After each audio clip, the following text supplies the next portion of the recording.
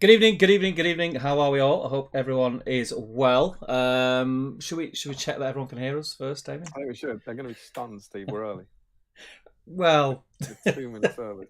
well, that's debatable. If you can let us know in the chat that you can hear us, that'll be fantastic.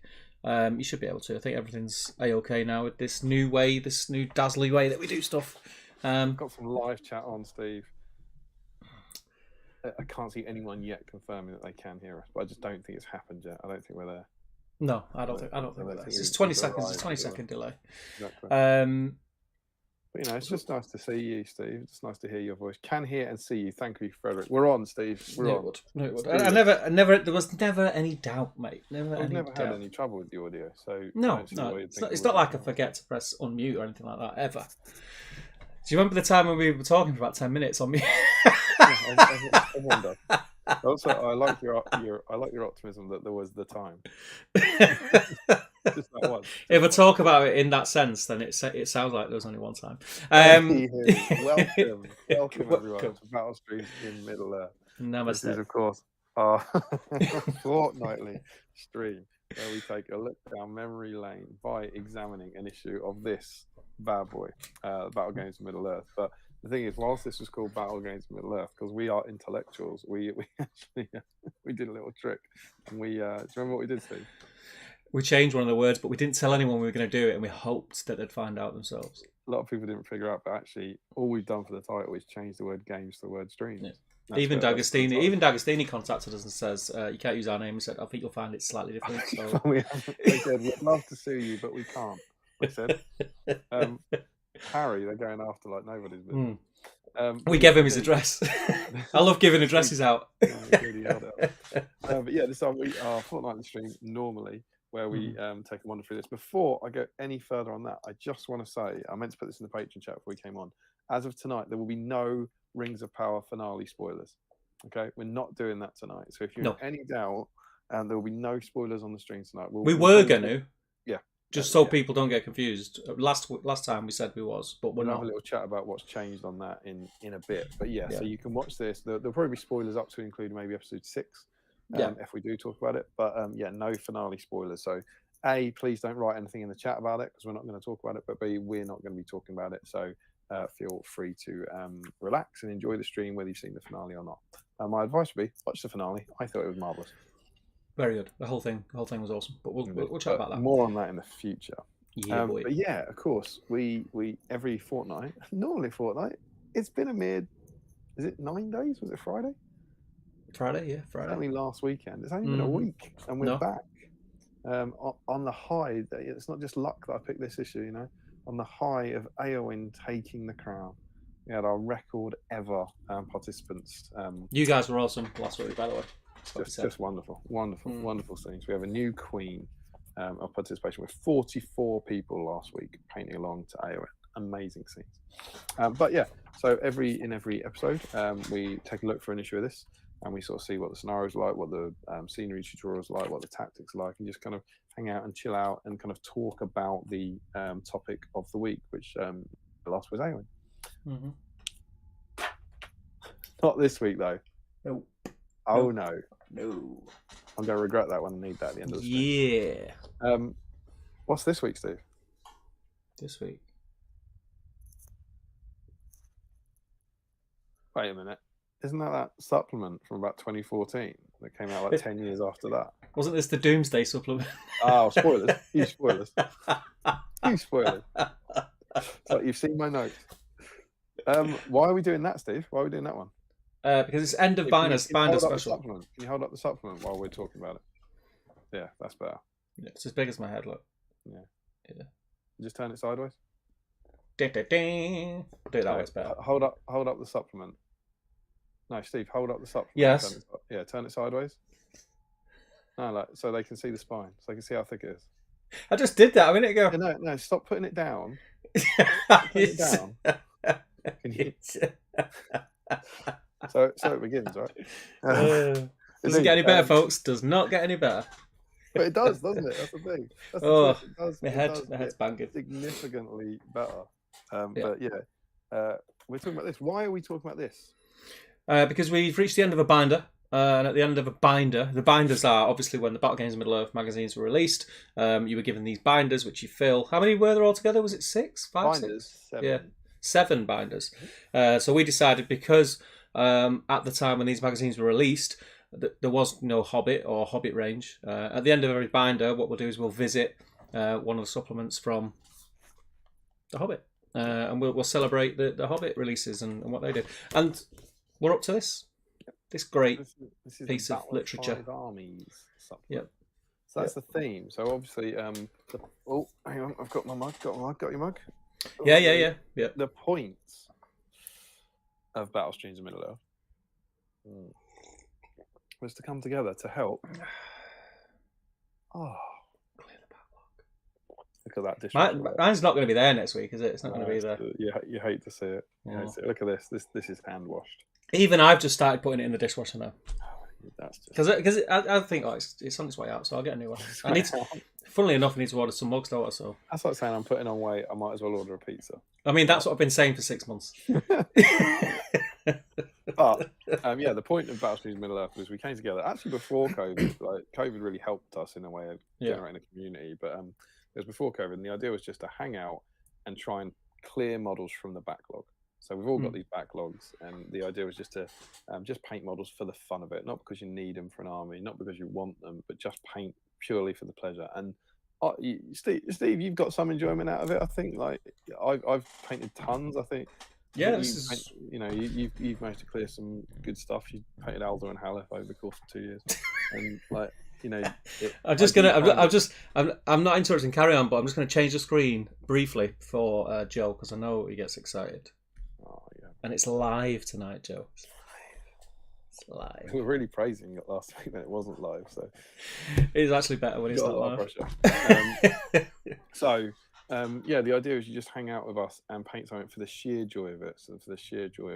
And tonight, Matthew, because we're not doing a magazine, so it didn't come with an issue. Instead, we're going to do, as has become tradition on the Hobbit special, any model that was released for this range. There's quite a few. This release. There are a lot. Mm-hmm. It's basically it's far more cut and dry than the Desolation of Smaugron was, because there was some iffy things with like Dale Warriors and Yasneg in this. But it's literally just any model that was released for this release, and they're almost all the profiles are in here. So super quick. We've got Bard the Bowman in blue coat, foot and mounted. We've got a Lake Town Militia captain. We've got all the champions of Erebor, including Thorin and Bilbo. We've got the Vanquishers of the Necromancer, which have just come back. We've got Radagast the Brown on Eagle. We've got Thranduil, foot and mounted. That's on horse, not the elk. We've got Legolas, foot and mounted with Orcrist. We've got Tariel, Mirkwood Exile, which is the one without the bow. We've got the Mirkwood Captain with the glaives, some Mirkwood Cavalry, Mirkwood Elves, so the fine cast ones, not the Palace Garden Knights. Rangers. Lake Town Militia. Azog, Lieutenant of Sauron, which is this one, Louis Spence Azog. Mm-hmm. Bolg, foot and mounted, and Dare to Dream. Anyone want to crack out their Smaug I think you'll be surprised. Yeah, I think you'll be surprised. I'm going to post in the chat now. Hopefully, it will work. The PDF link for anyone who might want to have a look at it, who wasn't around in the hobby when this was released. Sure. I've popped it in the chat, so you can click that, and that will bring up the official Games Workshop PDF link for the magazine. So when we're reading through, we'll have it on screen. But if you want it a bit better quality and you want to read through, or you want to save it to your files for later, there it is. So those are the eligible models. So if you've got any of those in your backlog, what we're saying is go now, get them, clean them up, and just start working on them for the fun of it. And Steve, if they are working along on theme, and if they're working along off theme, what should they do to tell us? If you go in the Great British Hobbit League Facebook group, you'll have noticed at exactly 25 minutes past the hour of 8 o'clock, because I got the AM and PM right this time, the whip thread popped up, and it says at the very top, this is the whip thread, just so you don't get confused, and there is a link to the stream. If you post a picture in that thread of what you're working on, we will get to it later on in the show. If you are working on theme, you will be entered into a prize draw to win something that is vastly desired. People's hearts desire it. Damien, what is it? Now, Steve. As you see here, we have our purple Battle Streams Middle Earth dice. Ooh. It's not that. That's not that. Money can buy this. Yeah, money can buy those. The prize tonight is something that money can't buy. And it is. No amount of money. This bad boy. Oh, it's out the tray. It does not count. Don't count. Tournament rules. Oh, back of the net. There we go. This is a black Battle Streams in Middle Earth dice.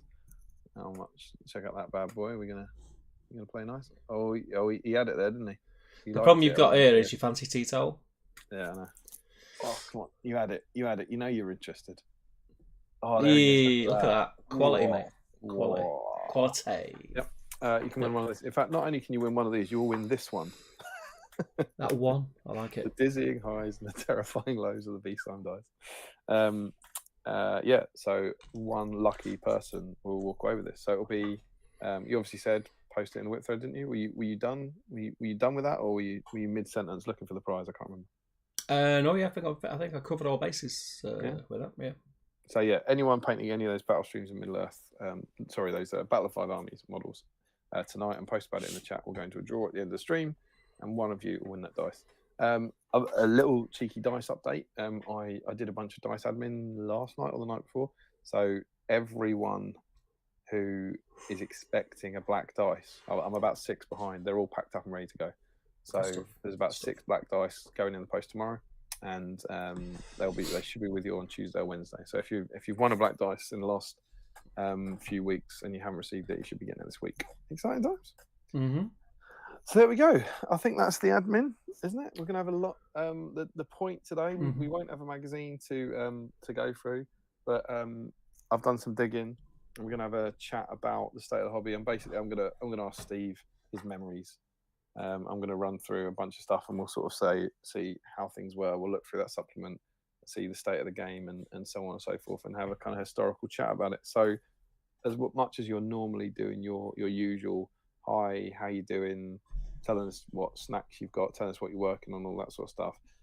It would be great to start steering the conversation after you've done those towards the Battle of Five Armies. Basically, we want to rewind the clock sort of 8 years, go back to the end of 2014. Yeah, it's crazy. Actually, you know what? I say it's crazy. I think it feels like it's longer than that. It does to me. Yeah. But yeah, wind the clock back and just tell us. Start telling us any memories that you've got, or whatever. But as I said, maybe save that for about half an hour's time until Steve's done that first kind of catch up in the chat. Just tell us how you are, what you're working on, all that sort of stuff, and yeah, it'd be good to hear from you throughout the course of the year. So we lovely stuff. Lovely to have you. We've got the chats are rocking and rolling, which is nice to see. But I think what we'll do before I dive in the chat. Should we jump on to what your stream snacks are this evening? I think absolutely so. You can go first. This wonderful. Week, so I got my traditional BSIME tea. Seems to go with that. I've got some BSIME snacks. Yeah. Courtesy of Mr. Frederick Schultz. I've got my penultimate Duplo. German white went ages ago. wafer chocolate. And I've got my last Knoppers. Yeah, they went ages ago as well. So these were I've been sort of rationing them out. I think I had my last Twinkie from Joe last time. I'm running out of kind of kind, benevolent patron snacks. But I've got 2 of these tonight. That was a subtle hint, patrons. So I'm very much on theme. You choose for me, mate. What shall I go in for first? I think the Duplo. I wanted the Knoppers. Yeah, I think Duplo. Duplo's it's like an entree, isn't it? A Duplo. It's small. You just come in. Someone walks over to you with a platter of Duplo. There you go. Just wet your whistle. This actually goes off on the 14th of November, which I think is I know we got these in August, but that feels relatively short of chocolate. Yeah, it's lucky that I got you to eat it first. Wow, lovely. They're very good. Very good. And then we've got a beer. Yep. Couldn't believe it. San Miguel. Oh, there we go. I didn't have any beer in. and me and Emma watched the Rings of Power finale on Friday with curry, and you can't have a curry without beer. So, and so I had to pick up. I went into my local offie, and they didn't have, or the offie local to my work, and they didn't have a great range of bottles of kind of lager. And so I went with San Miguel. And I also, as my patrons will know, I've also picked up a single bottle of Longboard Lager, which is a Hawaiian beer that I haven't had since we were on honeymoon in Hawaii. And I kind of like, I almost squealed when I saw it. I didn't even know it was over here. And I was like, oh my God. So I picked up a single bottle of that, and it was really weird because it properly took me back, like the power of taste. I was like, oh God, I remember this. And I mentioned this in the patron chat, and of course Larry immediately went, I thought you hated everything that stood for. It's true. I was like, you're right, I do. And the best I can do is I'm a hypocrite. It's different. Hold my hands up. I think the difference I came down onto was I see Twinkies on every shop corner now. Yeah. Street corner, so they're too easy. Whereas I haven't seen a bottle of this in 10 years. So yeah, those were my snacks. Yourself? So I've been poorly all week. I've been ill. I've been full of a cold. Struck down with it on Tuesday in work. Felt terrible, and I've not been in work since. So I've been off all week, and I'm still not right. I'm still ill. So I'm not drinking tonight. There's no beer. So I'll just be drinking tea. So I'll be nipping off every half an hour to make a fresh one. But snacks wise, I still have a couple of these in the fridge, which I debuted on the stream last week because they were very nice. And also because we're closing in on Christmas. I mean, we're not even on Halloween yet, but we're closing in on Christmas. I went in the supermarket yesterday just to get a few bits, and they had white French fancies, the Christmassy ones. I think Christmassy, they may look like snow or something. Yeah, like snowmen, aren't they? So I've got one of those to have with my next cup of tea. So that's my snacks. No beer tonight because I'm full of paracetamol and all sorts, and I just don't fancy it. I've got a stinking headache. I feel a bit icky, so yeah, I'm not going to do it tonight. Why are there no painkillers in the jungle? Because the parrots ate them all. If I had £1 for every time you crack that joke on this stream, I would have £4. Imagine you're Emma. She said when she went into when we had Charlotte, she was early and her waters broke, and because she was early, they had to keep her in, even though they were going to induce her after 24 hours, and they couldn't. But because she was early, they couldn't let her go home in case she got an infection, and so we were in the hospital for about a day with people saying the word paracetamol, and I would tell her the joke every time someone did, and she said that it was worse than childbirth, right? Which I don't understand because it's hilarious. But if you imagine, like the odds being in the hospital, the odds of hearing paracetamol, they shoot up. They go through the roof. But yeah, what? £4. She'd be minted. I had a conversation about paracetamol this week, in fact, with a friend of mine. No, why there are no painkillers? No. But here, like when you probably got a headache or anything, like your automatic thing is to go and take some paracetamol. Paracetamol, I can never remember a point in my life where I took a paracetamol and felt better after taking paracetamol. Ever. We want to do 3. No, you know what I mean. I've never took. You don't think they help? I don't think they help. I don't think they help at all. I think you just do it because you think that's what you're supposed to do. They don't help me. They never have. I've got a headache now. I've been taking paracetamol all day. It's still a headache. Was it you that was telling me about it? Was you? It was on the meetup when I don't do paracetamol. I've always taken aspirin. Oh yeah. It was on the meetup, and I went to pick aspirin, and you said, "Don't take aspirin. They'll rot a hole in your stomach." Yeah, it's true. And I was like what? Today? We had this genuinely slightly stroll into the counter, and I was like, well, I don't know, once every 4 months in my life, I've taken a couple of aspirin. And as of yet, when I eat, I don't feel suddenly hungry because the food drops through the holes in my stomach. But granted, now, you're telling me this, like I was like, and I think, I can't remember now, and I'm sure the chat will be full of the correct answers, but you then found something online that was a bit similar. Yeah. It was like, if you eat nothing but paracetamol, you'll get stomach pain or something like that. Wasn't it? I think it burns through the lining of your stomach or something like that. You're supposed to take them.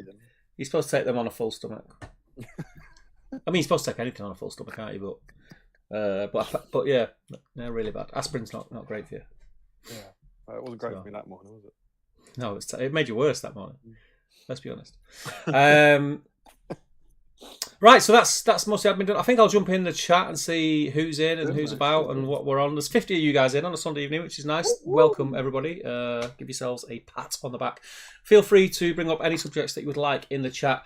We are avoiding Rings of Power finale spoilers tonight, just in case there's anyone in who hasn't yet watched it. We are only 2 days past when it was released and people are busy. So we're going to try and respect that and not have any spoilers this evening for that. But you can talk about anything else. Let us know where you were, if you were in the game when... why has my lighting just gone really bright? Before you jump in, do you want to talk about why we're not doing spoilers and when we might? Will you do that while I sort this light out? Because it's just gone really black. So, there's two reasons we're not. One, we thought suddenly actually it's only 2 days after. Some people might not have seen it. And so we'd rather you be able to enjoy the stream than not.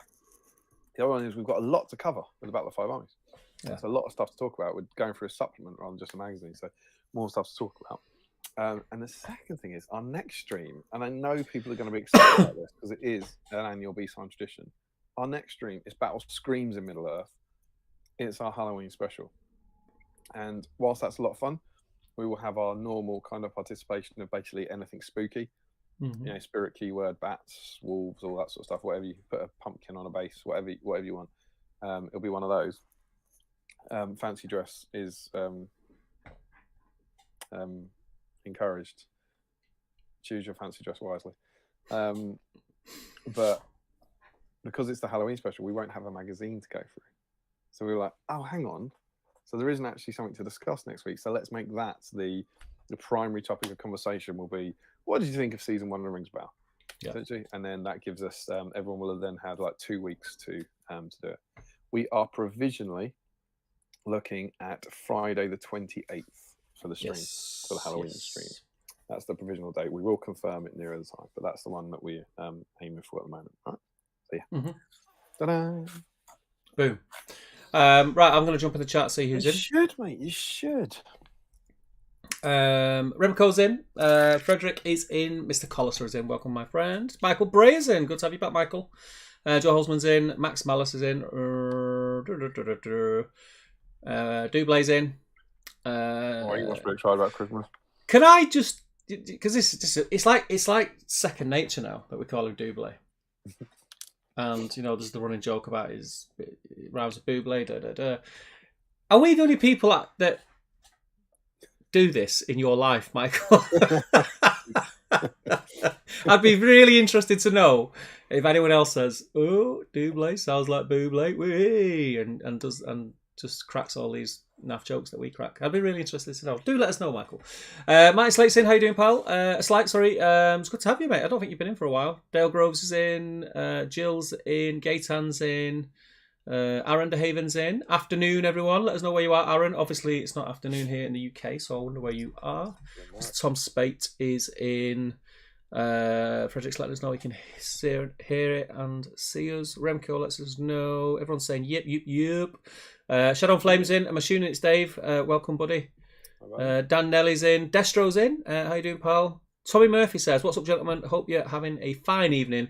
I just picked up the old Pewter Thranduil model off eBay for £8. Absolutely delighted." Which one? The old. It's the old one, isn't it? So happy for you. Won't get you in the draw.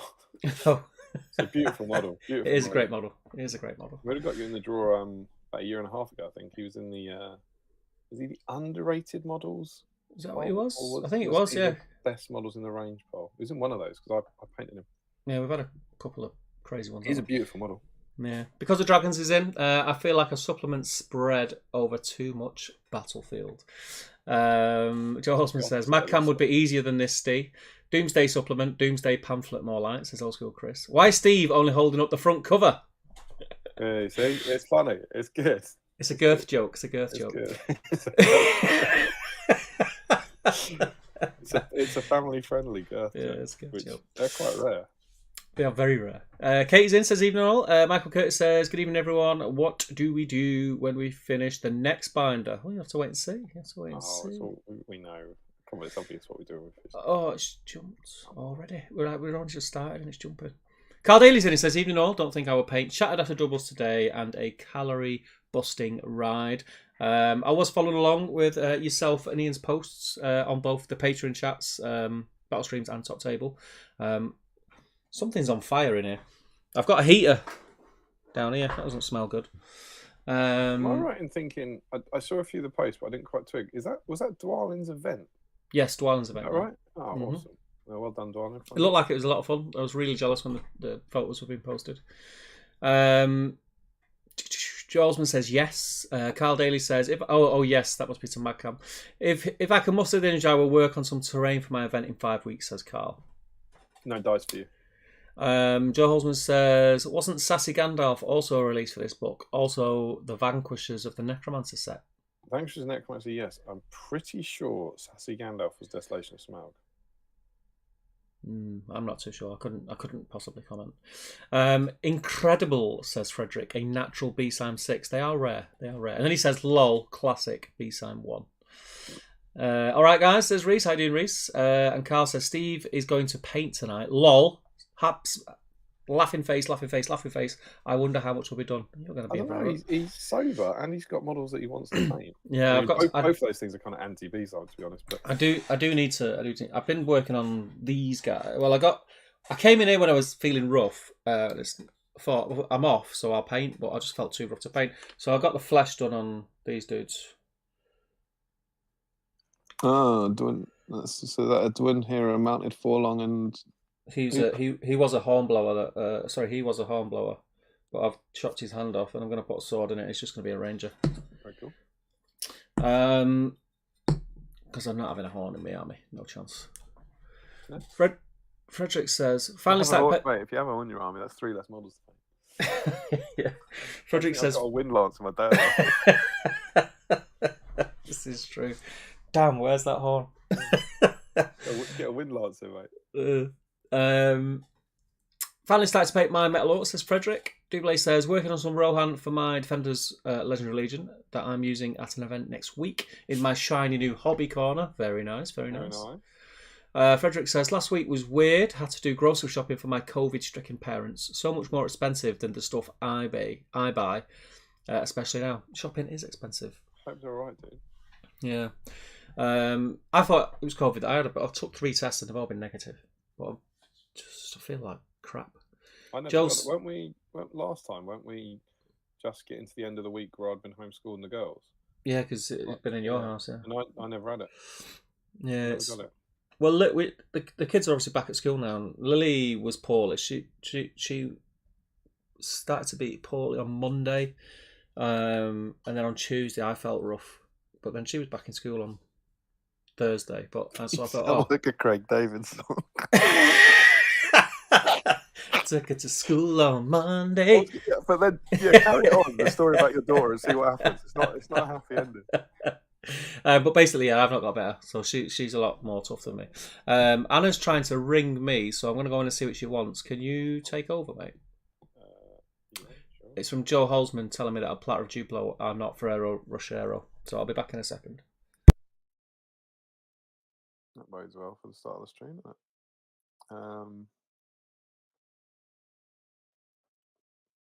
Joe Holzman, a platter of Duplo, they're not Ferrero Rocher, so indeed. But he's not really spoiling us, is he?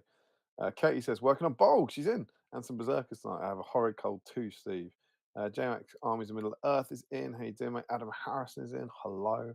Remco says, I'm working on the beautiful mounted Mirkwood Elves. Though lots of fleshing that's probably flash, isn't it? Small bits to cut out. Should I prime these in sub-assembly?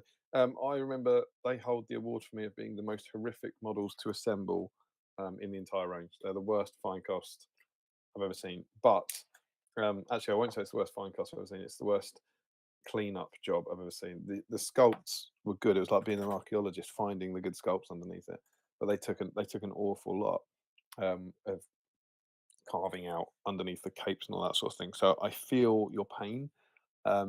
but I think they're worth it because I think they are gorgeous models hidden underneath that. Should you prime them in sub assemblies? I wouldn't, and I didn't, but then I'm quite lazy in hobby things. I never prime in sub assemblies, so I don't really see the advantage there. They don't come with shields, so the shield's not going to conceal anything.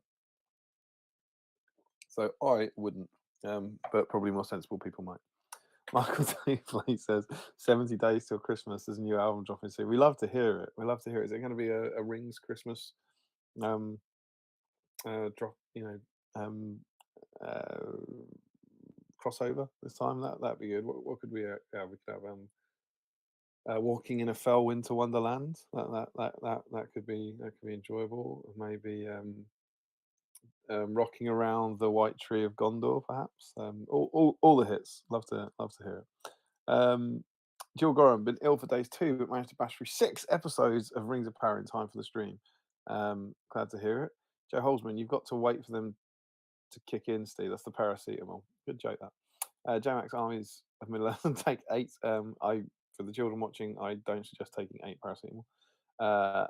This is all great health advice that you can't hear at the moment, guys. Dave says you should drink plenty of water. Headaches are a symptom of dehydration and old age. J-Max says only rots your stomach if you take it on an empty one.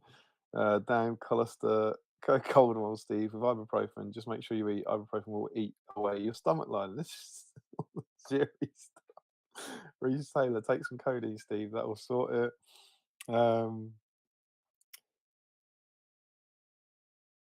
Old school Chris C says, ask JMac if he's considered doing a live stream where you go through a series of popular Lord of the Rings magazines from yesterday. Someone should really do something like that. Yeah, I agree. I mean, we ripped off Lockie, so someone can. I don't think you even can rip us off because it's ripping off Lockie still. JMac says, "Boy, it's too early in the stream for that. Fudge it. Just get the smack out."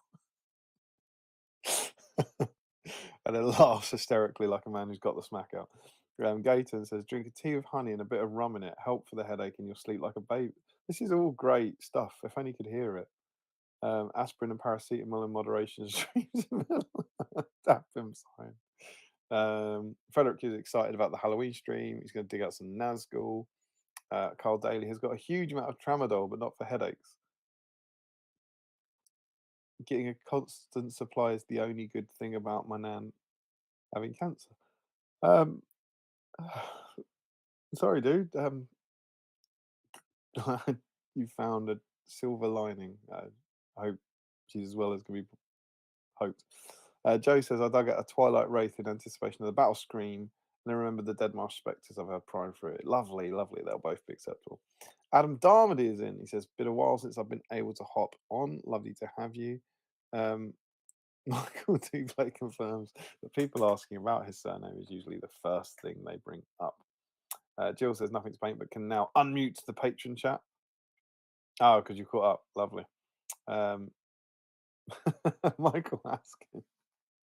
He says he just watched the season finale and tuned in time to hear Rings review has been pushed off as a discussion topic. Very sorry to hear that. Steve's a tad louder than Damien. Not at the moment, but I will pass that on. Adam Carpenter, hi everyone. Oh no, the jump. Dreaded jump. Everything 5 armies are in storage currently, but I'll be on theme for Halloween. Lovely to hear, lovely to hear. Josh Coles, good evening, guys. Perfect time for Battle of 5 Armies theme stream while I finish off the final few Mercury Elves. Love it. You get them in the whip, Fred. You'll be in with the chance of winning a dice. Painted way too many of those fine cast models over the last year. Yeah, I did. Should you be so inclined, you can go back and watch my hobby vlogs on the GBHL because I documented that whole process. And I did 24 Mirkwood Elves and 10 Palace Guard in the same scheme and 2 Cavalry and the Captain. So that's 37. And I painted them in a very detailed manner and stuff. And it was a really, really long and laborious process. And I think I did them in 6s. So I remember like really enjoying the first 6 and then really struggling after that. And it took me a long time. I can't remember now. It took me a good few months to get through them all.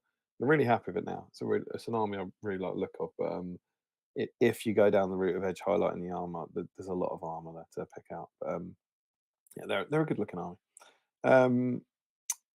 Sam Page is in. Evening chats. Hope you're both well. Tinder, Hot XYZ, best adult dating sites in. That is awesome. Good to have you. It's always annoying when we get the less popular adult dating sites in. So it's nice to have you in as the best. Hopefully you'll bring your friends. Martin Slater's in saying, working on my Throne of Skulls army. That's very exciting, very sensible. I myself am yet to start. Set myself a rough target of 24 models by this time next week. I should get 5 to 6 hours a day this week. 5 to 6 hours a day? How are your projects going? That's a lot of painting. Oh, wow, I'd love to be able to do that. My one hasn't started. Kinda. The new stuff I have to paint hasn't started. So yeah, I think haven't we got 7 weeks, I believe, to Throne of Skulls. I'm not freaking out yet, but fear not, children. I will film a vlog for you all about how I'm freaking out about the impending Throne of Skulls, which will involve, I'm sure, at least one night in the shed. So there's a Christmas treat for you to look forward to. I'll ask Steve when he gets back. But yeah, good luck, man. Glad to know you're more organised than I am. Ben says, working on Grimbold and his companions and finishing Ugluk, but no Battle of 5 Armies means to get stuck into. Sam Page, I'm working on Champions of Erebor BOTFA. Had him primed since release. Cool. Have you given Nick a Champion of Erebor tonight so that she can join us as well? Oh, hello. Ashley Fisher says, audio choppy. Is that just at my end? We'll see. Oh, sorry. I would have thought if it's not your end, I would have thought that a lot of other people will jump in. But we'll see. I was listening. I had you on my phone. I was just going to say, I just saw you sitting down on the internet. Are we all right? You good? Yeah. It was Lily? I've jinxed it, and I said, "Oh yeah, Lily's better now." He's not feeling well again, but it could be the old Sunday night school tomorrow thing. That'll be fun. Yeah. But everyone's gone to bed, so I thought I'd bring Maggie up. Hey. Dog content. Battle dogs in Middle Earth. So she's not on her own because everyone's gone to bed. Hey. You said you listened. Did you hear the comments then?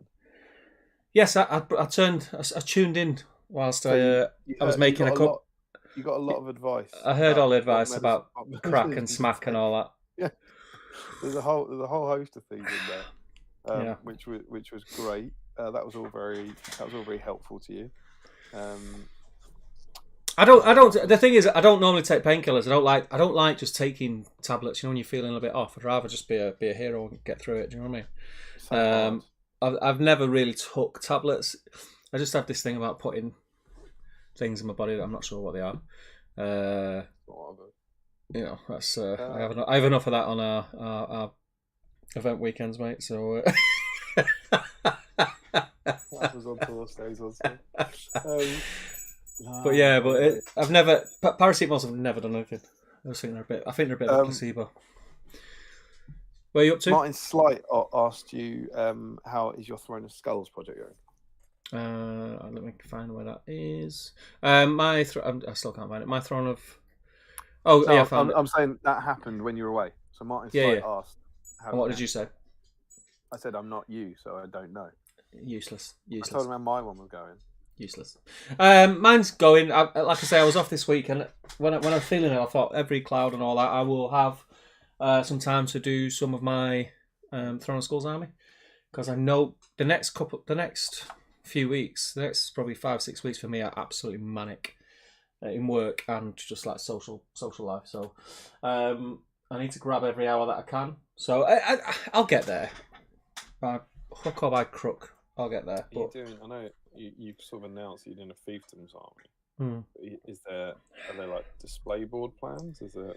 There was, but if I'm totally honest, that's highly unlikely it's going to happen. I was going to build like Dol Amroth, like a Dol Amroth sort of themed tower with a bit of a wall section on it, but I've got to be real. It's not going to happen, mate. It's not going to happen. I'm too busy. Work. I've literally just signed up a couple of customers that are now going to see me through to the end of February work-wise.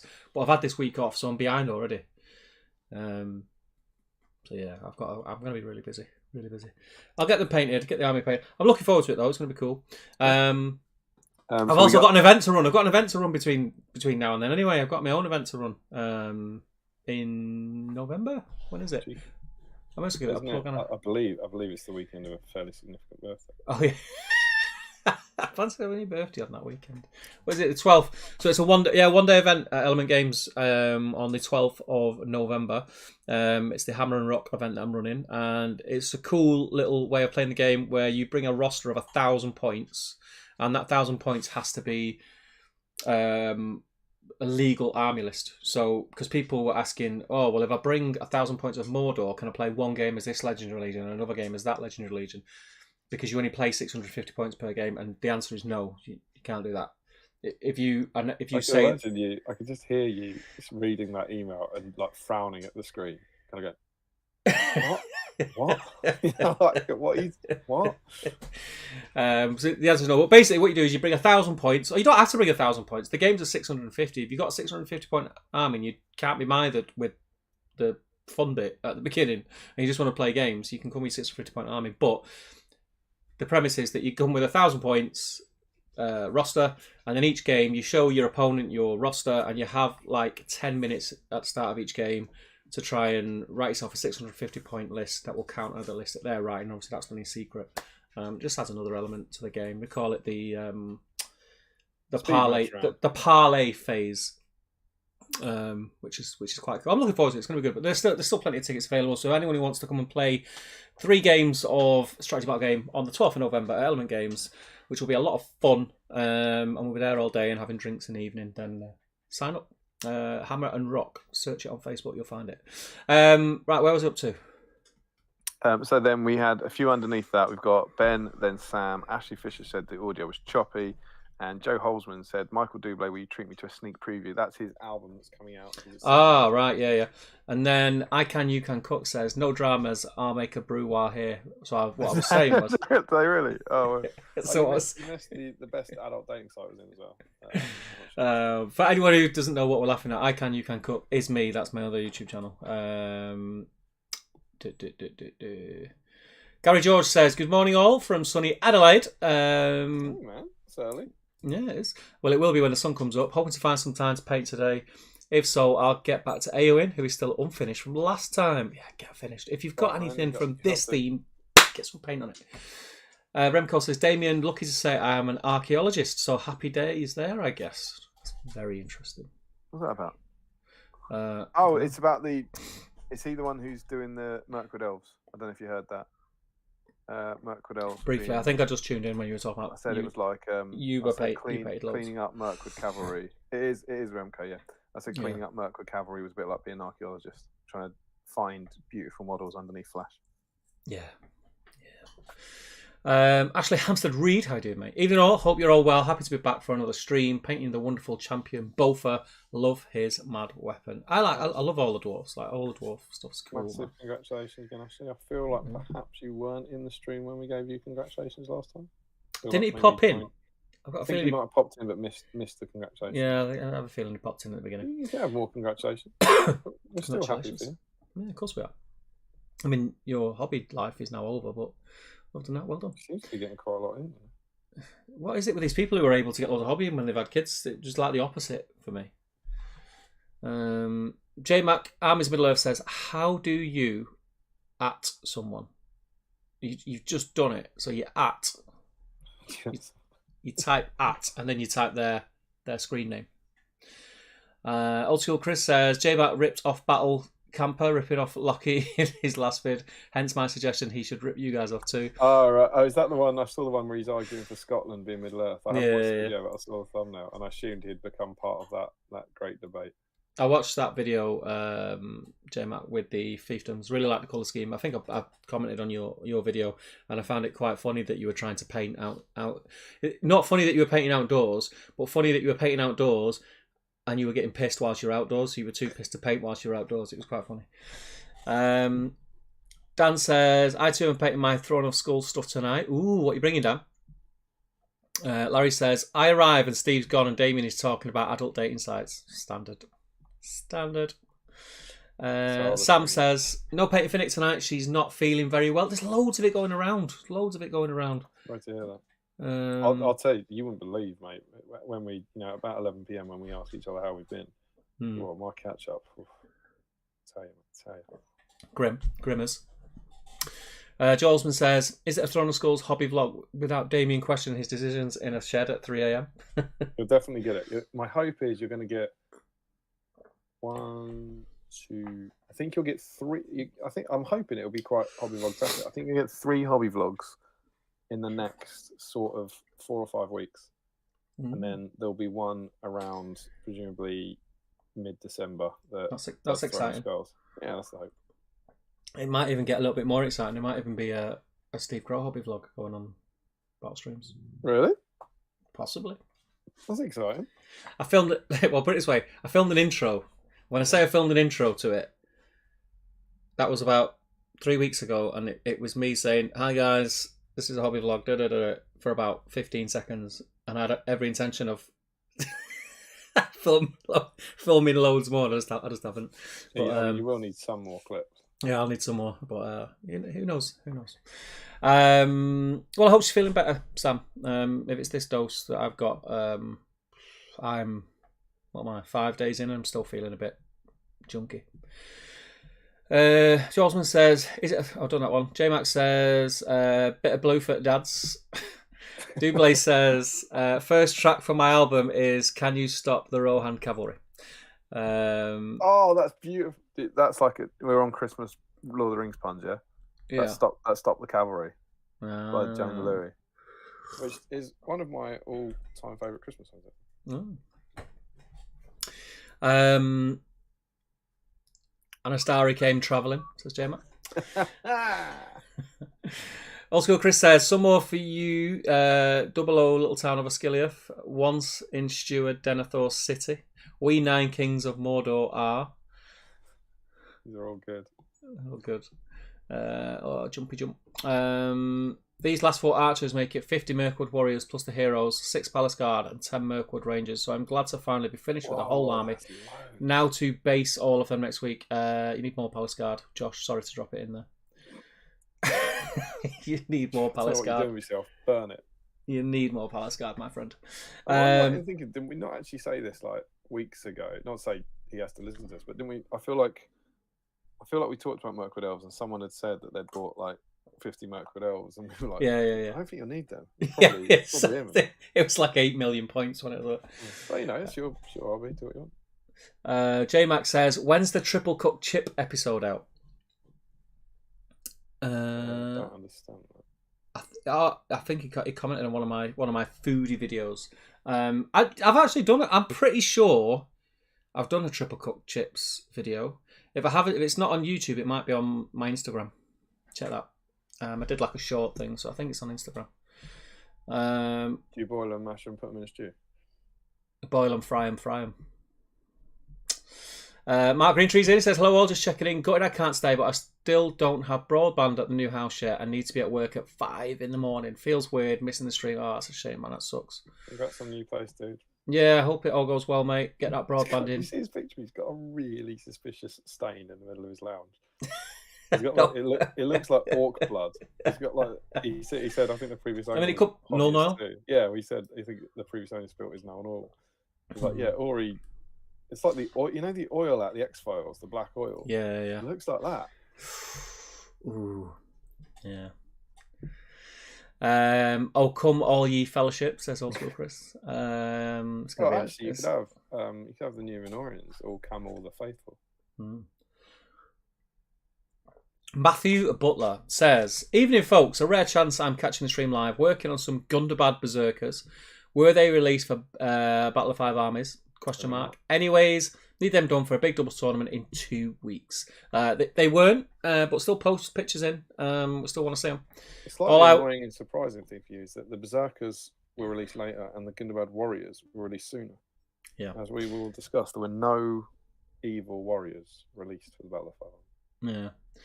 Old School Chris says, all I want for Christmas is my precious. Flying home for Christmas on the Eagles. Jingle Glorfindle's bells, says Carl. I'm in and staring at a dragon, says Ryan. Also, Smogs on my desk. Joe Osman says, Ryan Cuthbert, don't let the missus see that you've called her that.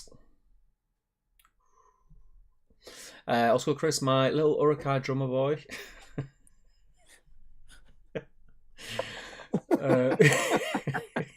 He's not even watching the stream anymore, is he? He's just there like, oh, I need another one. Can I mildly divert it from Christmas puns too? I don't want to start you guys off, but on my little home friends chat that we've got, I can't remember quite why it came up, but last week we started doing James Bond, Lord of the Rings puns. Yeah, and there was quite a few, and they were of varying quality from everyone. And then my friend Chris March, knocked it out of the park. Big shout out to Chris March. Yeah, there is not. Are you ready for this? You will never hear a better James Bond, Lord of the Rings crossover pun. You ready? Yeah, go on. For Urukais only. Oh. I know, right? Oh. Urukais only. So Urukais, and you have to. I was like, I'm even willing to forgive the mispronunciation of Uruk. You know, Urukais only. That's sublime. It's good. And everyone just stopped. You know, it's like that's it, completely. Yeah, game over. Game over, man. Game over, man. Game over, man. Fair point, says Old School Chris. Primula's boy child.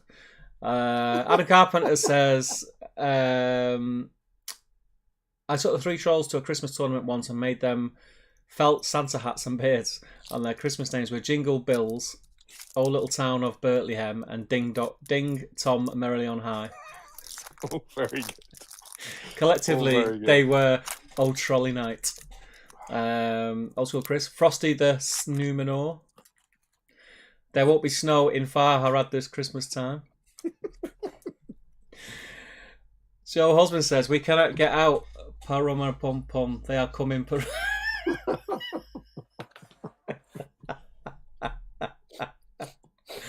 Well, it says, won't go into details, but spoke to my new neighbours, and that was not Null Noel Skull. Oh, cool. Grim.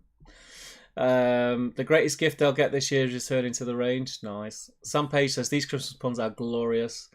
I tip my cap to the Urukais only. Urukais only.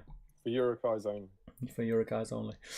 Stephen Ryan says to Mark, you can't say that and not go into details. He doesn't need to, mate. He doesn't need to. And I'm caught up on the chat. I'm going to have my my frosted fancy. Indeed. So, Steve. Yeah. I know it's only been a week, but how have you been? Ill. That's it. I tell you what, there's been a little bit of good news this week for me. Oh. My pizza oven arrived. Indoor or outdoor? Outdoor. Oh, very nice. My uni. I've been wanting one for ages, but just because we came out there, I wanted one in the summer and just never got around to getting one because it's supposed to be like doing up my garden, but then we weren't doing up my garden because we were supposed to be moving. And anyway, that we're not moving now, but then it was late on in the summer, so I didn't end up doing my garden. So I didn't end up getting a pizza oven. So I kind of sort of resigned to the fact that I was going to have to wait till next year. But because it's that time of year where there's like all these weird sales because it's sort of people are trying to get rid of all the summer stock, I've noticed that they started to come down a little bit in price. And just this one place called Fenwick's department store, they had an unbelievable sale on for barbecues and pizza ovens. It was almost, I think it was like 45% off. But if you signed up to the newsletter, you got another 15% off. So I was like, obviously send me all the crap that you want, please. I'll take that. So I got it for less than half price. Got like I only was going to get the 12-inch one. I ended up getting the 16-inch one because I thought I just can't not buy it for that price. So yeah, so that was exciting. So I did spend one evening. It's actually there. It's behind the cameras there. It's set up in my garage. It's literally there. I spent one evening getting out the box and setting it up and putting it together, which I got a lot of satisfaction from. But other than that, mate, I've had a pretty naff week. I've painted 3 fiefdoms faces. But that's it, hobby-wise. What about you?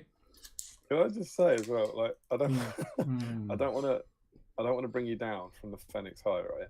Mm. But I know Phoenix. There's a really nice Phoenix at Brent Cross, and before we had kids, one of our favourite things to do was go to the Phoenix Christmas shopping evening. Mm-hmm.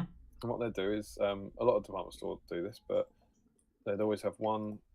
If you were subscribed to their newsletter, they'd have one night where normally at the start of December you could go along, and they'd have loads of entertainment. They'd have loads of free food in there, free mince pies, different acts, magicians, all that stuff, and they'd have a massive sale on, right? Yep. And I bought my first flat in November or December, so I was looking for furniture at the end of the year, and I went into Phoenix in November and found some sofas. I was like, oh, I really like those. And my mum was like, you should wait till the Christmas shopping day, because it's like it's across the store, right? They just go 10% or whatever, it's 50% off everything. Yeah. I was like, yeah, we'll wait and then we'll come back, right? She went along to their shopping day, and the price had gone up, and then they knocked it down. So it was cheaper than it would have been. Yeah. But it wasn't 15% cheaper. And obviously they're not used to people comparing them like that. Yeah. And we basically asked, was like, this is what it was last week. It's going to be 10%. And he said, yeah, well, what we do is this is the RRP. Yeah. And then we reduce it. Yeah. And then when you have something like this, we discount it from the RRP. And I was like, oh, you cheeky. Well, that's what they all do. There was a big thing. I remember last year for. What I was going to say is your pizza oven, you could, I'm sure it was cheaper, but you probably didn't get it 45% cheaper or whatever it was. It wasn't far off. Let's put it that way. Because I've had my eyes out on all sorts. But there was a big thing. Funny you say that. All these Black Friday deals. Yeah. There's a big thing now with trading standards where they can't try to clamp down on it, where people are just putting stuff out and saying, "Oh, it's 50% off." But if you research it, you can find it. Price. Yeah, it's like it's not 50% off. They'll put the prices up 2 months before Black Friday, and then knock the percentage off that price. Oh, you get your kids. Yeah. So anyway, that was our educational segment for finance. But yeah, I mean, it's great. It's great. I'm gonna crisis on that. Yes, I know. Go on. Anyway, what were you saying? Oh, me. Yeah. Do you know what? I won't exclude today. I'm going to say I've had a pretty damn good week. Yeah. So I'm going to paint actually. You should. Very busy week at work, but not like it. It was just kind of full on. It wasn't like stressful and there were no disasters or anything like that, Mm-hmm. So it was like a very, very tiring week, but a satisfying week to get through. I also managed to get a cheeky bit of hobby done. Nice. So I finished the AO in from the last stream, and I also finished my 6 Osculia Fets that I started on a stream in July, I think. You sending me them spearmen still, yeah? Yeah, indeed. Yeah, cool. Still things that won't happen. But yeah, I think I started them in July, so I cleared them out and just over a couple of evenings following, as I believe I mentioned in the last stream, a painting guide by the wonderful Mr. Steve Crow. Yeah, boy. And do you know what happened to them right at the end? Did you edge highlight? I only gave them a quick edge highlight. Oh, I love it. I was enjoying painting them so much, so I was just like, you know what? I think they've earned it. There's only 6 of them. If they end up I don't think I did it on my plastic Warriors Ministerial. I was like, if they end up popping a bit more than the plastics, that's fine. They're elites. So yeah, I did them, which was a goodly amount of hobby, I thought. I was pleased with that. And then as a result of finishing those, I managed to get these guys back on the painting handle. Oh yeah. Remember these? Oh yeah. These actually went to war at Warhammer World 2.5 months ago. But finally, they're back on the painting handles to get their last few highlights. So I'm delighted to be cracking on with these again. I managed to get a hobby vlog up, which was good fun. That was the hobby vlog about my last Alliance stuff and a little bit about the BSIME meetup. Great meetup. As far as meetups go. And the new banner bearer and all that. That seems to have gone down very well. So thank you to everyone who was commenting on that. I do really, really appreciate it. I put out a kind of slightly needy and desperate call for comments a few streams ago, and it seems to have worked. And people are leaving lots of comments on the hobby vlogs now. So thank you. It really does mean a lot, and I do try to get to all of them. So yeah, there is at least 2 hobby vlogs that are actually being filmed at the moment, and I truly hope you'll get one the week after next. Can't say quite when it'll be, but sometime. So in about 10 days or something, I'm hoping there should be another hobby vlog dropping. So that's hopefully something for you to look forward to. Cool. Or dread, if you hate them. I know a few. I feel like there's something else about hobby stuff I was going to say. It's fairly satisfying. Got quite a lot done. Managed to find some good time for it. So that was cool. I had a joyful weekend of stuff. Got the latest issue of Amon Hen through from the Tolkien Society this weekend, so I gave that a read over the last couple of days, which was really enjoyable. And cool. I got some replacement Dale guides for. There's none of these here, but did you find? I know you got your Dale early. Did you find the spikes were missing off the hats? Some of them, yeah. A lot of that happened when I got the 3 command and the 2 Windlance characters. All 5 of them were missing spikes, and my Windlance was actually missing a hinge, so I couldn't assemble the bloody Windlance. I sent GW customer service a nice email, and they sent me out some replacements. And not only was the Windlance complete, which is, what you'd expect, but all 5 of the head spikes were intact. Nice. So I do wonder, because a lot of people said, I wonder if they've slightly changed that. I don't know. It might just be dumb luck. But it felt like, the first set, all 5 of them were broken. This set, all 5 of them had it. So I do wonder if they've in some way changed the mold or been more careful with the mold or something. So yeah, that was great customer service. As always. Yeah, it was really good. So that was quite good. And then the more sort of off-topic and delightful news this week, which there was nothing about during our last stream, is the reformation of the original lineup of Blink-182. Oh yeah. I mean, it's big news. Huge news for someone of my age and interests. Blink are without a shadow of a doubt my favourite band of all time. Did you get tickets? Yes. Nice. I won't say without a shadow of a doubt actually, because it's either them or Alkaline Trio, but it's definitely one of the 2. And this time during our last stream, right? If you would have told me that by this stream, whatever that was, 8 days, they would have reformed with Tom, there'd be a new single out, and I would have tickets to their show, I would have laughed you out of the place. It's a lot, isn't it? That's absurd. That's absolutely absurd. And that's what happened. There was rumours about 6 days ago or something. It's probably about 8 days ago now. I can't remember. And it was like, well, that's interesting. And then they announced it. They were back together. It was like, that was cool. But last time they got back together, which was about 2008, 2009 or something, we then didn't get any new music for about a year. They did a whole world tour like before they released a single. And instead they went, oh yeah, and you can have a new single tomorrow. Like, what? I was like, oh yeah, and the tickets for the tour pre-sales go on sale tomorrow. Like, what? So me and my mate Chris, who the legendary figure on the streams, have managed to nab 2 seated tickets to one of the O2 gigs for a very civilized. Yeah, well, that's all they had on the pre-sale. So we are going to be fighting tomorrow morning with the general populace to try and get standing tickets for one of the O2 gigs.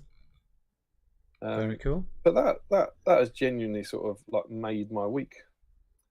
I was surprised quite how deliriously happy I was about it. And I really like the new single. Have you heard it? I've not heard it. I've not heard the single. Jiminy Cricket. I've seen them live once. Yeah? Not one of their concerts. They were at Leeds Festival. They were. Is that in the 2000 and I want to say 9? I can't remember. I couldn't tell you what year it was, but they were at Leeds Festival. Blink 182 for me are not a band that I've like. I wouldn't have said I was a fan, but I liked their music. You know, I thought it was always quite fun, American, rocky stuff. So when I seen them, it wasn't like, oh, Blink 182 are on, so I want to go and see them. I want to go to that stage and watch them. We just happened to be there. I think I was probably there, but it was at Reading. And it was really good. Was it the same year as Weezer and Paramore?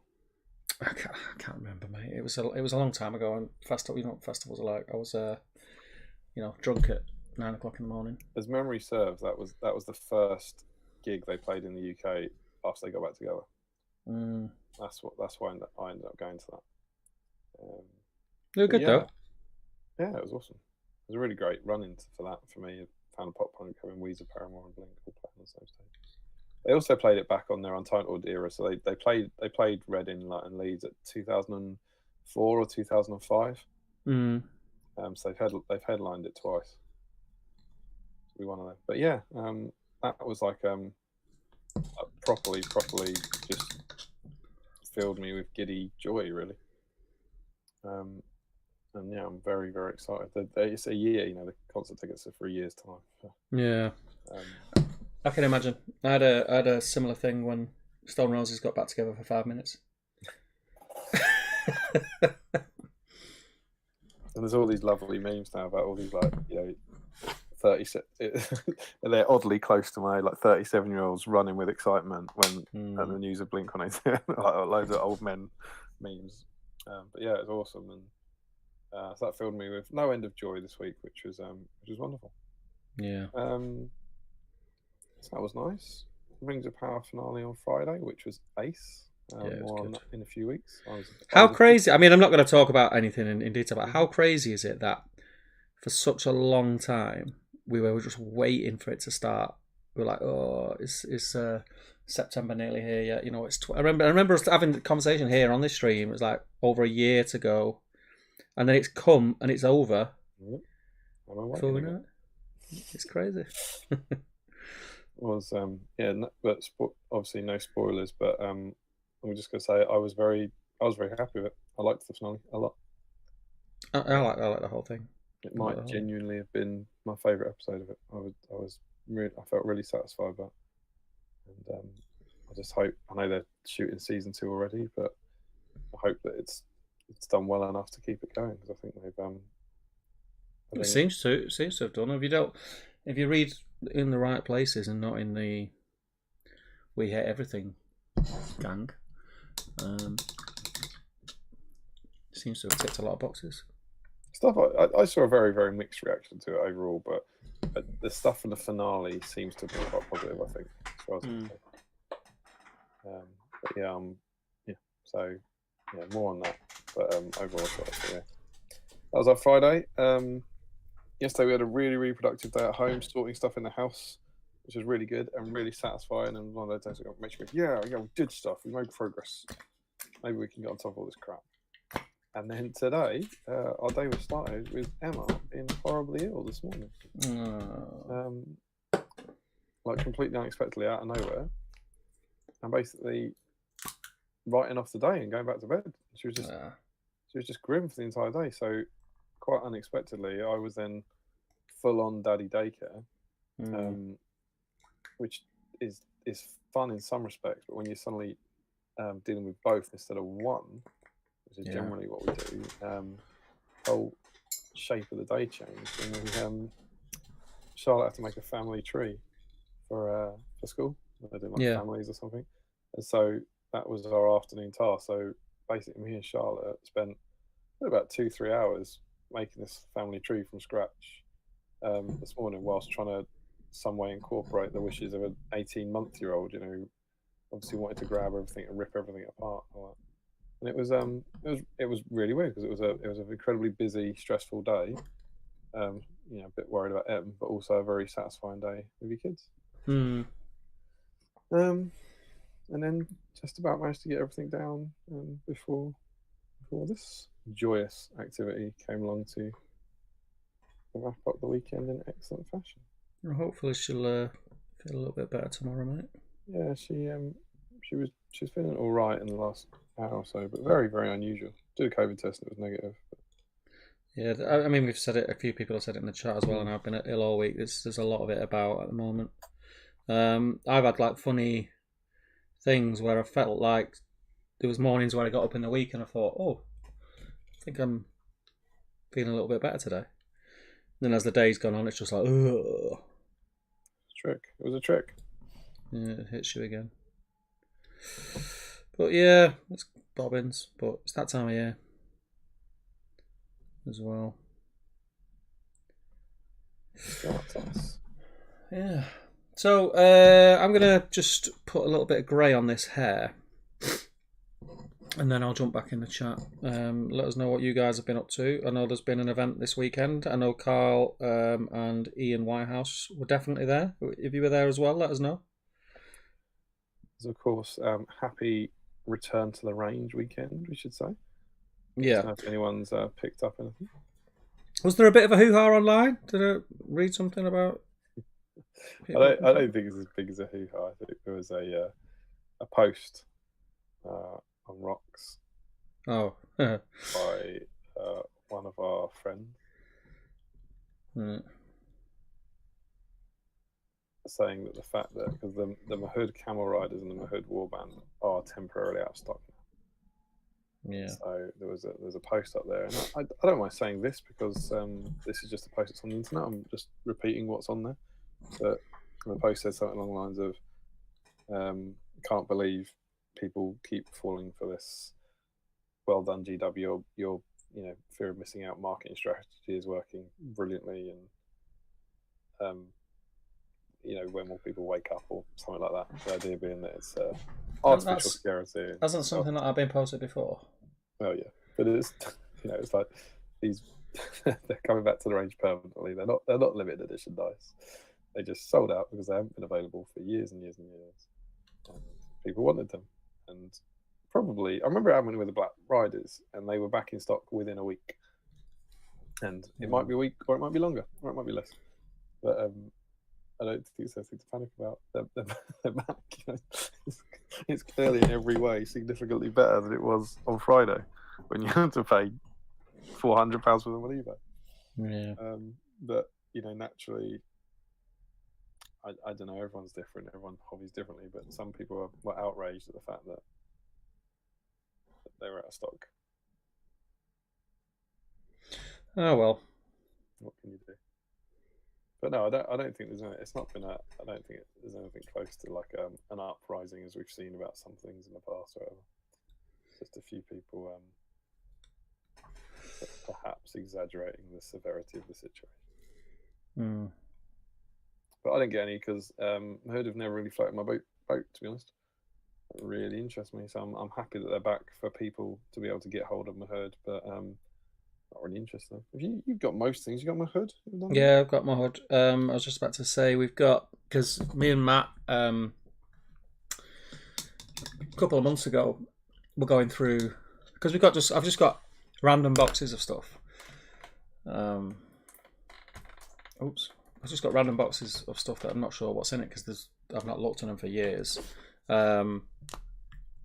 We decided to go through a lot of the boxes that were at the studio, and like we were putting like all our Harad together, or all my Harad together, or my Mahood together.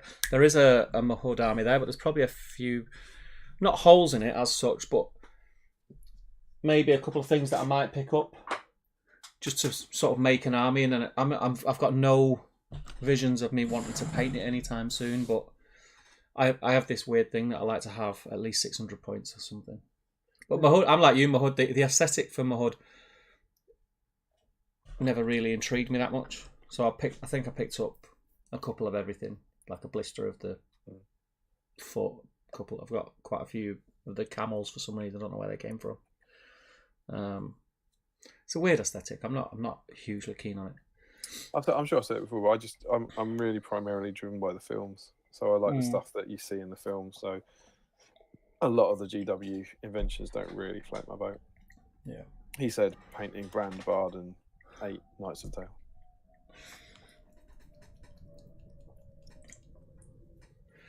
Yeah, they're back. Are you going to get anything else? Is that all? I don't need anything off it, mate. I'm going to pick up the Mounted Fellowship Boromir because I haven't got that. Yeah. And I'm going to get the Isildur for Mounted Isildur. But I'm going to wait till next year because I'm desperately closing in on the end of the year and reducing my backlog by 5%. And I can't be buying new models. I'm going to dive back in the chat, mate, just catch up so we don't get too far behind. Karamjam Triangle says, best way to get back into the hobby, ? You started it by tuning in here. Pick yourself up some models, pick an army that you think looks cool, start painting it, and try and find some players that are local to you. Let us know where you are, Karamjam Triangle. We'll see if there's anyone in the chat who's around you, or we can point you in the direction of any of the local gaming groups for where you are.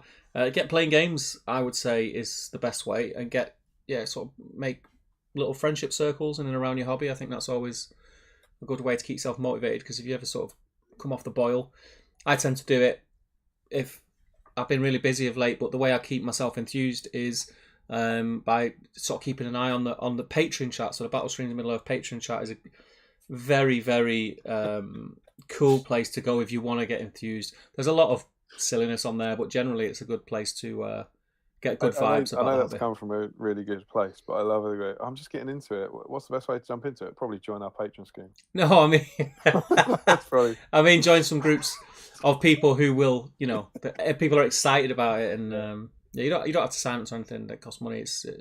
You can do this hobby on the cheap easily.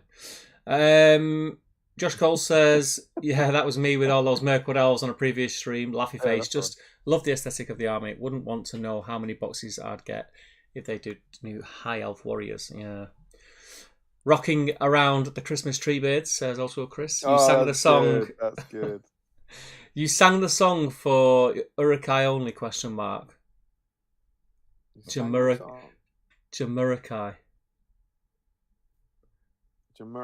Yeah.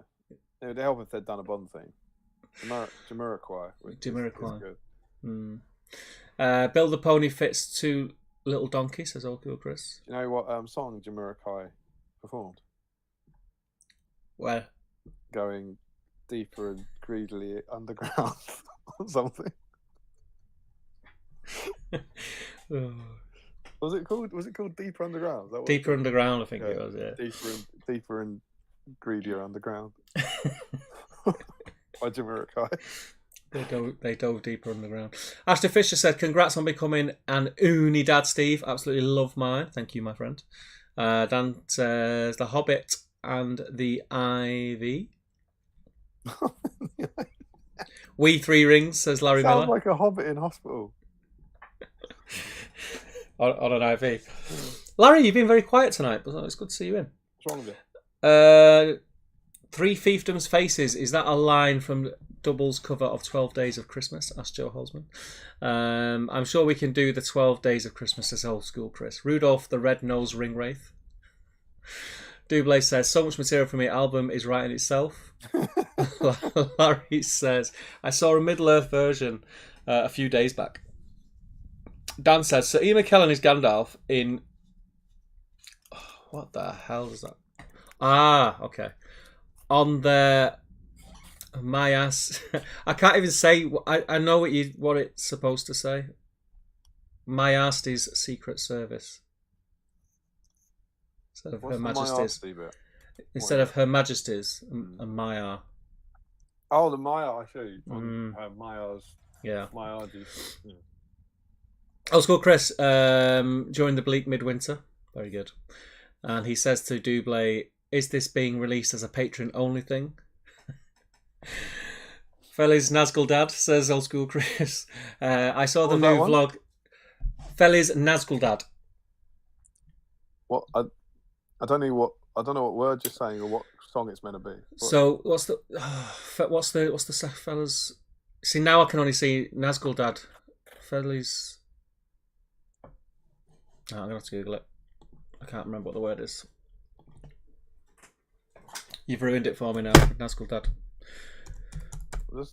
I'm screwed. Feliz Nazgul Dad. Navidad. Feliz Navidad. Navidad. Do you not know that one? Not by name. Okay, here we go. Don't play it. You'll get us banned in chat. Cancer's helped me accept help. You have to hum it. No, I've got to do it for like 5 seconds. It'll be all right. That's all you played Little Mix for, and look what happened. Look what happened. Look what happened. Cost us 3 million. That lost us all the Chad viewers. Do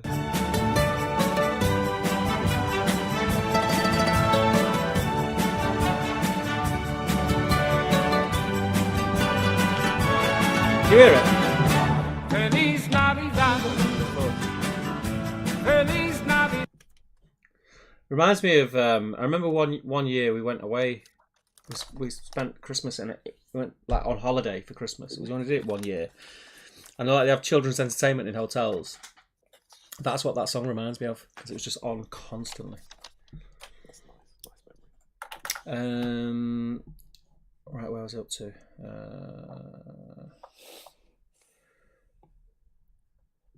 I saw the new vlog the other day. Loved it, says also Chris. Holzman says, "Are you including Steve's vlog in that count?" Says Joe.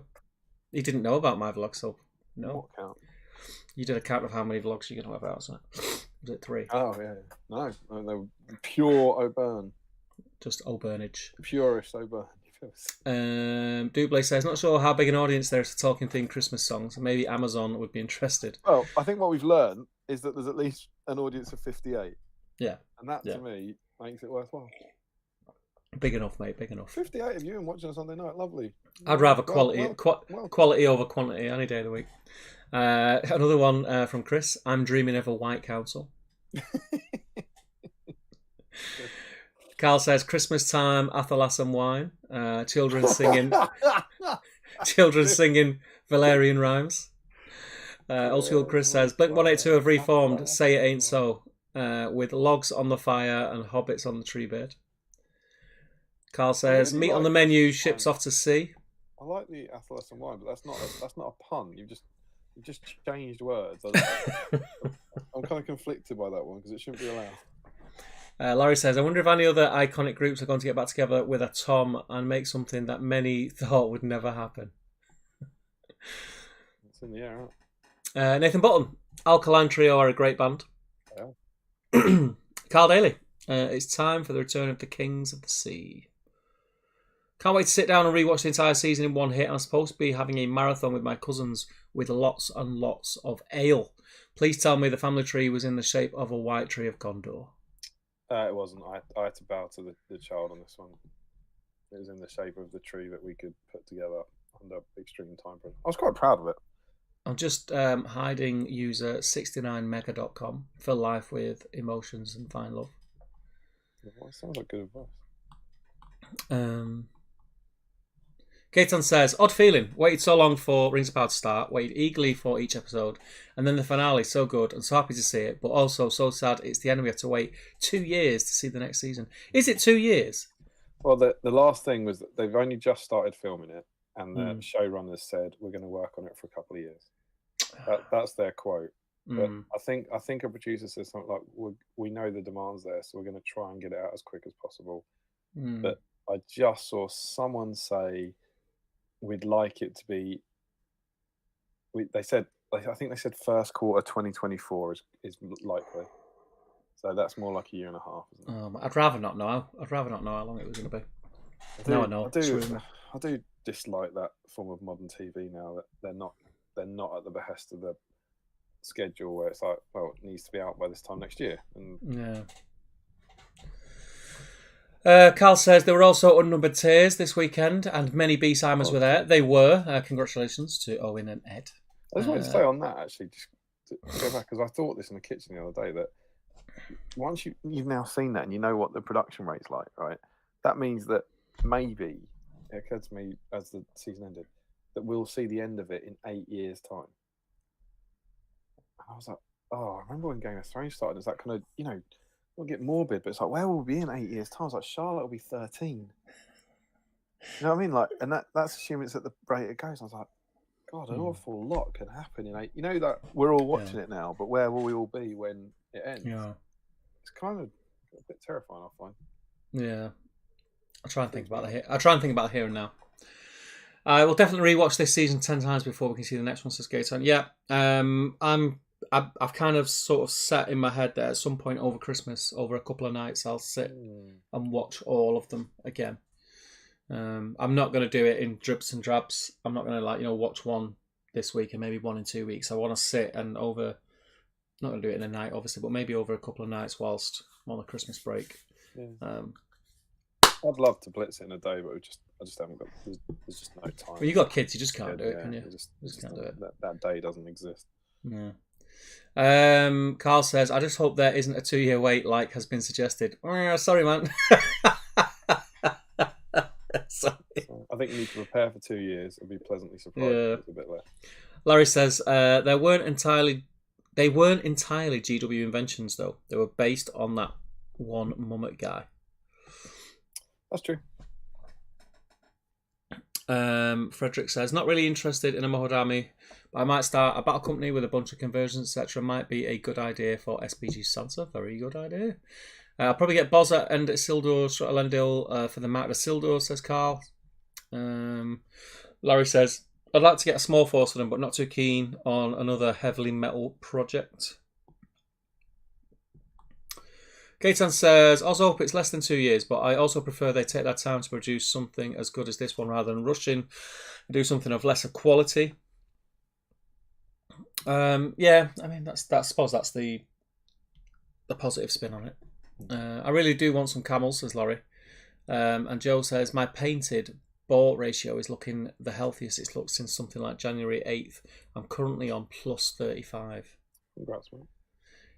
Infuriate 6T says, great to be here, guys. Hope you had a great week. Nice to be here painting along. It's good to have you. Do we know you have another name, Infuriate 6T? Do let us know. You're speaking to us with familiarity, so I'm assuming we know you.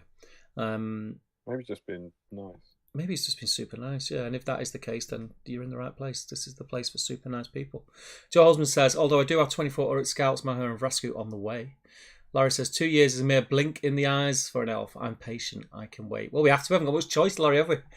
Gaetan says, I'll get a few more hoods when they're back in stock. I still have a plan on having a full mounted Harad/Far Harad army. I'm probably more, like I said, I've got quite a lot of Harad, and I'm probably more interested in Harad before Mahud.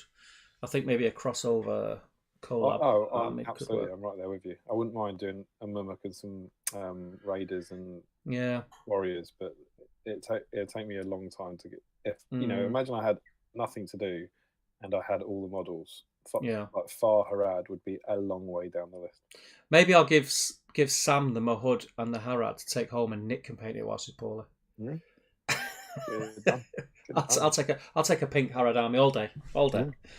Larry says, I was eating bread, Steve, and trying to think of Christmas songs. That's how you shut him up. You stump him. Yeah. Send him a loaf of bread and a tricky question. Adam Carpenter's in. How you doing, mate? I like the GW inventions, probably up to and including the Harad supplement stuff, but lost it on the Moria stroke Mordor extras, etc. Arno is probably actually my favourite faction in the game. Yeah, it is good. Joe Osmond shouting Fellas Navidad at me. Crampton Triangle, he's from Swansea, South Wales. I know there's a GW in town, so that would probably be a good place to start. Yes, I'm not too clued up on like Welsh geography. Where is Swansea in comparison to the Kings and all that lot? I don't really know where the Kings are. And Dewey Evans. I don't know where they are.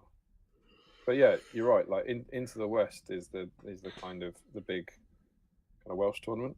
What's that? What's the hobby store where they have it? Oh, isn't it? Firestorm. Firestorm. Yeah, that may be near you. That's in Cardiff, right? That's Cardiff, yeah. Because they still, as memory serves, didn't they? I think, and I might be getting this wrong. I think Firestorm moved, so I think it's still in this. I think it's still in the same, probably still in Cardiff, I reckon.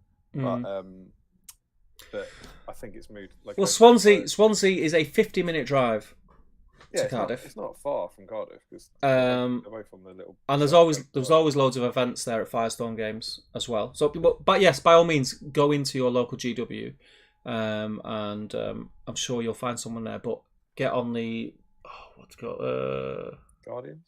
Guardians of Wiltshire. Yeah, not Guardians of the Galaxy. Guardians of Wiltshire. If you search that, they have a Discord group as well, which you could arrange games with those guys. There's a lot of the Welsh guys are in there. So check that out. If you can't find it, put a post on the Great British Hobbit League. In fact, do this anyway. Put a post on the Great British Hobbit League saying, I don't know what your real name is, Cramjan. I'm such and such, and I live in Swansea. Who's around? Who wants a game? And trust me, someone will take you up on it. And can I just say, this is Cram Jam Triangle, right? Yeah. Did they say they were getting back into the hobby? Yeah. Am I mad, Cram Jam? Or did you used to be a big commenter on the GBHL? I feel like that's a YouTube name that I've said a lot.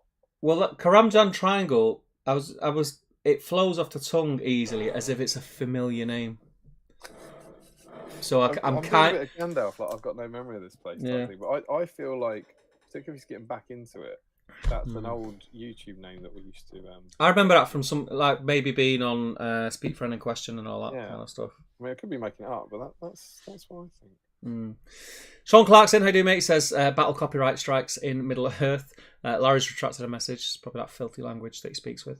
Because the Dragon says, I'm intrigued to see if the success of season 1 of Rings of Power allows them more and more access to other Tolkien books. Well, that happened, didn't it, with the first 3 sort of preview showings of the first 3 episodes, wasn't it? Didn't the Tolkien estate allow them a little bit more leeway? As and when, but I didn't think, like, as someone who I think it's fair to say knows the books that they haven't got fairly well, which I presume we're talking about Silmarillion and Unfinished Tales. I didn't think there was anything missing. There was nothing. They're telling the story in the second age. There was nothing in that season that I was like, oh, that's embarrassing. They should have mentioned that, but they couldn't. Like they hit loads of it, and I was actually really pleasantly surprised by all the bits they did add in. There was lots of nice references to the wider lore. So it's one of those things where, again, one of the criticisms of the whole season, this isn't the finale, but the whole season is like people saying, they keep saying they butcher the lore, and I keep sort of saying, where and when, which bit did they butcher?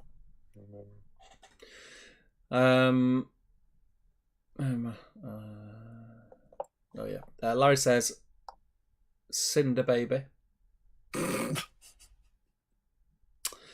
Frosty, the I Am No Man.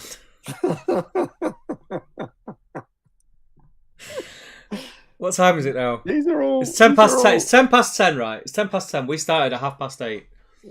So it took him nearly 2 hours to come up with it. Too early, man. We need these for the Christmas tree. Why are they coming out now?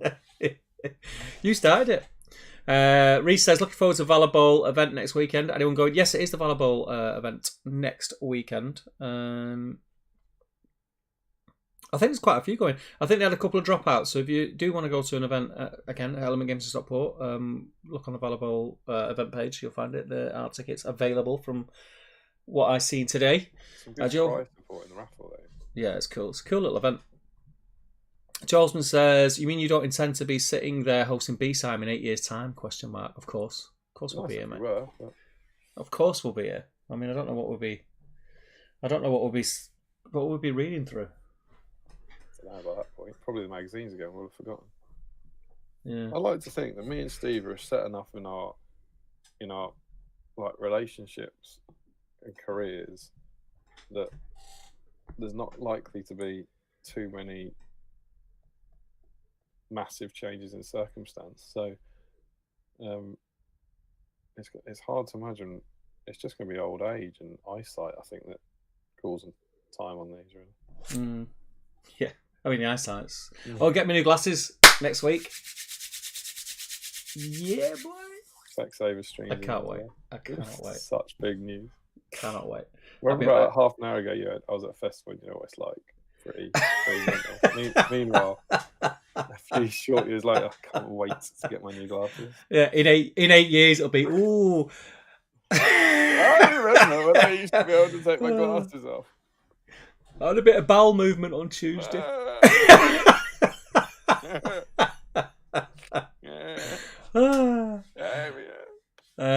Max Ballas says, I priced up an army of camels. It was a lot. Yeah, it will be. You can only use them once in every army anyway. Yeah. Johnny's in of Rebel Base Gaming. Evening, gents. I spent the week in the Lake District. Managed to paint all my Arno up in 5 days ahead of the Great North Rune tournament in Newcastle this Saturday. Very nice. Good game today, Johnny. I watched the match. Scores aside, it was a good game. It was a good game of football. It was nice to watch. We can't. I mean, I don't know if you meant them or us, but we're not in a bragging mode today. No. We were terrible again. It's a bad day for Manchester. Yeah, terrible today. But yeah, I watched the Liverpool City game. It was a good game to watch. As a neutral. Did you give? You say you're neutral when you're watching City. I suppose you are if you're watching Liverpool City. It's Liverpool City. I don't know what to think. I found myself willing neither of them to score at each end. Trip over, just fall down. Weird. Did it give you the hump? Because the Dragon says to Max Mallis. That's a camel joke. It's a camel joke. Larry says, I think I'm done. Can't think of anything I'm particularly pleased with. Joe Osman says, Firestone Games in Cardiff. Don't think it's too far from Swansea. And Carl says, anyone know when the SBG Secret Santa comes around? Definitely taking part this year. I think it's already been hinted at, hasn't it? Yeah, Seb put a thing out saying it will happen again. Yeah. My memory of it is that it's actually normally quite late.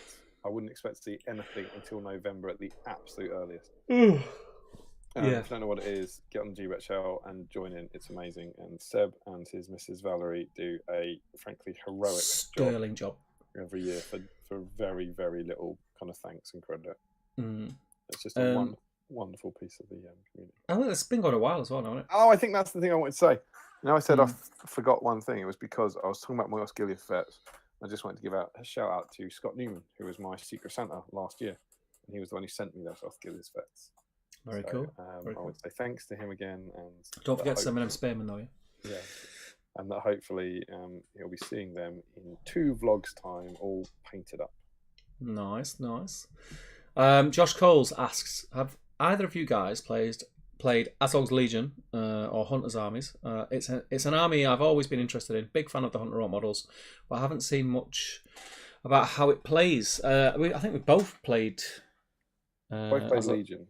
I've played Legion more than I've played Azog's Hunters, but I have played both. I've done Hunters. It's a very cool army to play.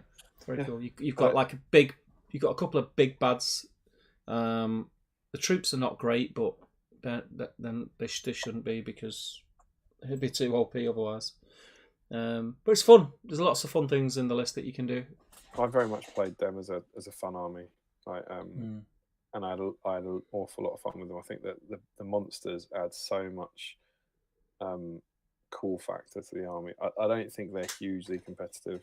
No. Like any other army, you can do well with them, but they're a ton of fun to collect. It's a beautiful model range. It looks awesome. Some really nice centerpiece models, and you do have those kind of games where I think that the extreme power of models like Azog and Bolg is completely made up for the fact that you have very little shooting and no kind of magic. Yeah. I think it's a very fair army. Good on. So yeah, I would highly recommend you jump in. I think there's just some mega cool stuff and lots of fun to be had. Yeah, it's cool. Do it if you like the look of it. If you obviously like the look of it and you think it looks cool because you're asking, so just do it. Firestorm is now by the stadium, says Adam Darmody. Larry says Damien played them a lot at one point, Josh.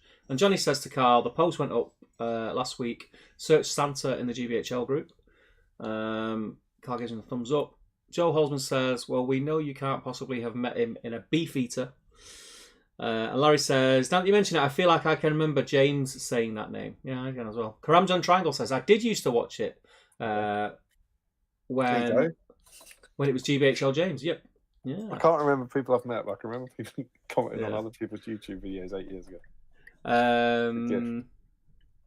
Just don't want this to jump when I move it now. Flip. Karamjan, I'm just live outside of Monmouth, so Firestorm is about halfway between us. I'm always keen for a game if you want, says Adam Darmody. There you go, Cram John, this is what we're here for. Right. Damien, could you take over? I'm just going to take Maggie out for a little wee and then put her back in the house because she's getting tired now. Yeah. Night night, people. She's waving. Look, there you go. Laters. Oh, Right, I'll be back in a minute. all right. Yeah, so it's just where Adam's talking to Cram John. I reckon you're quite close to the bottom, aren't you?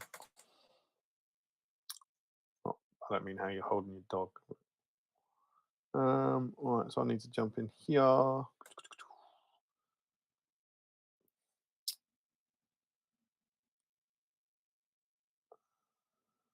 There we go. Joe Holzman, there was one huge missing character. He got a mention, but that's not half as much as he deserves. Are we talking about the finale? There, I think.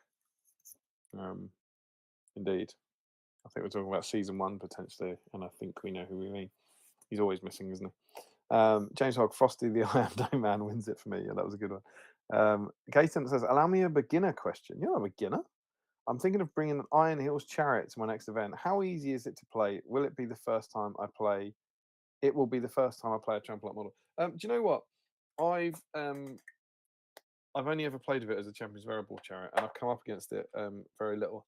I believe my knowledge of it is that it's not very good because it. People correct me if I'm wrong. I don't think it can strike. I don't think the captain's got strike, so the average chariot can't strike, and you can strike above it. It's one of those things. I think it'll probably get the sort of great beast type comments where it can either win you the game when it gets a really good run off, or it does very little.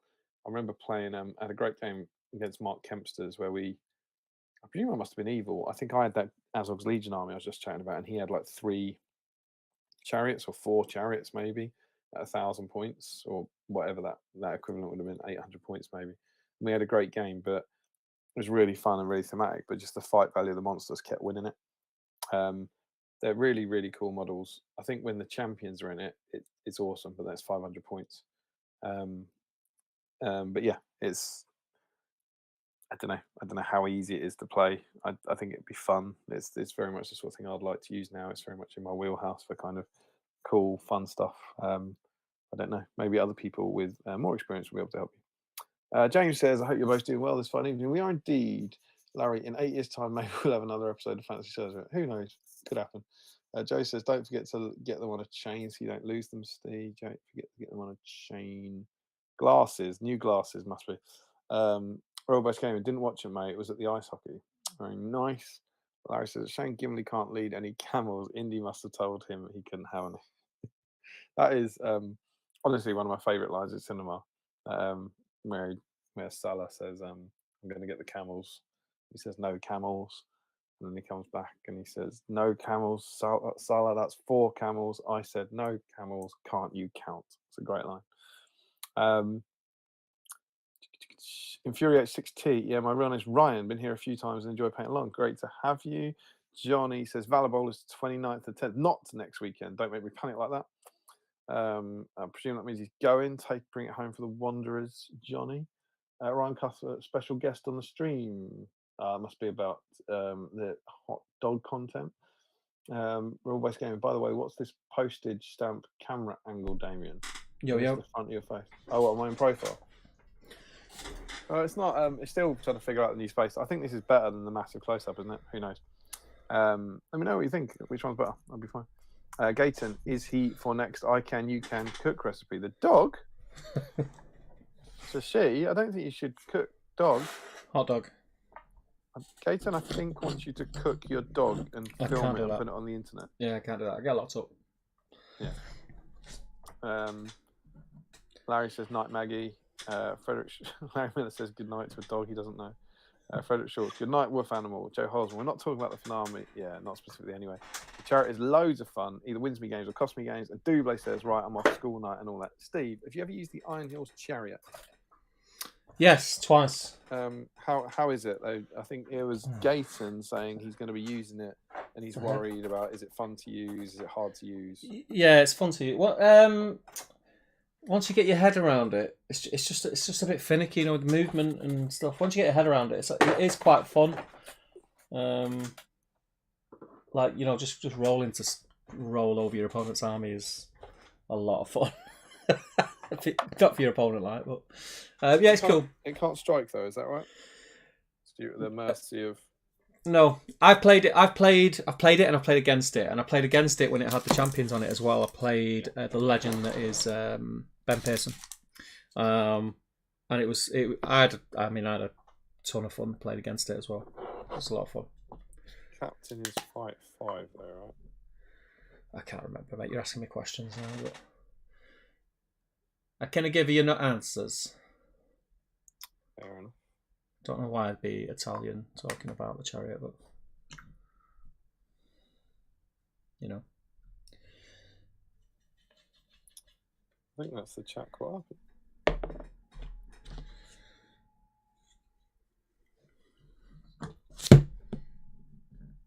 Yeah. Joe has said the last time I used my chariot, there were 2 Saurons on the table. Not sure how that's possible, but that sounds disastrous for the chariots. It might have been what's that game to play at Ardacon on the first night? Oh yeah, Chaos and Arda. I think you've smashed that there. Yeah. It works, though. It's been no. So, thank you for all catching up. It's been lovely to see you. Shall we chat about the Battle of Five Armies? Yeah. So, are you painting, sir? Yeah. So steer your conversations now, guys, towards Battle of Five Armies, towards your memories of the range, your memories of the releases, anything like that. And we're celebrating 8 years since the release of that supplement, and that's what we're going to be talking about. So what I thought I'd start by doing is giving you a recap of where we were. Here's a fun question, Steve. You know, we do one of these Hobbit streams every time we finish a binder, Mm-hmm. and there are 13 issues in a binder. Yeah. So that means that we should do one every 7 months, right? Okay, I'll take your word for it. 7 months would be 14, right? Right. When did we do the Desolation of Smaug special? Mate, I haven't got a frigging clue. Don't know. You might Seven- think you might think being 7 months ago. 7 that it months would be ago. around February, right? Yeah. It was this time last year. Was it? It was October last year. We've had a few specials though, haven't we? Supplements and that. It was an interesting thing to look back on and say that there's been an awful lot of specials between then and now for various bits and bobs. So what that made me think is we're basically getting, at this rate, we're getting through a binder a year. Yeah. So if we go like that, we've got at least 2.5 years of BSIME as you know it to go. Which is interesting, and hopefully we'll be here, I don't know, around this time next year talking about The Hobbit. Yeah. So, just like I did last time, I decided to go back and find out where we were. So I went back and I listened to our previous stream and talked about the Desolation of Smaug to see kind of what our thoughts were. How did we sound? It sounded great, mate. It's a good stream. No wonder people watch it. It's always good to hear. Yeah. And what we're basically, the summary version of it is the Desolation of Smaug sourcebook, which I do have here, but I didn't get out. This one, which was released to go with Desolation of Smaug. It was a 64-page supplement. Where's my camera? Had them dreadful scenarios. Yeah, but also those dreadful loads of pages. Ugh, horrible stuff. Really, really good. One thing we didn't mention that I remember doing my research for this, found out, I don't know if you remember this, there was a rumor, and I know this sounds crazy, and everyone can yell at me in the chat, all right? But all I'm telling you is this is the rumor. This sold out crazy quick and never came back into print. And the rumor was that they bottled it so much after An Unexpected Journey that they produced 500 of these. Right. Globally. That doesn't sound right, but fine. No, I know. And that was I can't remember how it came out, but I remember it going out of print really quick and then word coming out, that they'd only printed that. Now, it could be nonsense, but it also, compared with everything else we learned about it, it's not the craziest sounding thing in the world. So we were very, very positive about that supplement. We said if you bought it now to kind of look back on as a... So you're saying, including that copy that you've got, yeah, and including the copy I've got, yeah, there are only 498 other copies in the world. Yes. Crazy. I don't know that for sure, but that was and it came up. I've watched a bunch of the videos back, and it came up on a bunch of videos that at the time that was the rumor doing the rounds. That they're just, after you bear in mind that maybe they were trying to average out the limited edition Escape from Goblin Town set. But anyway, but the point being, even if it wasn't, it was a very, very low number that got released. And so we said, if you bought that now and look back on it, you'd think it was a great supplement. It was like really cool, loads of nice content. There was a really good hobby section in it. It was laid out beautifully. It looks really cool inside. The kind of graphic design in it's great. Introduced a whole bunch of new profiles, had new points match scenarios. It's like a really, really good supplement if you knew nothing about the context of the game. Yeah.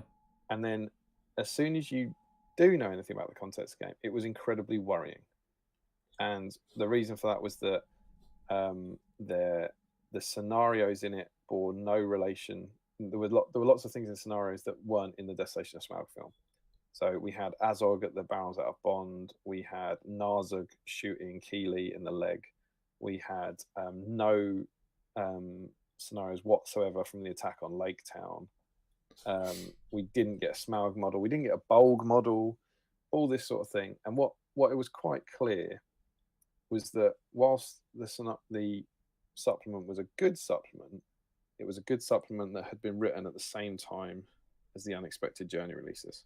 And basically very, very little had been done on The Hobbit throughout 2013.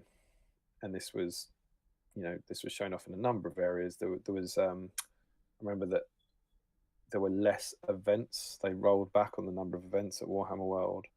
And it was a really sort of worrying sign. And also in the Desolation of Smaug releases, we got our first Finecast troops.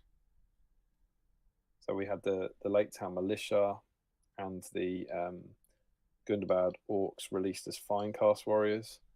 And none of these things were good, right? Yeah. None of these things were happy.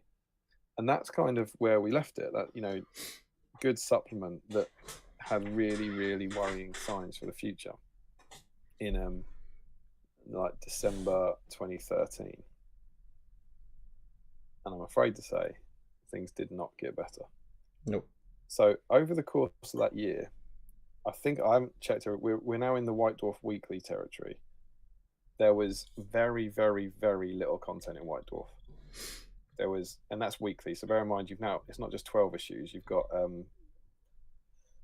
essentially 48 issues, and we had content in about 3 of those. There was a cool one with Bayorn with barrels out of Bond escape, and I believe Garthy Everington from is it Tale of Painters? Is that right? Yeah, Tale of Painters. Yeah. I think he did a kind of 2-issue campaign sort of thing through it, but very, very, very little content, right? And this is now like, this will be hard for people to get their heads around, I think, now. And we said this was Destination Smaug, but you've got to bear in mind, they were doing nothing. There were no more releases. Everything we talked about last time in Destination Smaug, it came out in the first couple of months, January and February, but then nothing at all. And we didn't get Bolg, we didn't get Smaug, and there were no seminars, and there were no previews. There was no word coming out from GW at all. And if you bear in mind, the only thing we knew was that they hadn't done anything after the kind of barrel escape. They hadn't written a single scenario set after the barrel escape, which was meant to be in the first film. There was a real, genuine fear in 2014 that they might not do anything for the Battle of Five Armies. Yep. There was a real sense of, because they weren't previewing anything, we don't know. We literally have no idea if they're planning on releasing anything at all for this game.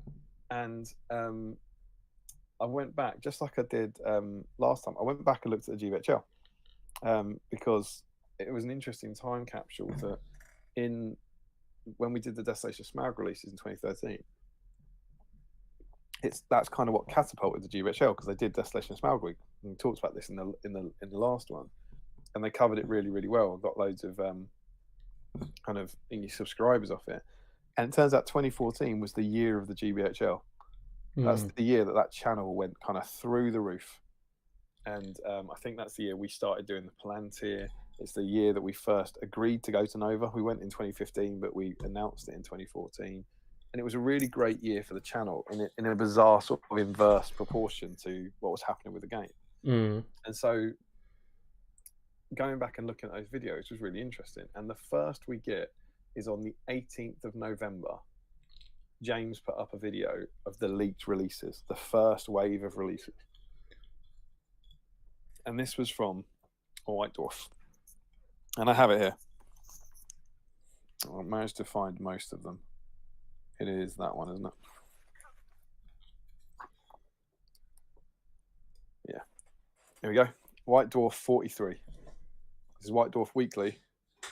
And on the front, so this is bear in mind, remember we had, for Unexpected Journey, we had Gandalf and Thorin and Bilbo on the front cover of White Dwarf. Yeah. And then for Desolation of Smaug, we didn't make it onto the cover of the monthly White Dwarf. And it was like, why isn't it on the... You get one a year. Why can't we have the cover on the month we launch, right? Mm. This, we're not on the cover of the weekly White Dwarf. Mm. But on the cover, it mentions everything you're going to get inside. The end times, Warhammer Kane. They really made me smile. I was like, oh, look how that worked out. They're talking about the end times before everyone knows what they're about to do. It's quite pleasant. We also inside have got Warhammer 40,000, Warhammer, and Citadel miniatures. No mention. It's crazy. I open it up. No mention in the editorial. There's not a mention of anything to do with Hobbit in the editorial. And then you turn over the page. Ta-da!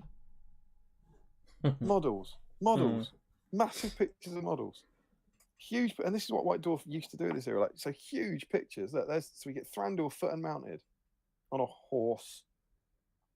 You get Legolas foot and mounted with Orcrist. Pictures. Mirkwood captain, massive pictures. Mirkwood elves with glaives. Mirkwood elves with swords. Mirkwood elves with bow. Pictures. Mirkwood cavalry. Massive pictures. Tariel, Mirkwood exile. Tons and tons of pictures. Cool pictures with fluff. Yeah. So, like the text alongside them is, I'll read one of them.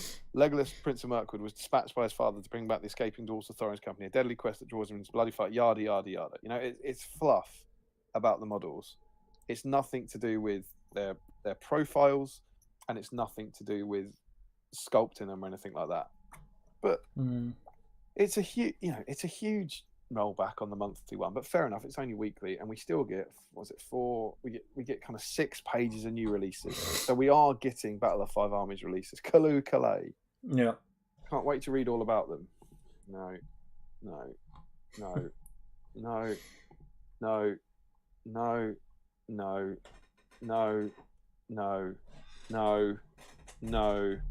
Weapon of the week, a thrown goblin. So that's related. The end. It's a nice picture on the back. There is nothing in it about they released some new models, but there is nothing. There's no designer's notes. There's like nothing. It's even now it makes me feel a bit ill. And I remember reading this going, why are they not talking about the things they're releasing? And we also, all knew, didn't we, at that time? We all knew. What did we know? Well, we were already talking. I can remember conversation. I can't remember if they were in the GBHL or they might have been in the private group with like us lot, like, you know, us, Tom, Jamie, James, about what will happen afterward, and we're like, oh well, you know, do it like the Mordheim lot do, and you know, everyone will submit rules, and we'll have a committee. Wait for that. All right. We're too optimistic. We're too optimistic. We're about to get a new supplement. Go on. Let's save the game in about an hour's time. This is the 22nd November, right? Yeah. On the 21st of November, the Palantir number 11 goes out. So that's the day before this comes out, right? And in that, this is when White Dwarf used to leak. So we'd seen the pictures, and we say there's some cracking quotes in here, right? We're hoping, this is me and Tom, we're hoping for a big SBG White Dwarf issue in a week or two alongside the film. So we're like, okay, so they've done some pre-release models here, and soon we'll get our issue. No. That was just like a little teaser, right? We also said, this really made me laugh, because presumably it must have just been the pictures. So there's a pictures of these, right? These two guys, Hmm. and we say, and I quote, we seem to have some form of Mirkwood cavalry. We don't know what they're called though. That's true. That was a real quote for me. It really tickled me, that one. Because I presume at that point we thought maybe they'll be slightly more imaginative than just describing it. And then our big thing was, this is a lot of fair enough. This is a lot of models, right? Yeah. Particularly in Finecast, you got a whole warband of warriors, you got some horses and a bunch of heroes. That's quite expensive. And we were basically saying, next week they'll release that many orcs, and the week after that they'll release that many dwarfs, and the week after that they'll release that many men. And we're like, this is going to be incredibly expensive. And we also said, and this is a happy quote, that in that one we said we should make the most of it, because in a few years' time this game won't be available and we won't be buying new stuff. And I thought that was really nice, looking at where we are now. But Yeah. this isn't about being nice, it's about being miserable. But yeah, so we had those, and it was a bit disconcerting. But what was more disconcerting, I'm sure this will bring back horrible memories for you, is a teeny tiny little sentence at the bottom of Thranduil's entry that says, rules for all these releases will be included in a free supplement in issue 46 of White Dwarf. Nightmare. Do you remember that? Do you remember? Is there any way you remember what you thought? Like, what is that good? Is that bad? I remember, because I remember the vibe that was going around in the chat that was going around at the time, and I remember just feeling crap about it all. Really, it was uncertainty, but there was loads of negativity. There didn't seem to be any strings of positivity to grab hold on. Or maybe it's this, maybe it's that. Everything was pointing in the direction that we now know it was heading in. Now potentially someone out there might be going, free is good, isn't it? Why is a free supplement a bad thing? Why do you think? They don't think that there's a community out there that will buy a new book, so they've got a lot of stuff there that they've already made, so they're just going, we need to release it, we need to get some money back on it, here's some rules for it that we're just going to give away free, because we don't think that a book will sell. Who knows what will happen in the weeks to come? But that to me, there is like, well, we've made these models, I think we're contractually obligated to sell them. Yeah. We have to put them in here. No one is spending any time, any part of their week. No one's writing a book. Writing about them. Yeah, maybe we'll have to see the state of the supplement when it comes out. But that was the fear. That was the kind of, it was like, oh, it's going to be free. That's awesome. It's like, I don't want my 64-page supplement to be free. Yeah. Why would it be? And people generally like, if it's going to be free, and bear in mind it's free with weekly White Dwarf. It's like, you can't attach much to this. Yeah. So how are they going to put? They can't put a supplement like this in with this, because it'll be bigger than it. It doesn't make any sense. And the Plantier 12, which was the 28th of November, so this was the week after. At that point, we knew that, again, I think we'd seen the leaks of the prices. We knew about Thorin and Company. We knew about that I think they were releasing. We'd seen that they were releasing the dwarfs again, but we didn't have picks, and we still had no talk of rules. No leaks of rules. And in that one, we said that we were still looking forward to all the new dwarfs, by which we mean Dane and the Iron Hills and the Goats and so on and so forth. That's what we're looking forward to. I haven't actually got the only one I haven't got is the one with Thorin's Company. So I haven't got the White Dwarf Weekly where they were released for some reason. It's probably just lost somewhere in a cupboard. But the next week we get Thorin and Co. released. They're beautiful models. It's great, and we were like, it's Dwarf Week, and it's just Thorin's Company. Yep. And Bilbo. And I would presume very similarly released to that.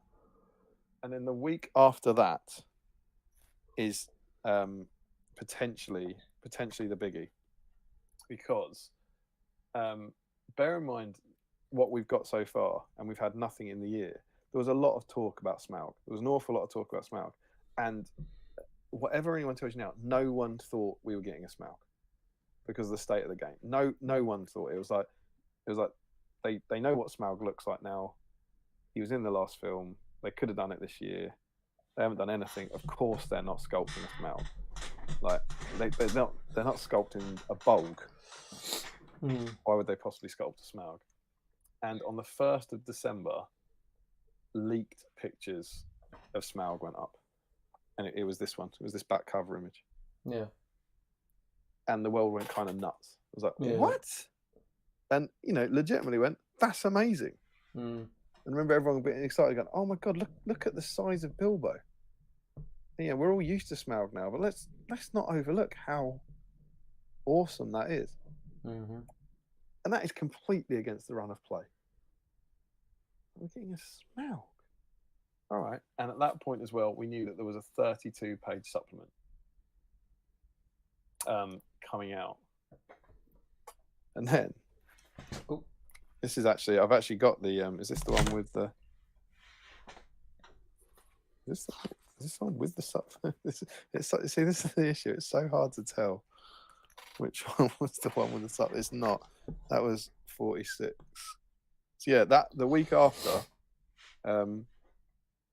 so we still don't have the profile. It says, to be fair, we're now on the cover. Look, The Hobbit, The Battle of Five Armies. It says, it's a monster inside the most enormous dragon we've ever made. This is the white dwarf that launches Smaug. The biggest dragon they've ever made, the most famous dragon in history, right? Open it up. Opening salvo. Space Marines, Tactical Scud, Blood Angels. Check it out. That big paragraph there, Blood Angels. See these two lines? There's also a breathtaking dragon on page 8. Can you guess who it is? Anyway, Sprues and Glue is dedicated to cataloguing all the options in the Blood Angels Tactical Scud. I kid you not. It's plainly obvious looking at that they obviously thought not that there was zero interest. But to be fair to them, 300-page dragon, Forgewell, biggest dragon GW ever made. It is the most exciting release of the week. After some Space Marines, Blood Angels. After some more Space Marines. After some Space Marines and their cards and their dice. And there he is. A beautiful, beautiful double-page picture of Smaug. Some fluff about him, and then, to be fair, in the first thing they've written, do you know what? It's just fluff. This spectacular miniature masterpiece depicts the most of it. Cast in resin, this astoundingly detailed Citadel miniature of Smaug increases Bilbo. Rules for using Smaug will be included in a free supplement in issue 46, The White Dwarf. I cannot wait to read all about this model and what they put into it and the design and how that. We get some Lake Towners. Lake Towners came out that week. Okay, cool. Bard with Wind Lance, just where is he? Is that all right? Yeah. Oh, this is so tricky. Oh, he's on the wrong page. That's right. Bard with Wind Lance, released in 2014, just like in the film. Lake Town Militia, a bunch of Lake Town Militia, pretty cool. More Lake Town Militia guys. Can't wait to read about Smaug. No. Sad state of affairs. No. Come on. Three things not to miss about Smaug. We were spellbound by the Smaug model. Doesn't feel like it. No. There's a treasure hoard. Why was it not on the cover? I know. Why was it not on the cover? Never before have we seen such an amazing treasure trove recreated on a miniature. It includes thousands of tiny gold coins, along with goblets, platters, treasure chest, and an Arkenstone. 2. Smaug may be massive, but he's detailed to an incredible level with a finely textured scale hide. A keen eye can also spot the wound on his breast where the black arrow struck him. 3. Evoking the excitement, Bilbo Baggins' confrontation with Smaug is one of the most thrilling scenes ever. This module captures the moment perfectly. To be fair, some lovely detail shots. That's cool for the scale. And these. And that's it. That's it. I want to rip this up and scream. That's the launch of Smaug. It's on the back cover. I can't even. It's insane. What? How? even from a business point of view, you're trying to sell this £300 model at the time. Like, I think they knew with Smaug that people would buy Smaug anyway, even if they didn't play the game, just because it's a huge scale model of Smaug. You know what's great? You just said, how's he not on the cover, right? You can go and watch Planting number 13. The one note I've made for it is we are staggered he's not on the cover. Why is he not on the cover? I mean, they've put the logo Hobbit Battle of Five Armies, the text on there, and not put him on there. They've put Blood Angels on there, and there's pages and pages and pages and pages of Blood Angels. Very wow. It's insane, but I suppose that I think people who weren't playing the game or weren't around or weren't in the hobby at that time, it is really hard. It must be really hard to fathom what that was like because I'm assuming I can speak for both of us. We were as enthused by the game then as we are now. Yeah. So it was just so disheartening when all this was happening, and you could see the writing was on the wall. So we thought, and it was bleak. It was bleak times. And also, in a way, if you look at the amount of releases at this point, so this is all before we've seen the supplement. You're actually also saying there's loads of releases. Yeah. Tons of elves, then tons of champions, then Smaug, and tons of Lake Towners. This is good. Some of the releases are weird, but this is good. Why aren't they talking about it? But you're right, and it's also why and I don't think we have any of these people in here, but sometimes you do get the kind of some people who think who it's their opinion, they're right to say, but some people just are so they're pleased by anything, whatever it is. And I kind of am like that. It's like because this is the period where you literally thought it was gone, but more on that at the end. But you see this sort of stuff and you go, that's why I'm thrilled when I see the next supplement's going to be Defense of the North, whether I care about Defense of the North or not, because I know there's a supplement. As of yet, all we've had in all that is no rules and just this tantalizing idea that they'll be included free in issue 46. So issue 46 comes out, we're off the cover. Not even the logo's gone now. The Blood Angels are back though. Yeah. In opening salvo, you've hopefully noticed that bundled free with this issue of White Dwarf is a rules supplement for The Hobbit, The Battle of Five Armies. It contains everything you need to play games with the miniatures they released in recent weeks, including the mighty Smaug. Enjoy your battles in Middle-earth, readers. And I do think, at that point, a lot of people were kind of, reading their White Dwarf, and they were like, sitting there going, sorry, what? Included with this is a supplement? Oh, God. Like, oh, so there is. I suppose. I thought that was the back page. Yeah. And at this point, it's more of a pamphlet. It's more of a pamphlet than a sword. Let's have a look. Disappointment with Azor. Oh yeah, okay. So in this one, so we did the Palantir on the 12th of December, which was the day before the supplement came out. So we'd seen the pictures from this issue, but we didn't have the rules. Okay. So inside then, what do we get? This technically is the launch issue to the Battle of Five Armies. This is the big one because this is where you're releasing the rules.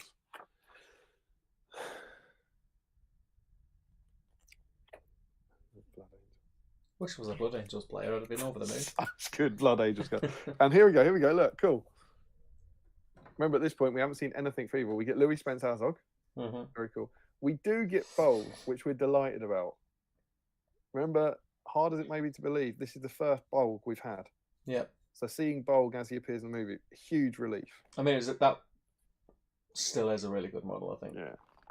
And then we get that Bard for married. Cool, and I can't wait to read about the supplement, or the design of the supplement, or the rules, or anything whatsoever. Do the Hobbit, designer's notes, anything at all? Nada. Nothing at all. No mention of it. They don't need to mention it because it's already fallen out. I don't need to talk about this. Literally fallen out. We'll talk about this because we review the supplement on the channel as well. Didn't take long. I did want to mention that the week after, so the week after that one.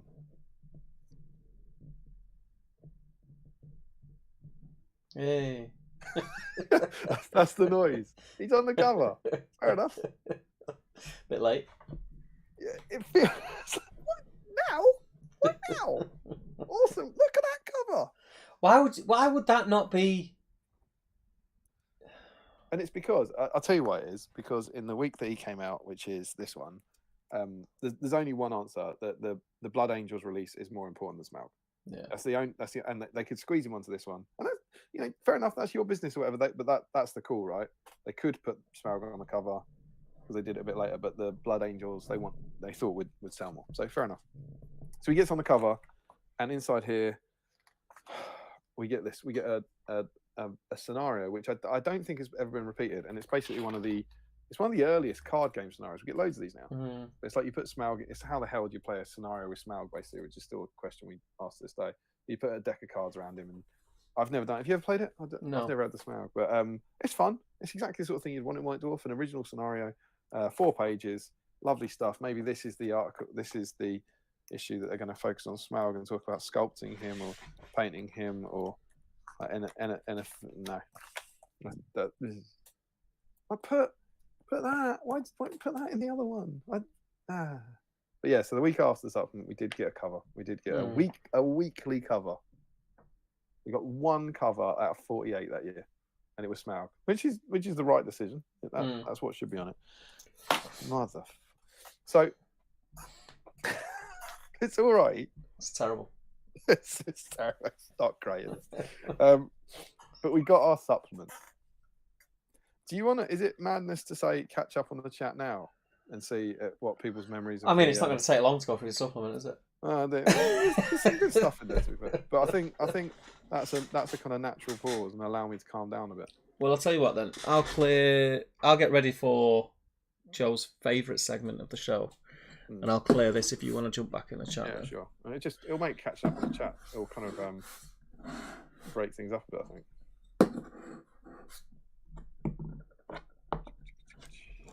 Get rid of that. Lots of comments as well, so I think this is the right call. It's good dog content. It did not fare well. Time before that killed. So this is Joe's Chariot. Killed Treebeard, 2 ends, Pippin on its own. Michael Askell, presumably the amount of scenery on the table have a bearing on the Chariot. Absolutely. And he confirms it was Chaos and Arda. Gaten said he was worried about movement and scenery. Tinder Hot SX is back in. If we remove those or sort of hide user on this channel or something, God knows. Dan Costa used my Iron Hills Chariot once against the esteemed Mr. Entwistle. Murdered all of his Uruk crossbows. Then Saruman pointed at it and said, "No." It's very susceptible to magic, but great fun. Larry said you could get 2 on the table if you're playing Barad-dûr and allied with Gil-galad leaving the Rosetta. Before anyone rages. I can't even say if that is or is not a spoiler, but that is Larry having a joke. Gaten, from what I've heard, it seems fun to play, which is what I'm looking for. Yeah, absolutely. And it's a cool model, man. Ben says, I think I was getting back into ME SBG when that thin book came out. What thin book do you think he's talking about? The thin book. Oh, is this a book? Okay. Seen books before. It's like something that comes through the letterbox from. Yeah, and you throw it away. Pretty sure I was Dems. just getting through Goblin Town painting and playing with just that set for the most part. Joe Holzman says he describes all the ways you can get 2 Saurons, all of which involve Gil-galad. If anyone's clueless to this, there's a running gag in our patron chat all year when people were asking who Sauron was in the Rings of Power, that it was going to turn out to be Gil-galad in a huge twist to piss off the massive fans. Larry Miller says, "Oh, exciting! Can't wait to find out about the full-length, fleshed-out supplement we got for this movie." Frederick says the Hobbit films came out when I wasn't really in the hobby, so I missed that period. Only bought the Hobbit rulebook after I came back in 2016. And Larry Miller says that he had heard the rumor about 500 copies of Desolation of Smaug, but you said to shout at you in the chat, so he's written it in capitals. and now we're trying to find him. Larry's got one, so that's 3 of them. Frederick says basically came back at the end of the dark days, about when There and Back Again came out. It's a happy time in our lives. Fred Short, still don't play any Hobbit armies, but I remember the time when my friends, I saw the films in cinema and I was the only one who knew the book. And Larry says, I also can't wait to see all the new Iron Hill stuff they released. Ben, I always wanted to make an Azanal young Thorin army for the Hobbit. Still might do that. Scratch that dwarf. Yeah, you've got that. They did that stuff. Reminds me of the dismay at them not finishing the Hobbit Lego video game. There was a lot of it. There's an more amazing Azog Bridge Direct toy that never got released. I think it happened to a lot of them. Katie, my Chris is still mourning the Lego Hobbit game. RIP Lego Hobbit. Larry, for a moment you were saying he was mourning it because of dragons. That's because she was replying to you because of dragons. Joe Holzman says, could that have been a factor in the rise of the GBHL? GW weren't giving us content, so we weren't looking elsewhere. Yeah, absolutely. Without a shadow of a doubt. A lot of it, this is. I feel like distant enough for this to say this, like describing the channel, and I can always credit it to James and Jamie. I don't want this to sound arrogant, but an awful lot of people were watching that saying they were watching the GBHL because there was nothing else. No one else was supporting the game. They thought the game was dead. It was the only thing that kind of kept them going in the game, essentially. There was an awful lot of that chatter through 2013 and 2014. Dave says, I remember being disappointed about the lack of Iron Hills and coming up with those conversion kits, the Grimhammers. Yeah. Mm-hmm. Do you remember those? I do. It was a spear and a shield. I'm gonna nip up because I'm pretty sure I've got a few and I'm pretty sure I know where they are. So you carry on with the chat. I'll see if I can get them because it'd be interesting. I feel like there were 3 bits. Was it an axe as well? I'll tell you in 2 minutes. There was a spear, a shield, and an axe. I think. Yeah. 1 sec. Dave made this lovely little metal sprue that you could buy. I think he used to charge like 50p from or something, and you could take your Grimhammers and turn them into Iron Hills dwarfs. It was mega. I totally forgot about that, and they're awesome. Larry, I need to dig out your old Thranduil conversion pack and stick it to some models back. Classic Rings of Power. So this is the benefit of you got it.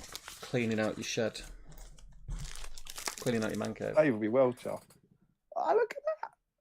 Oh, the spear. That's obviously spear, man. That's obviously a spear that goes around corners. There you go. There you go. Hold it there. That's the one. Yeah. So it's 4 bits, isn't it? What's the 4? So it's a shield. It's like a club, like a mace. Yeah, like a mace. Remember, the shield was the big bit because the shields look visually different, and Grimhammers didn't have spears, so it was a spear arm to do it. And loads of people did them, right? Yeah. I've seen loads of those conversions.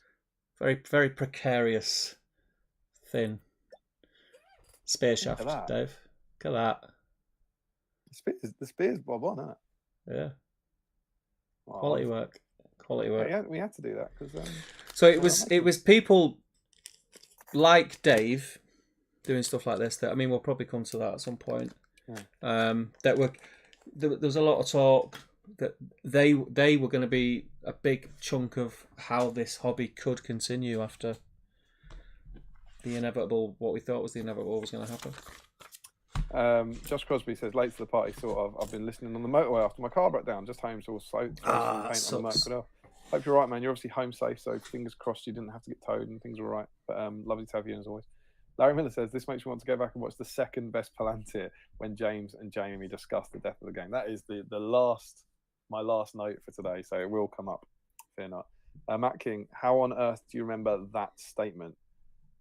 Which statement? If you mean a statement about something to do with the Palantir that I said, it's because I went back and watched them over last week. He rewatches the Palantirs every week. Just to remind myself. No, I went back and I actually started a few weeks ago because I knew there was a load of stuff to plough through.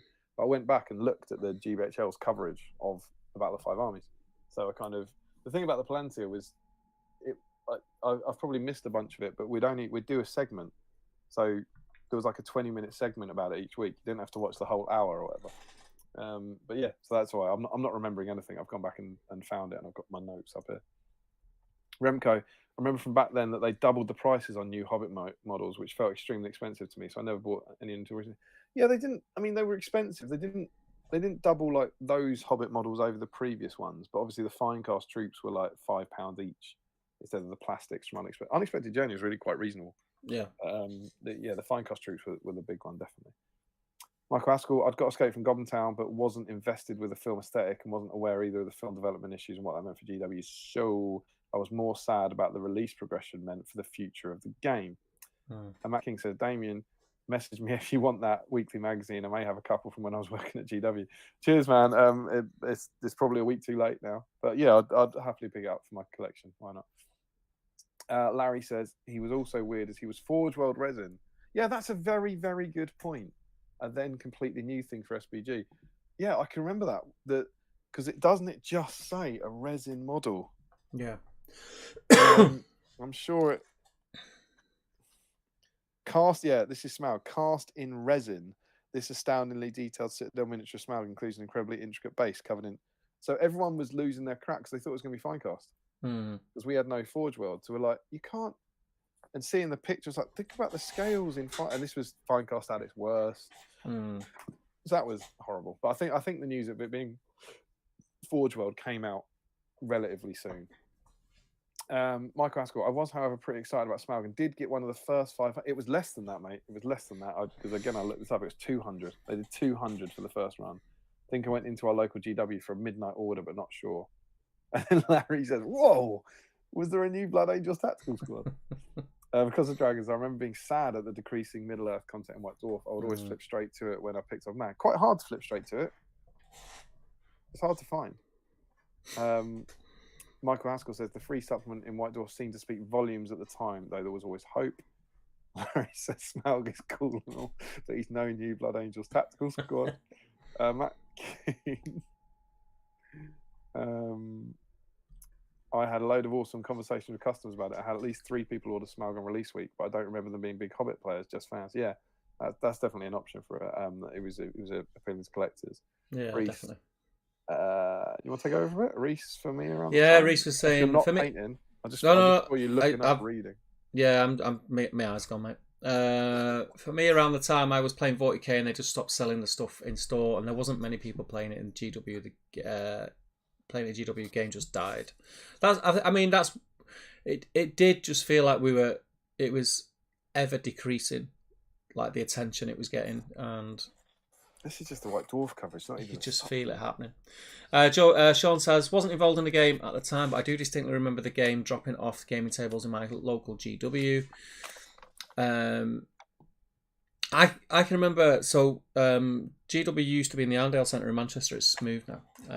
But the original GW in the Arndale Centre, I can't remember the fella's name now. I can see his face. He's a friend of Tommy Sewell. Tommy Sewell used to work for GW. But the manager of the Arndale store, he was really into Lord of the Rings, like not just the game, like in general. He built the Orthanc. He built a Helm's Deep.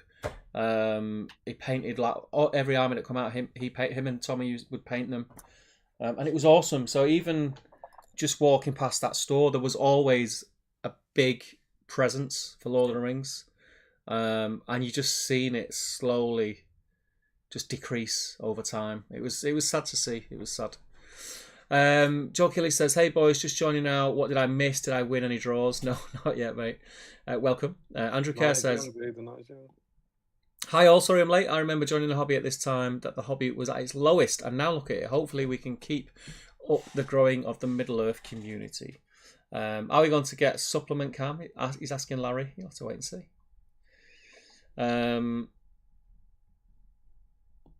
Cramjan says, as someone that has been away for a few years, where is the hobby at these days? I remember being a student and being happy for a free supplement naively in well, I think that was kind of the first. It was kind of the first impressions that even at that time, I remember thinking, "Oh, that's cool. It's free," and it's like, "Oh no." But yeah, I mean, if you talk about that now, it's in a great place. Probably the best that it's ever been, I think, currently. The community is growing rapidly. We're getting releases. We're getting new supplements. The range is vast. There's some amazing plastic kits out there. They've got a new starter set being released in December. Yeah, it's in a great place, mate. Great time to come back into it. Yusuf is in. He says, "Apologies, guys, not painting for me tonight. Ventured out to pick up some Gundabad Berserkers for a good price. Good stuff. Great models." Dan says, "I was half out of the hobby when the events of Battle of 5 Army supplement were unfolding. Dabbling with Heresy and reading some of the novels. To me, the Hobbit disappeared with a whimper rather than a bang. Sad, yeah. I think unless if you weren't in, and we were in kind of this weird bubble, like members of the Great British Hobbit League, and especially, I think especially us who were involved in the Great British Hobbit League podcast, because we had each other to keep talking about it. And I think for anyone else who's maybe lived somewhere where there wasn't many players anyway, and they started dropping off, it must have been like super dire. Like, it must have been terrible. Tommy Murphy says, I would love to know if anyone is in Ireland in the chat and if they know any local hobby scenes. I keep an eye on the calendar on GBHL, but they are few and far between. There is a pretty busy Irish scene. IHL, isn't it? The IHL. If you search the IHL, if you go on the Great British Hobbit League or on Top Table Gaming Community Facebook group, Ivan Sheehan is in there regular. And he's the guy that you want to speak to about events and get-togethers over in Ireland. I keep telling him I'm going to pop over and get to an event in Ireland because it's been far too long since I've been over to the Green Isle, but I'm planning to get there pretty soon. But yeah, so search the IHL, or if you search Ivan Sheehan on the Great British Hobbit League or in Top Table Gaming Community, you'll find him and he'll hook you up. No problem, Tommy. Ryan Cuthbert says, I was stupidly angry at the editors for the lack of Hobbit content in White Dwarf. Silly now looking back on it because clearly not their fault. No, it's a... Yeah, I mean, but I get it. Because it's the sort of thing people are sort of complaining about now unjustly. Whereas it was that kind of... It's not the fault of the White Dwarf edit, but it was like there was no support. There was legit no support for it. No, they can't write about something that's not there. Yeah. Larry says, return of the Steve goes to look for something segment. Yeah, but it was quick this time. Good segment. I like that. It's a great segment. You're really good. You're really improving your It's a vast improvement on 12 months ago. Dave says, Sprue was Spear Shield, Mattock and Helmet Cap, if I remember correctly. And Tommy says, two because of dragons. Same, I remember loving the Middle-earth content from White Dwarf. Still remember my first magazine with Elijah Wood's Frodo from Fellowship on the cover. The cover I always remember when I think of Middle-earth content in a White Dwarf was the cover that had Aragorn on the front. And was it the King of the Dead or something? Aragorn, like on his horsey in Gondor Army, was the launch of War in the Ring. I remember that being a pretty big cover. That was this really weird idea where they launched a new Middle-earth supplement and then they made a big deal about it inside. It was strange. I did have some up here actually. I'm going to. Well, you're not going. Are you? Don't risk it, mate. Don't ruin it. Retire undefeated. I thought I did have some up here. They said you were fast last time. It can only get worse. No, that's not it. No, I thought I did have one there. What's that? No. I'm not going to ruin it. Steve, I want to intervene, mate. The odds of you finding a White Dwarf are this is so true. slim, dude. So slim. This is true. No, I'm not like you. I don't get all the White Dwarfs. I generally just get the ones that had Middle-earth content in. Hang on a minute. I knew it. What's the chances of that? Yeah, that's the one I was. That's the one I was thinking of. And yeah. Lord of the Ring. Yeah. It's cool, isn't it? Yeah, look, they launched Lord of the Ring. Mate, I'm on a roll with. I've got to grab something. Right, don't open that, right? You won't believe the madness that goes inside that. They released a supplement. You can buy it, and in the magazine they talk about it. It's really it's weird. mental. It's mental. It's crazy. It's very misleading. It's very misleading. It's not pleasant. Ugh, no. Horrible. Matt King says, honestly, the beginner and intro games I ran of Hobbit frequently seemed to be the most narrative and most enjoyed by customers because they had seen the films and it was really engaging. I mean, they had great boards. I remember GW had carte blanche in that first year to do like massive Goblin Town boards. They were amazing. Yeah, it was awesome. Keynes had a brilliant one, huge like mountain thing. Swords and Brushes in. How you doing, mate? Good evening all. Late to the party tonight. Is Steve in Ultra HD tonight? New camera. Yes. It is a new camera. It's a different way of streaming actually, and we're hoping that it's a bit better overall. Got good reviews last time, wasn't it? Yeah, we did, and I had a little peek back at last week's stream, and it does look a lot better. And it just works. It's a little bit more. At your end, you won't notice it as much. At my end, because I'm controlling it all on this screen here, it's a lot easier to do now. Yeah, Adam Carpenter says, was Smaug always Forge World resin? He was. I thought he changed because GW staffers didn't get as big a discount on Forge World, and I remember the dream of half price Smaug dying when I worked there in 2018. No, he was always Forge World. Yeah, he was always Forge World. Reese says Paul was the manager. Yes, Paul. Paul Evans, that's the one. Larry says, could I get entered into the draw if I was working on a Blood Angels tactical squad? Larry says he was always Forge World resin but sold on GW. Correct.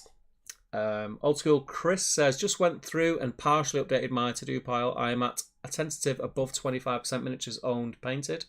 Still have a few bits to add into the spreadsheet, but I think I might be even with new purchases. You guys with spreadsheets, crazy people. So let me get rid of Tinder Hot XYZ. Is that on your other browser? Yeah. Hide. Is it Hide? Come on, Steve. You're meant to be reading the chat. Don't look. Is it Hide user? I don't know, mate. I just still click on a bunch of them. For honest, just change every time. Report, remove, hide, whatever. Because the Dragon says, I love the quirky upside down loading section of what do I have back during the fellowship days, etc. Larry says, is it 4K? That's your camera when you had a 4K camera. I dropped out of the hobby, says Joe, when I went to uni and a period of unemployment following, meaning I couldn't afford any new toys, killed my hobby mojo. I came back to the hobby around the time this supplement was released, and remember the feeling of just grabbing the characters I didn't have, so at least I had a sculpt of every character. And that is me caught up on the chat. So I'm set up for the Super Duper Magcam. That seems like an appropriate thing to turn on. So I'm going to flip over. So let's rewind a week, because we've now jumped on to the time that Smaug did get onto the cover, right? Yeah. But what we actually got the week before that was the supplement. So you got to bear in mind, however weird, and we will talk about them when we get to them, however weird some of the releases were, up to this point, there'd still been a lot of cool releases. Yeah. We'd had, before the supplement, we'd had all the elves, loads of elves, plenty of elves, brilliant. We'd also had then all the Thorin's Company, Champions Variable, brilliant. And then we'd had Lake Town and Smaug, brilliant. And then in that week ahead, and we said this, I think we said this last week, the supplement leaked. Do you remember? It was like basically the whole thing leaked, and inevitably, the kind of excited community couldn't help getting stuck into it. But so then, when that White Dwarf issue came out, and we got Bolg, Bard, and Azog, we already knew what was in here. All right, so this is where we are. We're a bit concerned about the nature of the releases, about the fact they're not making much fuss about it, but we are quite excited about the amount that we're getting. Yeah, it was mixed signals, massively, because everything was pointing towards the negative side, but we were getting all this stuff. It was like, and we were excited. There's plenty, as we can see. We're excited about Orc Week and about Dwarf Week, which are coming, and they must be coming, and we'll read all about them in here. So on we go. There's some lovely artwork. You get a beautiful picture of Smaug. Yeah. Kind of attacking a bunch of Lake Towners. There's Bard. See there? Where is he? Oh, they can see it. They can see it. David. Oh, is it? Oh, do I not need to? Sorry. We're on Magcam, mate. We're on Magcam. I just need to know when you turn in the. I just need you to tell me when you turn in a page. Joe, lovely. Love to see it. I don't think you can use it. You probably can't zoom in, but you can probably see there in the middle of that page. You've got Bard there with the Wind Lance aiming at a Smaug, just like in the film. And then if you go over the trees in Lake Town.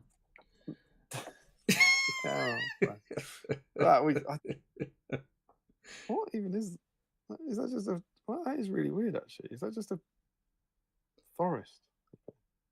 But remind as well what you're seeing there. That's the Lake Town houses in the backdrop. Yes. Had never materialised the year before. No.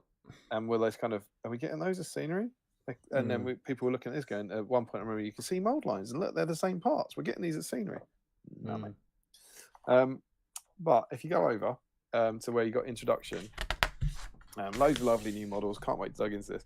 And just one thing I made a note of, that this Heroes and Villains of Middle Earth This section includes profiles for a host of new characters and warriors that are introduced in The Hobbit, The Battle of Five Armies. Now you can collect iconic heroes from the movie, including Thorin's company wearing royal armor, Bard the Bowman firing the wind lance, and the terrible dragon Smaug.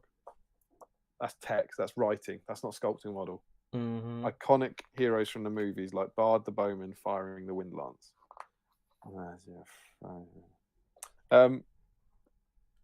It's probably fine. Let's go over. Are we turning over?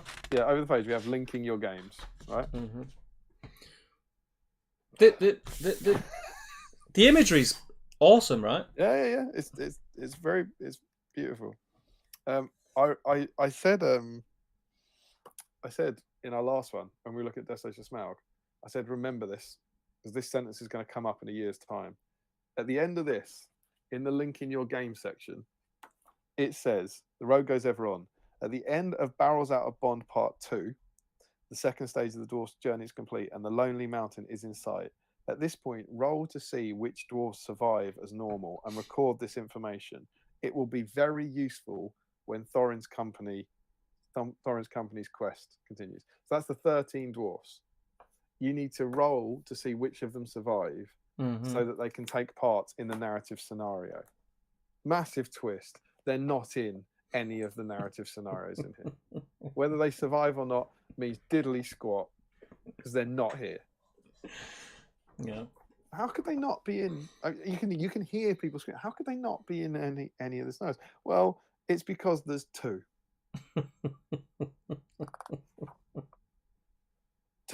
Two scenarios for the Battle of the Five Armies. Insane. So the first one is Fire and Water. Yeah. Get another cracking shot of Bard firing the wind lance at Smaug.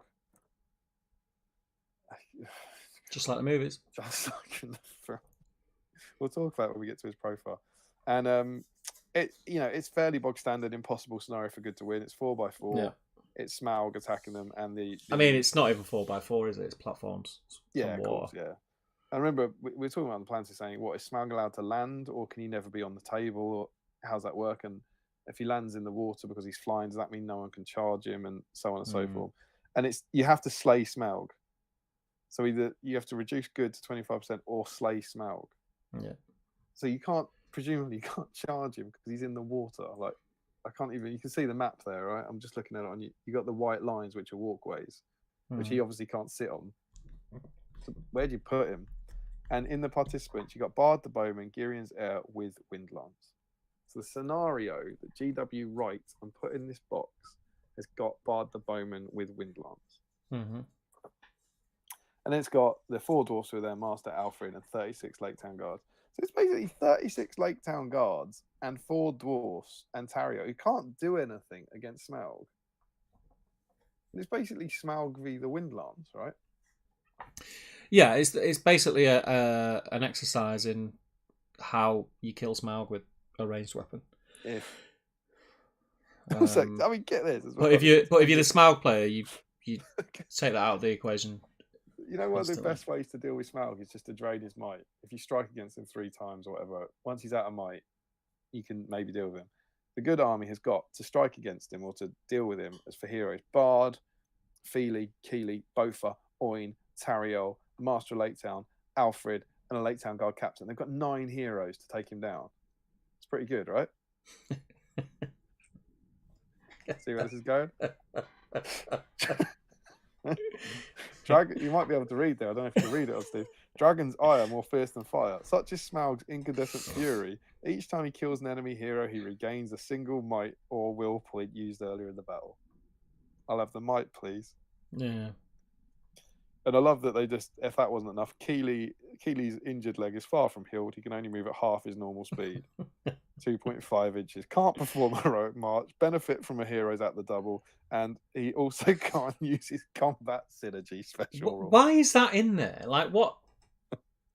As if it's not hard enough. Make it more impossible. Why, like, limit one of the heroes, like, randomly for the scenario? It makes no sense. It's got 36 Lake Town guards.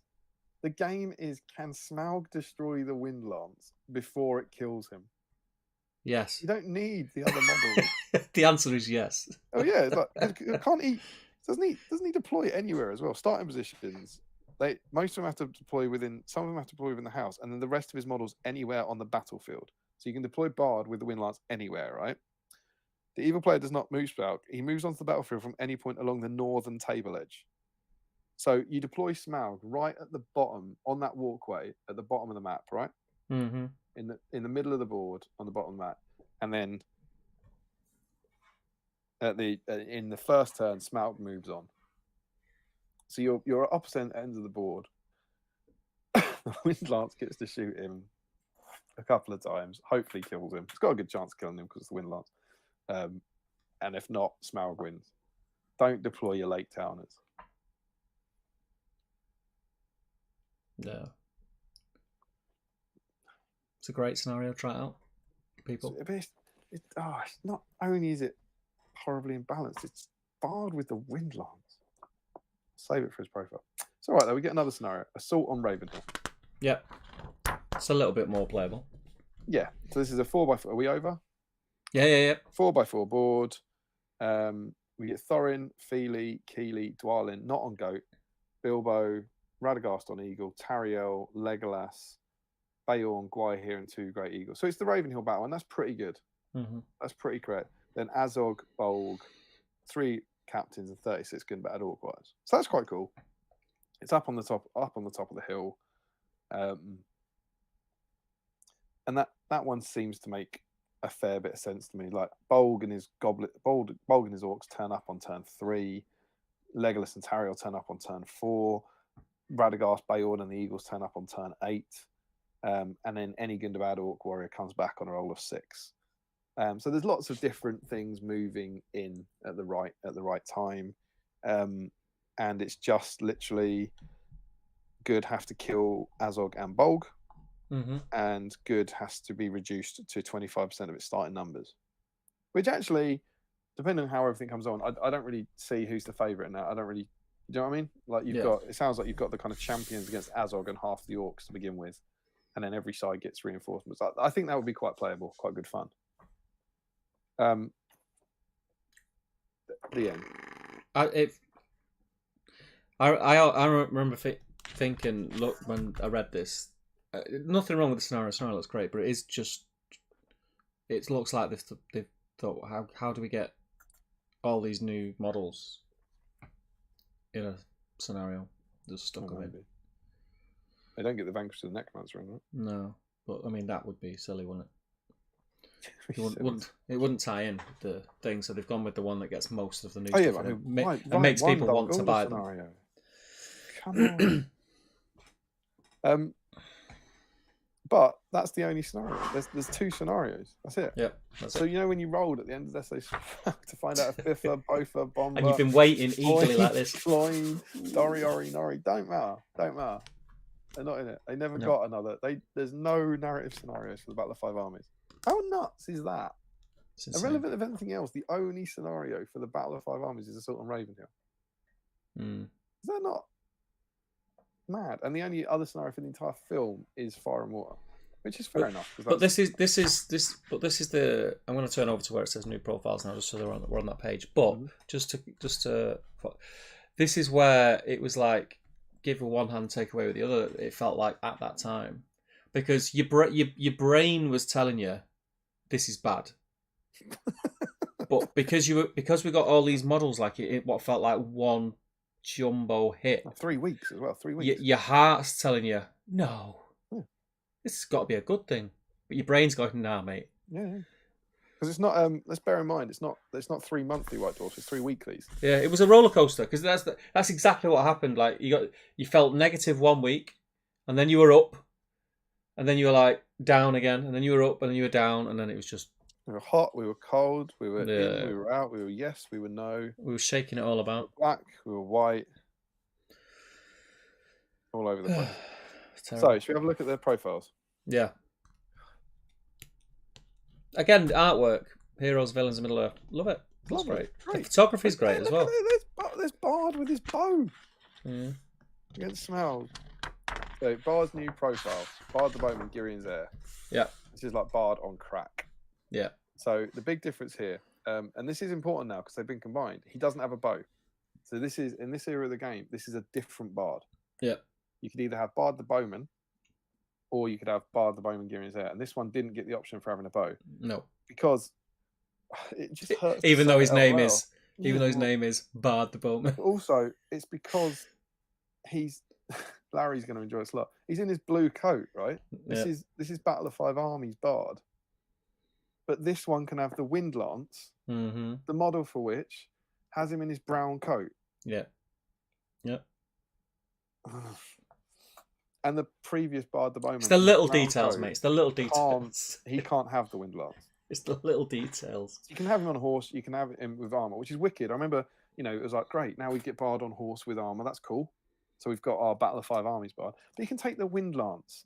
And we've hinted at this a bunch already, but he can take the Wind Lance. Just keep saying it out loud, children. There's a Bard mod. I think it's still available. I think it's come back, right? I like that Bard model. What, with the Wind Lance? No, not that Bard model. Yeah, the blue coat. One. Yeah, blue coat's good. The Wind Lance Bard is terrible. His face is just flat. It looks like the guy off Star Trek, the shape changer. Yeah. But you can take the Wind Lance. It's brilliant. So Bard can now have it. And he gets a black arrow rule, which is a black arrow for the Wind Lance. So this is like the film. And it's black arrow for the Wind Lance. I think it might still be in the game. He re-rolls once per game. He re-rolls a failed to hit roll. Well failed in the way tests, and you don't roll on the scatter table. Pretty cool. And he's got a 12-inch stand flask. Why has Bard got the Wind Lance? Because nobody sculpted a model of his son stuff like this. Obviously, at some point, and we get this supplement on the 12th of December, so I don't think we've seen the film. I feel like the film would have been about the 13th, 14th December, right? So when we first see the rules, do you know what that implies to me? Bard might fire the Wind Lance. And if you watch Destination Smaug, that's what's happening, right? It's one of my biggest bugbears with the entire film. They set it up in Lake Town. There's a Wind Lance. He's got a black arrow. He's going to hide it, and he's going to fire it, and he's going to try and kill Smaug. And then what I've never understood is why in the film you never see... He just gives up on it. He should be running towards that tower. Smaug should just smash it, and then Bard should go, oh, well, crap, that's that idea gone. I'll have to do something else. But instead, he just nicks a bow and arrow, forgets what he's done in Desolation of Smaug, and runs up a bell tower. Like, why? And even in the CGI world, you can just have Smaug destroy the tower and have Luke Evans do a bit of ADR. He goes, oh, nuts. I don't understand. It does my nut in. Why set up all that Wind Lance stuff in Desolation of Smaug and then just kick it in the gutter? They must have either planned for him to shoot it or even filmed it, and then at the last minute thought, oh, this would be cool. Let's do it this way instead. I mean, of course they did. And he must have been, because they've sculpted a model of it. They've sculpted a model in about 2012. And it's been in its packet in a cupboard waiting. And then they go, well, we better sell that then. Yeah. So they sell... They make a profile of the one in his blue coat that can take the Wind Lance, which he can't do. And then they sell a model of the one in his brown coat firing the Wind Lance, which he never does. Yeah. And, when you see that model, you can't help thinking something ain't right here with the kind of connection. So God only knows. Anyway, not great. So Lake Town Militia Captain, pretty bog standard. He's missing a very important rule, but I'll talk about that in the Lake Town Militia. Thorin Oakenshield, a couple of really exciting things. This is Thorin Oakenshield, King Under the Mountain. He's got 3 fate. Yeah. And he doesn't have the goat option. So no plans for him to have a goat at this point, which, I suppose it's fair enough. But the goat's clearly, again, a CGI addition later in the script. Can't be asked to sculpt that. And then over the next few pages, you get all the champions of Erebor. Are we skipping? Are we just going through these? Or... Yeah, go over to the next page and notice that Keeley, for example, Keeley and Feely, they only have 2 might. So they've had a buff since, so they're not quite as good. Biffa has got this wonderful axe rule. Yeah. I need that. Only Bofa the Dwarf could get away with wrenching the blade from Biffa the Dwarf's skull without suffering apocalyptically violent consequences. If they're in base contact, Bofa the Dwarf, champion of Erebor, can rip the axe from the head of Biffa the Dwarf. If he does so, Biffa immediately suffers 1 wound, but loses his battle damage special rule. He can then use a single heroic action each turn. Bofa can rip the axe out of Biffa's head. It's odd. It's an odd thing to do. It's a little bit odd. All of a sudden, you're in the middle of a battle and you think, I'm going to pull that axe out. Well, what you think is, I need that. Again, it must be an early version of the script. Yeah. Must be. Fair enough. We talk about champions. We're getting the models now for the first time we've seen them. They're beautiful. Absolutely gorgeous. They're really nice. Really beautiful models.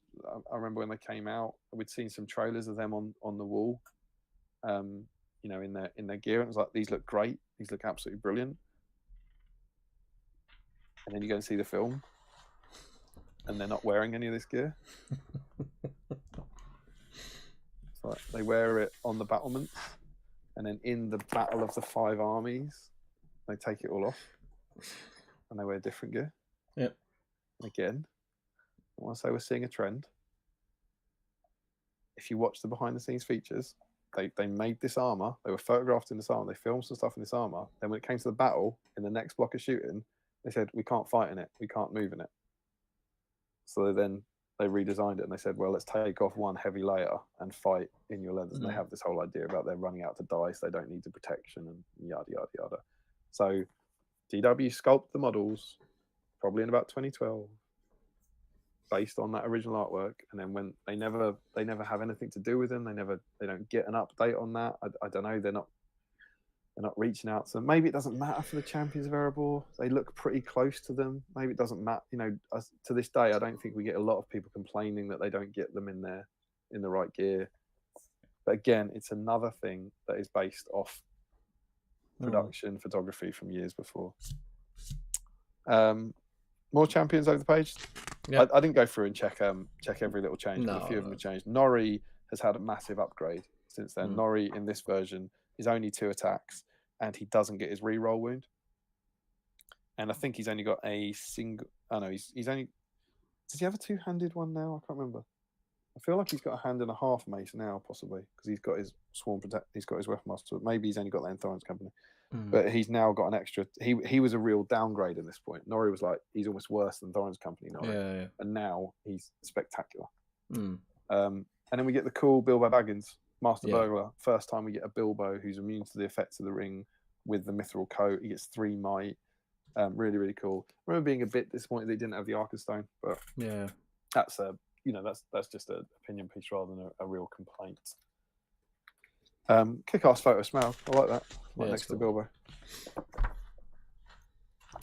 And then we got, I think, a bunch of really unexpected stuff, which was the Wizards. Yeah. With an odd picture for Saruman.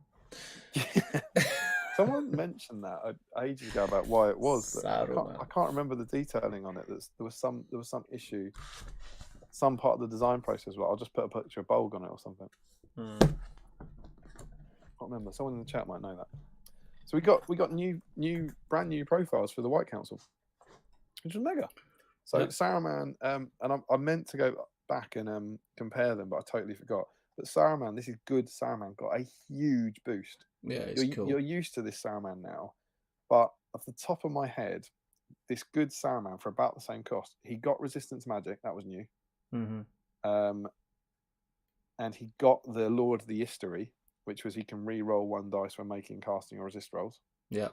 And I'm pretty sure his spells improved. I'm pretty sure good Saruman. Oh no, good Saruman was 4+. It was evil Saruman that was 5+ or Sorcerer's Blast. Yeah, it can cast them easily. Was the 18-inch a new thing? I don't think so. Not for good one. I think the White Council one had it. Right. But he got those massive buffs. And everyone was like, whoa. And the downside, he can't take a horse. It was like, well, that's mega. And then let's just skip Radagast for a minute.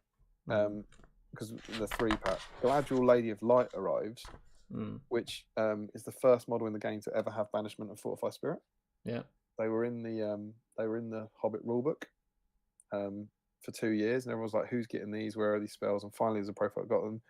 It's basically the one who was the war aspect Galadriel from Lothlorien, as well as blinding light automatically, which is the light of Erendil,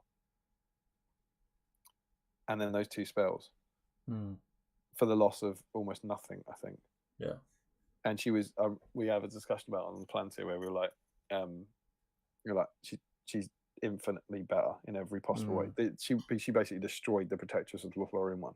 Yeah. And suddenly you had this mega model who would be awesome against Ring Race that were really prevalent at the time. She was great. And then Elrond Lord's Arrest, I believe it's basically Elrond with a free heroic strike every turn. Yeah. It was getting mega. And it was like, I remember seeing these and everyone's going, these profiles are amazing. These 3 are absolutely nuts. It's like sprinkling glitter on a turd that's dying. The turd is dying. Yeah. So metaphorically, the turd is the game, and the glitter is super duper profiles. Yeah. And they were all good profiles already that then got better. There's a cracking quote in me and Tom reviewed this supplement over 3 parts. I think we did like good models, even models, and scenarios. I don't know. And I say that that profile has got me really excited to paint Hobbit Elrond. And that, I mean the foot and mounted one, you know, the fine cost one. So this profile has got me really excited to paint Hobbit Elrond. Want to know something fun? Go on. Still not painting him. I'm not painting him. eight years later. So excited. 8 years later. Not even close. Such excitement. Such excitement. Probably because they released a model for it that no one was expecting. But yeah, so they were amazing. Everyone's like, oh, these are cool. These are brilliant profiles. Just like all the Champions of Erebor, everyone was really excited that suddenly Thorin's company were all Defense 8 and stuff. That was mega.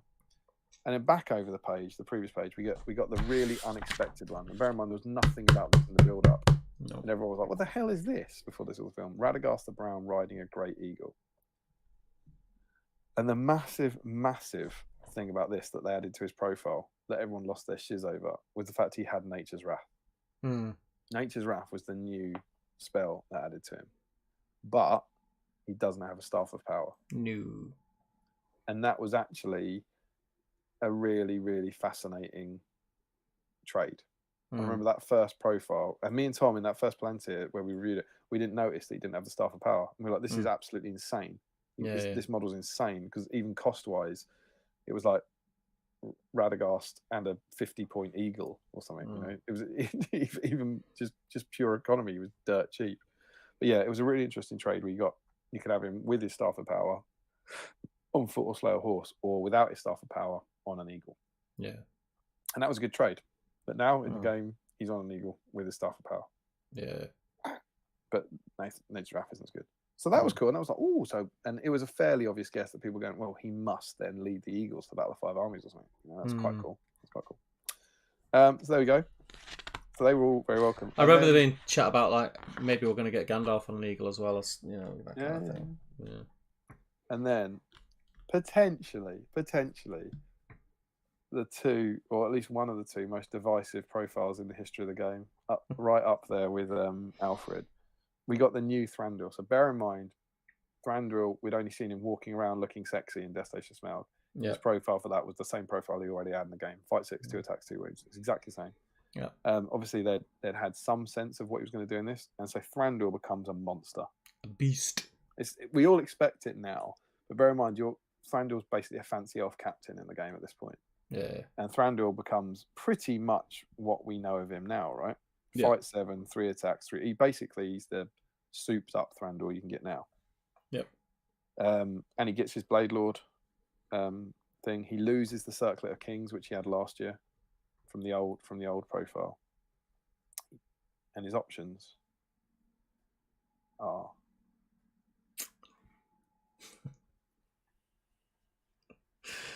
a Shire horse. Horse. Yeah, it's terrible. Horse. It's terrible. Horse.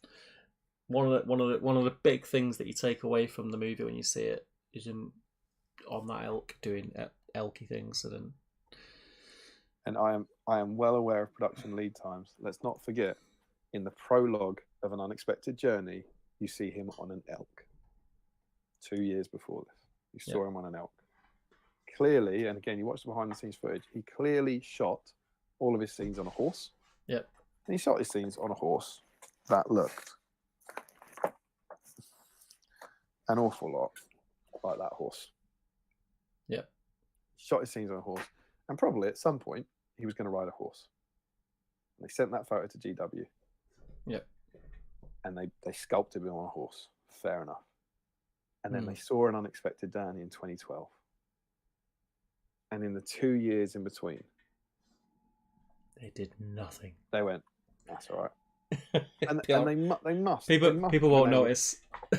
Yeah, they must have been able to contact their partners, or whatever, if they wanted to, and say, he was on the elk in that one. Is he going to be on an elk in the other one? Because if so, we'll sculpt an elk. Thank you. Yeah. Thank you. And so they put out, and it was like Barden the Windlance. I remember that coming out going, why is he on a horse? He's in the trailer as well. The trailers that came out in like June, July, you see him on an elk. It's like, what? Why is he on a horse? Why are you selling him on a horse when you don't see him on a horse at any point in the trilogy? Yeah. And again, is it because you sculpted it 2.5 years ago and have just done nothing on this game since? Yep. Mortifying. I was never a fan of that sculpt either. I don't think. I think it's quite a good approximation of something I've never seen. I just never. I don't know. I never really liked it. Should we give Dave his shout out? Yeah. His second shout out of the week of the stream. What did Dave do with that? Dave released a kit, which I do actually still have some of them, but I'm not going to go and dig them out, to convert the horse into an elk. Not for any benefit in game, just for the aesthetic. Because Dave Fredericks basically single-handedly trying to save the Battle of Five Armies. Yeah. So it was just antlers, wasn't it? It was just a pair of antlers, as memory serves. Yes, just the antlers. You had to do it. You could buy that. But he released a video, if I remember correctly, where he gave instruction on, you could just stick the antlers on if you wanted, but there was all the like trimming the tail down, changing the hoofs into like they still like call hoofs, almost toes, like toes, yeah. Yeah. And a few different bits and bobs. I didn't convert as many as Dave did, but I converted enough that I didn't want to see anymore. I'm sure he'll tell us because he's in tonight. It's in one of the SBGs. I can't remember if it's in the hobby blog or whatever, but he mentions it. I think he did 25. Yeah. I think he and then converted. And then he started sending people to me. Yeah, and then he sent them to you, and then you got sick of them, right? Yeah. And you could get. And I've got him. I've got that model. That model he's not around anywhere here. But he's that model is converted into a Dave Fredericks horse, and Dave did. I've got a feeling my actual Thranduil that I converted from this Finecast, I've got a feeling I sold that to Michael Haskell. Really? Many moons ago. I'm sure it's Michael Haskell. Sure of it. But, fair enough. He might not be in because it's late now. He's probably finished his posh M&S biscuits and his glass of wine and popped off to bed. If you're watching this back, Michael, do let us know. Still got 42 people watching going, what the hell was happening to the game? But underneath that, so that's just disappointing from a model point of view. Yes. On the other hand, I remember this causing mass hysteria. Legolas, Greenleaf, Prince of Mercury. Fight 7 Legolas, 3 attacks. Noma and Orcrist. 3 fate. He already had 3 fate. Oh, did he already have 3 fate? Yeah.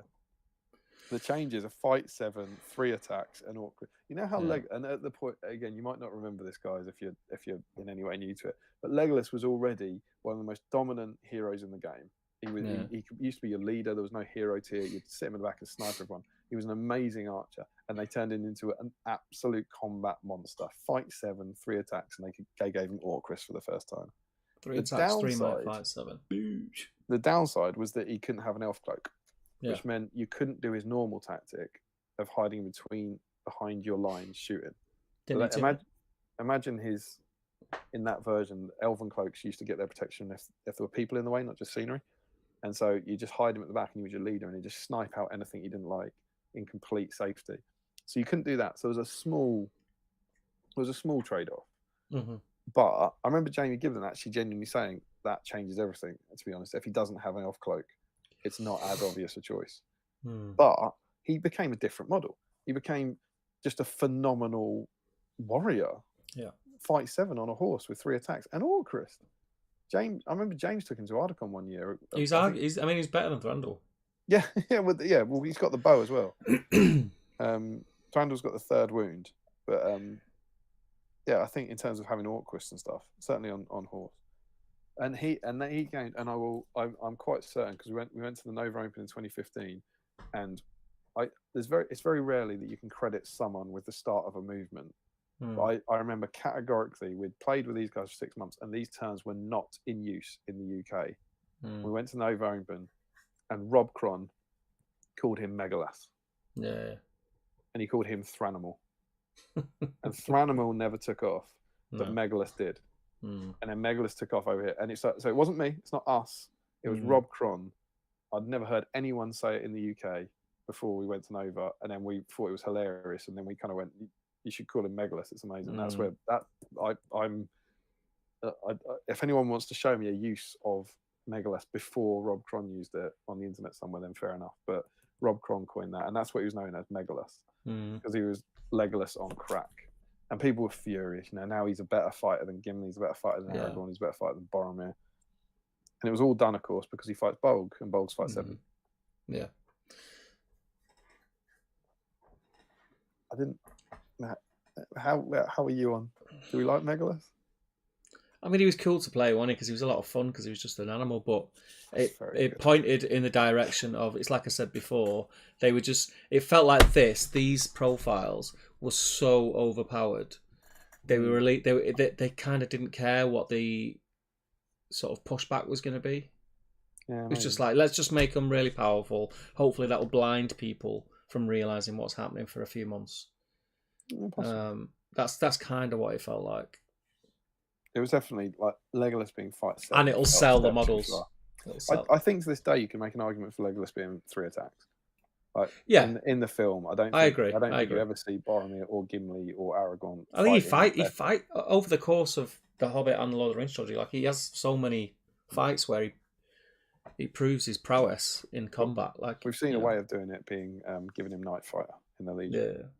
And that's all fine, but it's the fight 7 just was like, and people were furious because it was done to match Bolg, and they were already furious that Bolg was fight 7. Yeah. So, and that is an example of stat creep. That is that real idea where people were like, that Bolg's too hard, and he was like, well, maybe he is, maybe he isn't. He's really strong. He's the strongest, or maybe he should be fight 7. And now Legolas is fight 7 to match that. And it's like, no, that's wrong. You're going about that wrong way. And to be fair, now he's gone back down to fight 6. Yeah. But yeah, he's very popular. Megalith, you saw him all the time for those couple of years that he was in the game. Yeah, all the time. He was always in. Everyone used him because he was brilliant. Yeah. Over the page, we get Tariel, which is a sad Tariel. Bear in mind that she's Tariel Mirkwood Exile. More on that when we get to the end. She's 5 points cheaper than she used to be because she doesn't have a bow because Thranduil split it in half. And she gets Vengeful Fury, which I think she still has, which is if Keely dies, she goes to Strength 5. Fair enough? Yeah. We get a Mirkwood Captain, so far so obvious. We get the Elven Glaive for the first time, which I don't even think is in the final film. Do they have those glaives? Or not that I'm aware of. Yeah, you never see them using them, but obviously, again, it was so no one ever questions that now. But it's like, I don't think they're in the film, and they were obviously a prototype weapon that never got seen. And then get a whole bunch of new warriors. Which is weird because you can buy the United Cutlery glaive as well. I mean, maybe they do. I'm not going to die on this hill. I could be wrong. But I don't remember seeing. I couldn't tell you a scene now where there is one in the film. But that doesn't mean there isn't one. Even in the extended, they seem to be fighting with them more like their spears. I don't remember kind of cool, snazzy two-handed bits, but they might well be. They might well be, but they don't make much of them at least. No. Then we get Mirkwood Cavalry, which beautiful models. Still, I think they're in this version even more so. They haven't got shields. Yeah. Absolute pap. So this is the version now where I think Mirkwood Elves now they're defense 5 base, right, and they can have a shield, so they go up to 6. This guy is defense 4, and he can go up to nothing. He's got armor on his defense 4. It's crazy. 16 points for a defense. Look at his armor. Yeah, on this horse. Don't, and look at her. And she's defense 5. Oh, you went for Tariel. I thought you were going to go 2 profiles down. No. The eternal question. The eternal question. Honestly, I'm not. I mean, he's got a helmet on. I wasn't even going to mention the Lake Town Militia's defense because of all the egregious issues with this book, that isn't one of them. But yeah, defense 4, and that was because at this point in the game, to be fair, Galathrun were also defense 4.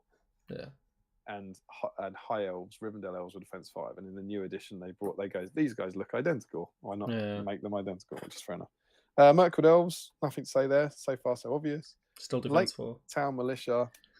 Suddenly, like Jay Clare had done really well with Lake Town Guard, and so people were like, "Oh, Lake Town's can be good." And these were kind of, I think they swap a point of fight for a point of courage over the Lake Town Guard. Perfectly reasonable. You'll notice they have no special rules. Yep. Because they do not have the rule onwards Men of Askroth, which is certainly to my mind possibly the best rule in the entire game. But in this version they don't have it. So they were fine. Then over, and now we're excited. Now we're getting there because we're like, now surely we're going to turn the page and get our Iron Hills Dwarves. Evil heroes. I appear to be missing some pages. Where are my Iron Hills Dwarves? This is the oh. Yeah. If you imagine that you were turning through it live, that was really that's surprising. Mm-hmm. All right, well, we'll come back to that. We'll just work on our evil section. So we've got a big boss Azog. Yep. Who's basically a buffed up Azog. And we got a new Azog model. And we were all really excited about new Azog because we'd seen him in the trailer. You know, that great shot that's never in the film where he goes raw and he's got his whole army walking underneath him. And you'd seen in the trailer he was wearing his armor and he had the huge knife coming out of his arm instead. It was like, Azog with some sort of new sword arm and armor. And we got Azog with his old claw arm and no armor. It was like, where's? And again, if you look at that stuff, I think if you look at the first trailer for Battle of Five Armies, he's in that shot without armor with the claw. The first time you see that shot, you can go back and watch it. He's no armor and claw. And at some point in those last 6 months, they put armor on him and they swapped his claw for a sword. Yeah. And GW saw that and he went, I don't care. Yeah. You could have written armor there. You don't have to change the model. You could have written armor. Nah, mate. I fancy it. And then in this version as well, he gets a 12-inch standfast, which affects heroes, which is cool. Yep. So you get big buffed up Azog, which is cool. Yep. But again, I remember being really disappointed. I've got it here on the Palantir. We said Azog appointment, and we talk about the disappointment with the Azog CGI. And that's our first, before that supplement, we'd seen the leaked one. It's before it was our first discussions. We were saying the sort of things we're saying now. I was like, this doesn't look good. Why are there so many issues with the models? We get Bolg. Finally, we get the decent Bolg we wanted, which is really, really cool. We'd never had Bolg with the ability to ride a warg, and we'd never had Bolg looking like that. No. So getting that super cool. was amazing. That was it was a bit like getting the mounted bard with armor. It was generally like, okay, we've got that. We needed him, tick. I don't know what else they're going to release, but we've got Gundabad Orcs ready. We've got Hunter Orcs. We can at least do an army in the style of that third film, whatever that might be. But yeah, there's not too much to say there. They finally sorted out the Bolg issue. They never gave the Gundabad Orc general a profile. So the Gundabad, the first Bolg model, which you now know as the Keeper of Dungeons, he was always just a fancy Hunter Orc captain or a Gundabad captain. And then underneath that, in what I think is a surprisingly small amount of space, but still fair enough, Smaug. Yep. You got the rules for Smaug, which I didn't go back and compare them. I think they're pretty similar to what he's got now, but he was just incredible, I don't think right? Changed much. Yeah, he was just absolutely amazing. It's huge, 700 points. You'll know the profile's pretty much the same now. There's not a lot to say about it. Is he still 700? Is it 650 now? No, he's 700. Still 7. Yeah. That's why you see people running 699 points. It was great. He blew everyone away. And I remember we did a lot about it on the Palantir, like all kind of light-hearted. That it was like people screaming about how overpowered, but people immediately, they didn't think you can't play him in tournaments. It's impossible. He'll win everything. He'll kill everything. There's no way of killing him. Yada yada yada.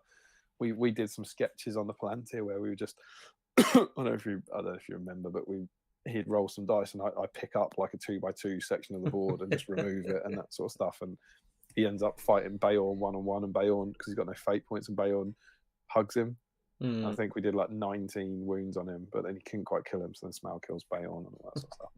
But it was, it was a huge deal. People were like, this, I've never seen anything like this in the game. This is insane. But it was kind of cool. It's cool.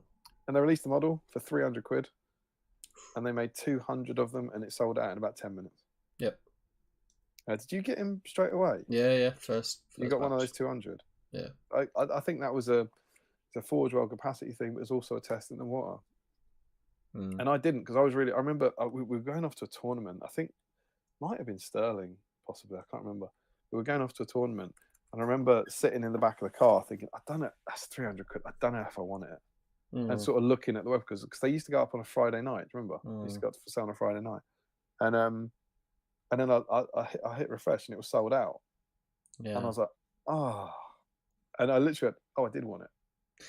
Yeah, it's always the way. That's how when you can't have it, you want it. Yeah. That's how I realised. I was like, oh, I did want it. Shit. And then it came back about 3 months later or something, and I got one in the second batch. Yeah. But he was amazing, and over the page you then get this beautiful photo of him. Absolutely gorgeous, lovely details, incredible model. And then you're like, cool. So I've seen the Battle of Five Armies, catapult trolls, ogres, There's loads of stuff in it. berserkers, the Gundabad trolls, the Goblin mercenaries, army lists. Look, even now, even knowing where we end up, it's still fairly horrific.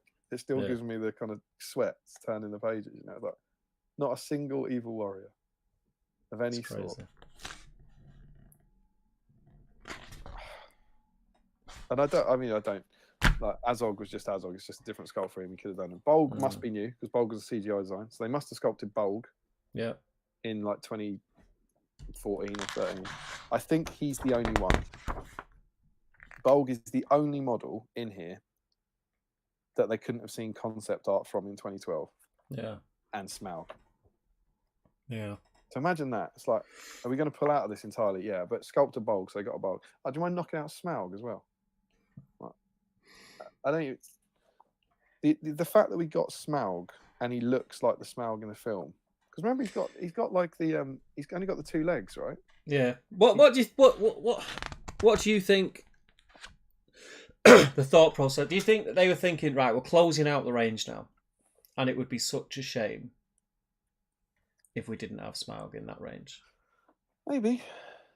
Like, should we just do it? Like, we'll just do a Smaug, and of the mindset of it will sell anyway. We'll do 500. We'll sell 500 all day long. Was it Matt that said he sold 3 on release day to non-Hobbit players?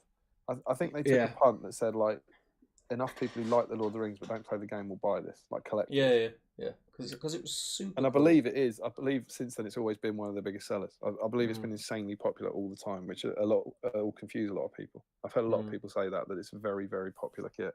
Yeah. But and it's like, of course you got a Smaug, but it's not of course you got a Smaug. It makes no sense that we got a Smaug when they couldn't sculpt armor on Azog. Yeah. When they couldn't put Thranduil on an elk.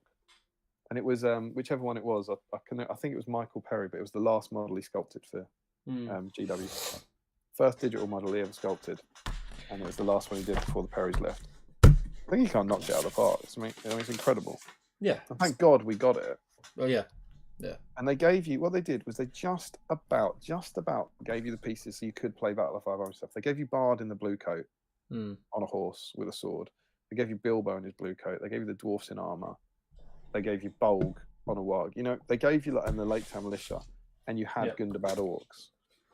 So you could do enough, but it was clearly you look through that, and with the exception of Bolg and Smaug, everything could have been sculpted in like 2011. Yeah.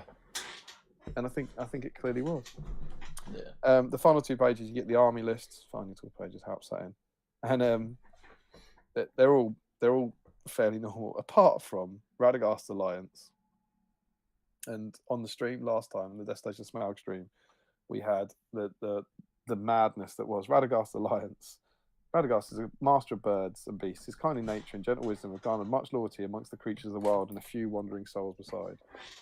It said it includes Radagast the Brown, or Radagast the Brown running great eagles, Aorn, Gwaihir, great eagles. And I said, there's one more in there, and you couldn't get it last time. It was Bard the Bowman was in there. So Bard the Bowman can now go in there, leading great eagles, and Tariel Mirkwood Exile.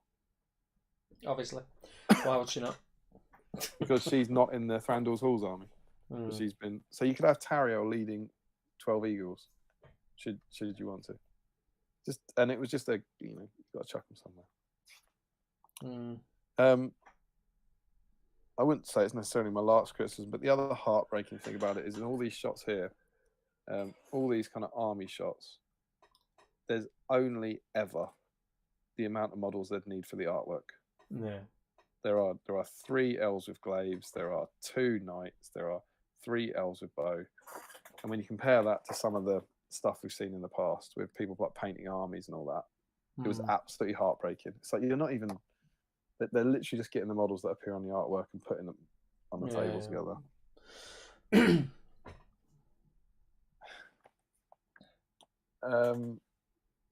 I remember we didn't necessarily expect models for the Vanquishers, Necromancer, or Radagast and Eagle. They came out on the 23rd of January, and we were all quite pleasantly surprised. And they were quite good. They were quite cool models and all that.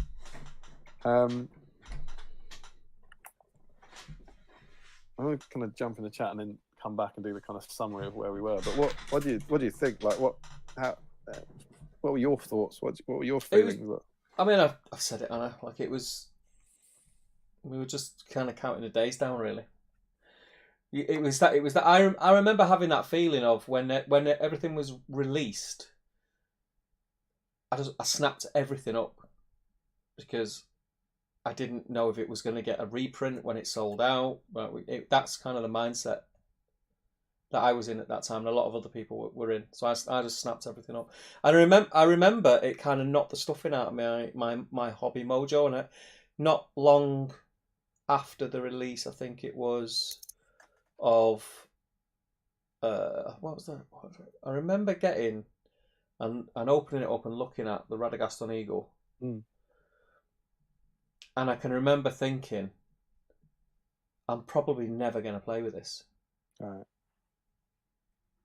Because I had no intention of building it. Or, I bought it because I just wanted to get, because I'm as much of a collector of the models as anything else, as much as I'm a gamer and a painter. And I can remember thinking, I will probably never play with this model ever. Because you thought Because I just thought it was going to die. I thought by the time I got to it, there'd be no events, there'd be no one playing it, it'd be a dead system. And let's be clear as well, like, actually, what this adds to the game is really good. If you imagine you get Lake Town Militia for the first time, and Bard, you get, obviously, no kind of, no Hilda or kids at any point like this. You get Thranduil, new beefy Thranduil, and the Elves. You get Smaug for the first time. You get the Champions of Erebor for the first time. There's lots of really good, and the Vanquishers Necromancer profiles. Like, there's lots of really good stuff in here, but everything was completely overshadowed by them selling models that anybody on the street knew weren't going to appear in the film, and hadn't appeared for years. And there was like not just a why isn't he on it? It was like not just why isn't he on the Elk, but why a GW kind of like it feels like someone's taking a piss almost. It's like why this model isn't fit for purpose. Yeah, like this isn't what he rides. Why are you doing this? Why isn't someone kind of repackaged that, put it out as Thranduil on horse, and also have an elk option? And then here comes the elk in 3 months' time. Yeah, Whether it's like, no, the horse is fine. And that and I don't for a second blame any of the writers or the rules writers. It's clearly a business decision. It's clearly a kind of someone literally pulled the plug on Middle Earth and went, what's the quickest way we can fulfill our contractual obligation? Yeah, we've got all these models that we've made years ago. Yeah, what can we do? The other thing, and I was wondering if anyone had written in the comments, but they hadn't done the first bit. Something I've heard, which I now truly believe, and I don't know the details of this. You can give away. There's something to do with tax. If you give this away, it counts as a booklet. If you sell it, it's a supplement. If you sell it, it's a book. There was something about that. I'm sure there was a costing issue that this would say. Imagine this is 32 pages. Imagine they sold that on the shelves. There was some sort of like tax implication, as opposed to them giving it away for free with White Dwarf. Yeah. And so I don't think this was a generous gift to the community.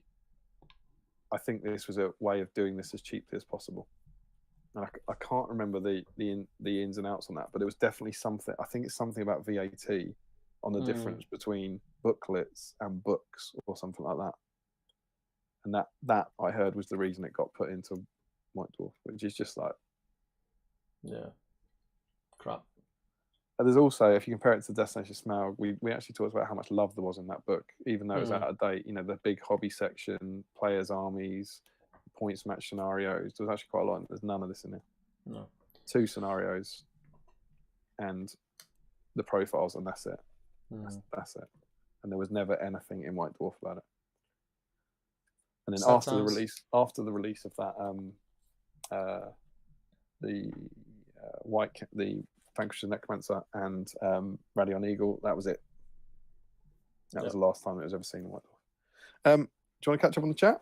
And I'll catch up on the chat, and then I think what we'll do is, we'll jump in the Facebook then, I think. Yep. I'll look at the Facebook. Okay, jumping in the chat. Mr. Wiz, will we see the finished pale skin and turquoise weapon Hunter Orcs completed? Very excited to see it. I had planned to paint a pale skinned Hunter Orc force. Then I saw Damien's vlog and wanted to try. I think it'll be a while before Damien gets back to his Hunter Orcs. He's got a few. Have I skipped a load of comments here? They couldn't do Vanquisher scenario because they didn't have the Nazgul. I remember some guys made one using the old race. Oh yeah, that was Matt's stuff, wasn't it, Larry? Yeah, that was super cool. Destro says, it's so refreshing to know I went through all these emotions you two described, wondering if I'm just looking at things the wrong way. I wasn't, thanks. Yeah, it was grim. I had to remember that I was just started to say then it knocked the stuffing out of me. And I can remember I didn't come out of the hobby, but I did take a huge step back because I can remember thinking there is 0 point me putting a lot of my time and effort into a game that seems to be dying, and I kind of stepped back from the event scene, and it became more of something that I did every now and again rather than something I did religiously. And it wasn't like a big part of it. Wasn't something I did in my spare time as often as I did do and do now.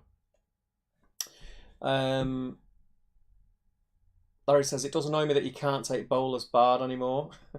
He doesn't have one in the battle after all. This is true. Joe says to Larry, what annoys you more, the Bowler's Bard or Bard having access to the Wind Lance? Matt King says, but it is a mighty arrow. It is a mighty arrow. Mike Haskell says, starting to nod off to sleep. He's like to claim me soon. Being great to revisit this period, especially knowing how things turned out. Yeah, we do know that there's a happy ending in the end, I suppose, Michael. Joe says, Battle 5 Armies was apparently released in the UK on the 12th of December. And Matt King says, maybe he dropped it running up the tower and couldn't afford to shoot the scene again. Extended bloopers. Who knows?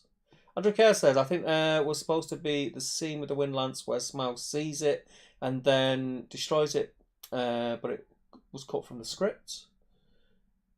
And Larry says, it's not in the extended edition. I thought something like that happened. Maybe I just thought, maybe I just always had it in my, what was it?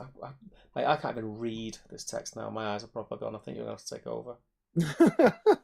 I can't see. Can't wait. It's be your big night of painting. Can't see. Can't wait to get the new glasses. Did you hear someone put in a previous comment, I hope you're putting them on a chain? Just going to leave them up here. It's where Larry says, is it not in the extended edition? I thought something like that happened. You see that? I'm just scrolling down. 3 comments in a row from Larry. Oh yeah, 3 comments from Larry. Yeah. Yeah. No, it's not in the extended edition. That's a very good point. I always thought, right, surely all you need to do is see a CGI Smaug destroy a CGI Wind Lance, but you don't. You just don't care. That's not GW. That's PJ. It's the ultimate Chekhov's wind. It's the worst Chekhov's Wind Lance. You know, it's the opposite of Chekhov's Wind Lance. Look, let's talk up a Wind Lance and then just ignore it. Makes no sense.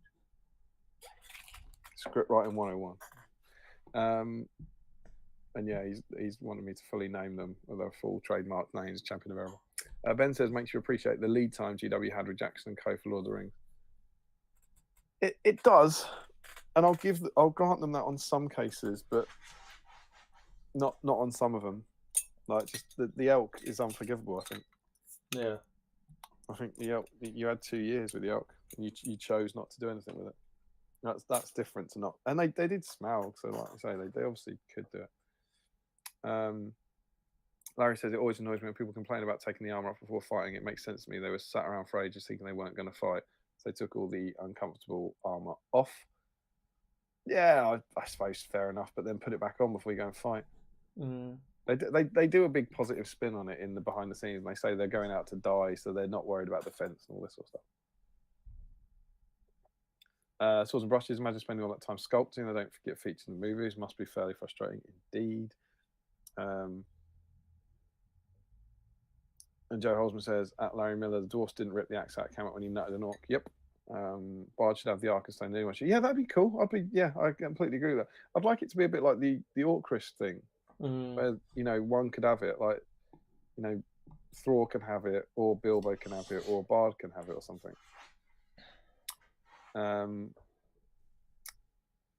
Joe asked if they kept the uncomfortable armor on right until they decided to go off and fight. They've definitely taken loads of it off. In that scene where Thorin walks out and he does the "Will you follow me" one last time, they're in their Battle of Five Armies gear.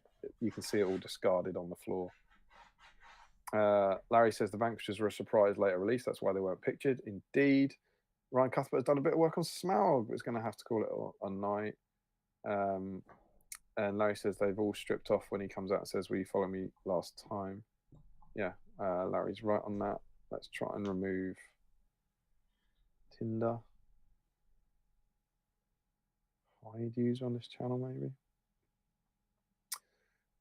Frederick's excited that Hot Tinder is back. Larry likes good old free striking Elrond. He loved using them. Ashley Fisher must have been a nightmare for Ty and Merch dealing with production where they were making so many last minute changes. Yeah, they go suffering from it too. They did indeed. Larry says he still trades in the Star from Eagle. Oh, does he? That's good news. Oh, good. I'm glad to hear that. Is that an FAQ? Was that changed? I don't know. I've never really. You don't really see that much, I don't think, and I don't really.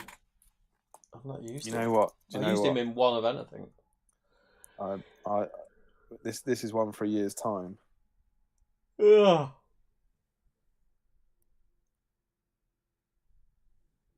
No. I wondered if maybe in there and back again he had both.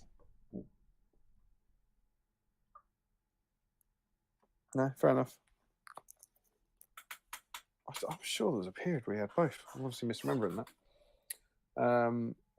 Remco, bye guys, great contact as always. We'll catch up tomorrow. Larry Miller says they put him on a horse just to make Dave Frederick suffer. Frederick Schultz. This is me talking about Thranduil on horse. I think it's quite a good approximation of something I've never seen. Great beast unquote. Dave describes it as Dave's bane making that marketing decision for the video. And Joe asked, wasn't it actually 2 videos? I think that's about the elk, Dave's elk.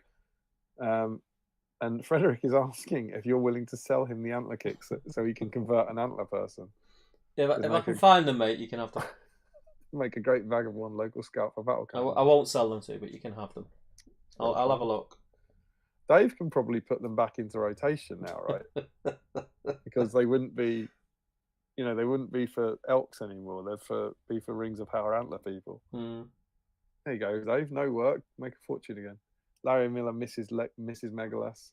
I once did 9 wounds to a goblin shaman with him on foot. Jesus. I mean there's your why you shouldn't have him in the game, right? Now I've said it before you mentioned it. That must be I can't remember what else. I like him though, as he feels like he could have a chance against Bolg. There we go. And he's not much better than Gimli. Gimli is 2 fight over a standard dwarf captain, but Leggy is the same as an elf captain. I took him my double Orcus list. I remember. I think didn't you beat me? I feel like we played in Firestorm in Cardiff of all places tonight. with your double orc list. Larry, at some point after the first movie, GW changed their policy to one of not making rules for things they won't make models for. So that's why they probably didn't give him the option for armor. Yeah, it could be. I don't know. I don't know what it's hard to know what the decision making process is there. Really. Tom Marshall, evening gents. I really meant to be awake before work to start some paint on some plastic. As now, I'll settle for listening while stacking as the shells overnight. Oh, that's kind of nice to know someone working at the moment. Listening along. nonsense. That's nice. It's not our nonsense this week though. It's Tom, GW's you work at Asda. Let me ask you something. I always go to I prefer to shop at Asda. Asda is my supermarket of choice. Given the choice, I'm quite lucky. I've got all different supermarkets in close vicinity. Annoyingly, Waitrose is closest. Asda needs to sort their herb game out. Asda's herb game is low. So Tesco has tons of herbs, always in stock. Waitrose, tons of herbs, always in stock. I always go Asda for my big shop, and I always have to go to one of the other places because they don't have any sage. They always run out of coriander.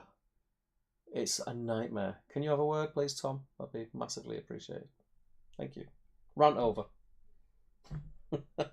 I just picture him now in Asda going, Putting sage on the thing. God, it's here, you knobhead. It's not me, is it? Is that unbelievable? Unbelievable. Because I love Asda for everything else. We always have everything else. Tom, why do mums really go to Asda? Oh, we know. Because Tom works there. It's because Tom works there. Yeah. Don't be greedy. This is me talking about evil warriors. And Larry says, to be fair, they did get a whole 2 warriors last supplement. Don't be greedy. In the whole of Desolation of Smaug and 5 armies, good and bad orc warriors, Merc with spiders. Matt King, I imagine GW were contractually obliged to do it. That's talking about Smaug. And yes, I sold a few around release date. Yeah, quite possibly, yeah. Frederick Schultz, in the interview on Harry's channel, Michael Perry says Smaug was his first and only digital cult, and he kind of made it because he wanted to try out the technology and was bored or something. Don't even know if GW wanted them to make it, but one of their sculptors just made it, tried out the 3D software to make the head, and they just kept going and that with full-size models, something along those lines. Yeah, I remember seeing that in Harry's video. Who knows? I like that. Those are 2 comments next to each other, like the direct opposite. Matt goes, they were contractually obliged to do it. Frederick goes, they made it by accident. One of the 2, maybe. Mr. Wiz 94 says, I think the Dwarf Company contributed to the power creep. They made most of them 2 attacks, 2 wound heroes, basically putting them on the level of Legolas and Gimli. So in Hobbit context, makes sense for L3. Is that Legolas to have 3 attacks? Oh, maybe. I've never thought Thorin's company were particularly overpowered. They're always like low armored captains, aren't they? But possibly. And he says it makes sense for Legolas to be 3 attacks, fight 7, like above them essentially. Not that they were wrong to do that with the dwarf profiles, just on the question. Yeah, you might be right. Larry Miller. Even in the Lord of the Rings, though, Leggy feels better than 2 attacks at 5/6. Yeah, I think he should be 3 attacks at 5/6. Shadow and Flame. I remember feeling sad after buying Radion Eagle, knowing my collection was finally complete. I agree with you. More on that in a minute. And it was the end of an era. Matt King says, overshadowed by Blood Angels, you mean?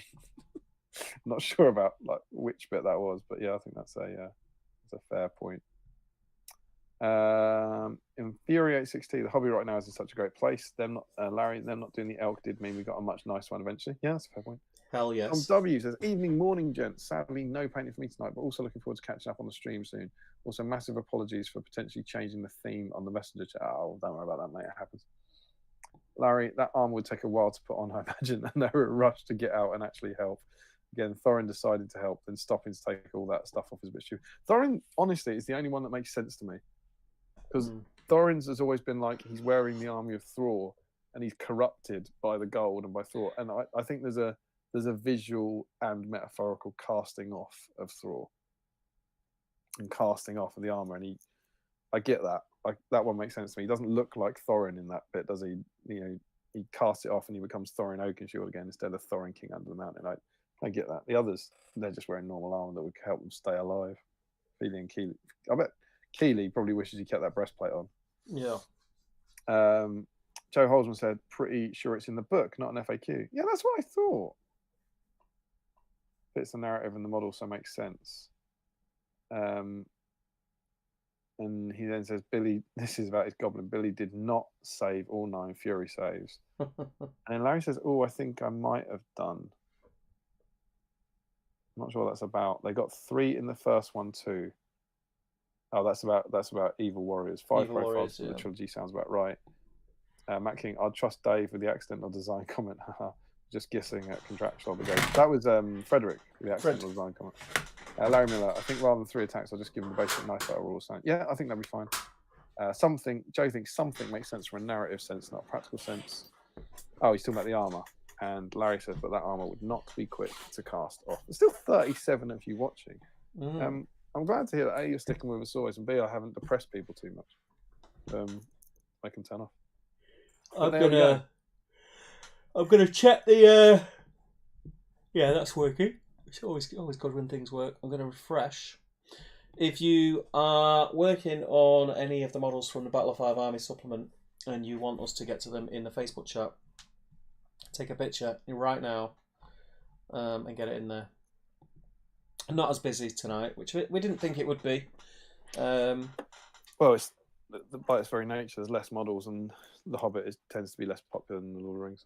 Yeah, but we can dive into that now. Should we jump into that? Yeah, let's change screen. There we go. Have you got your little thing ready? The phone is ready. I am heading over to the Facebook page. Okay. So we've got Joe Holzman Hang on, first in tonight. Hang on, I've got to load the comments. Load the comments, mate.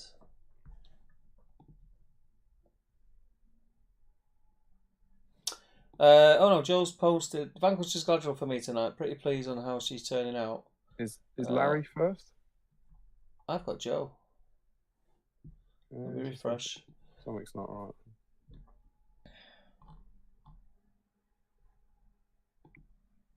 No, I've got Joe.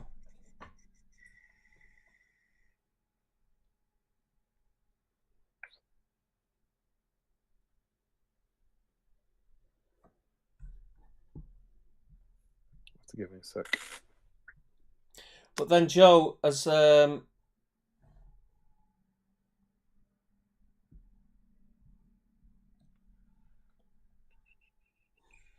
Joe, you're confusing me because you said you're working on. Are you having a laugh? He's working on Vanquish Galadriel and he's pretty pleased how she's turning out. But then he's posted a picture of Dan Collister's sexy Galadriel. That's big. Did you not follow that in the No. in the Patreon chat? Someone I think I'm gonna say this because it was all public. Someone took Dan's models and advertised them as his models. To like seller's commission. Did they? Yeah, and they were like, I won't say who the person is. That's do I know the person? I don't think so. I didn't know the person, but basically just put some of Dan's models on. Can someone tell me the name, please? Because I need to know this. I need to find it. I'll tell you afterwards. I'm not going to say it on the internet. Yeah. Don't say it on the thing. Just PM me, something. But it was that kind of, these are the I'm a commission painter. These are the models I can do for you. Dan basically goes, these are my models. I'm fairly sure you didn't paint them. So I believe what Joe has done there has used some biting satire. Yeah. To post one of Dan's models and claim it's his own. I'm having a mare here. I've changed browsers. You still not getting it? No. Hang on. Loading. Oh, this might. No, I've still got Larry coming up first. Have you got it on live chat? Well, no, it's not chat, it's not. is it? It's a different thing, isn't it? I got Larry, then Adam Darmondy. How many comments? 38. Have you clicked in view previous? Yeah. Have you clicked view previous? Yeah, of course. Tell the truth, Damien. We're 70 episodes in. Facebook works. I've now clicked on most recent, so I wonder if I scroll down to the bottom and go the other way up, which I never ever do. I've got Jens Elmos first in that case. Joe's second for me there. Jens Elmos is dwarves on goats. Yeah. Yeah, so I've got that after Joe. All right, well let's go this way. Let's work up backwards and see if Okay, hopefully so we'll Jens meet in the Amos is middle. painting dwarves on goats, which weren't released for the thing, but it's very cool conversions. He's got Are the the brothers. champions? Are they the champions on them though, mate? Oh, they are the champions. Yeah, fair Yeah, point, so fair they are. point. He is in them. He is in. It's all right, Jens. I got you back, mate. I stand corrected. And then Joe, seriously though, I can hear him laughing. Seriously though, I've got Smaug to put some work into, so he's working on Smaug. And he's eating some gruesome gummy eyeballs from Co-op and Roundtree's random juices. You love to see Smaug. I'm glad someone. That is a lot of paintbrushes, Joe. There's a lot of paintbrushes in that picture. And a chapstick, because you never know when you need a chapstick. Yeah, it's true. Doublé. Alas, not on theme tonight, as I have an event on the I've weekend. got Sean Clark. Oh, this I've is got Doublé. garbage. So I've got Alright, Doublé, then Sean Clark. All right. Michael Doublé. Yeah. Sorry, I can't see that. And there's some progress pics. He's working on some Rohan.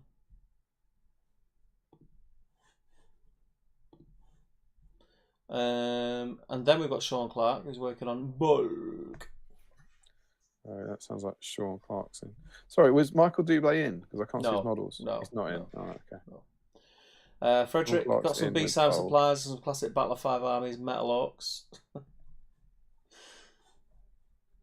Oh, it's worked. It's only gone and worked. That time, when I gave up and got pissed off, it's worked. It's always the way. Brilliant. It's always the way. What's he working on? He's got Udun. That's a Rings of Power reference. What's he? I think he's painting those orcs up to be like Rings of Power orcs. Metal Orcs. But I know one thing, Frederick, that myself and Damien, I think I can speak for us both here, Damien. Mm-hmm. We have never sampled a Weiss and Crisp. No? No. Just like that weird passion fruit thing Nathan got. Yeah, it is. Josh Coles. Yeah. Yeah. Is that Remco Keegstra I don't know. Let us know from YouTube? Let us know, Josh. That's the guy who was painting all the different elves. Yeah, it could be. Finishes us on the last of my work with Elf Army before starting the 9 Forge with Galactic Court Guard.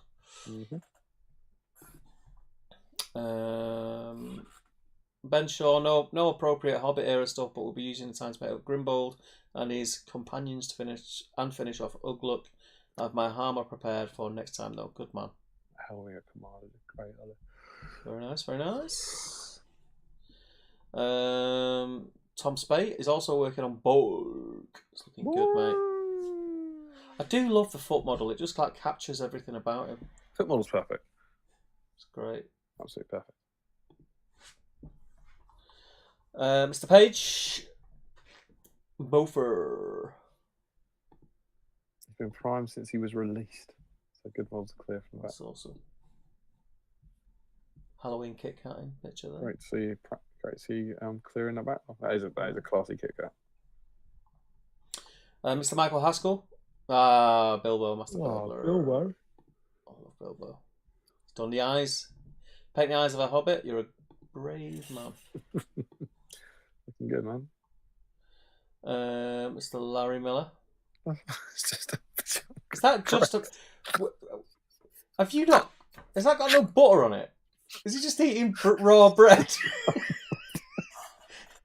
Do you live in a village in like the 800s or something like that? He said earlier, didn't he?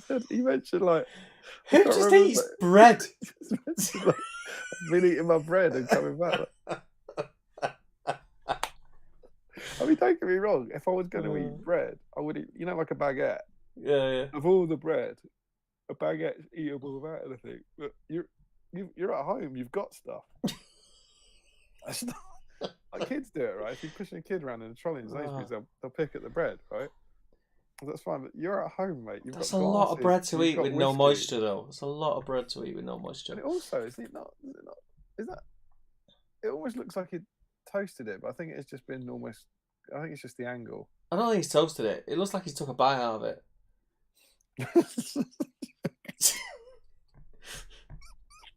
I mean, if you look at the other way around, it's got the face of a killer whale. Yeah. Or something else.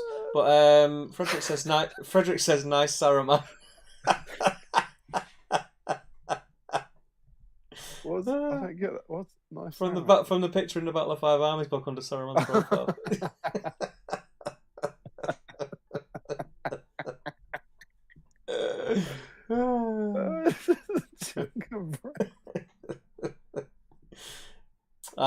Ryan Cuthbert's Smaug. That's looking class, mate. Yeah, it's nice. I like that comment. I'm hoping to do something to make it look slightly different by the end of the stream.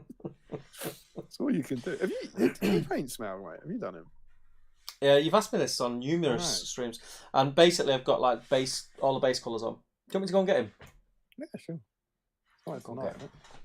Watch me drop him. Ryan has done a bit of work on the wing, started the chest and the base flooring, plus magnetised build with the base. Not too bad progress. Maybe I'll get it finished before 2030. Be sooner than I get it finished. But well done, Ryan. Ryan and Joe there. Thank you for bringing your Smaugs to the party. It's nice to have some Smaug representation. I think Steve might have gone to bed.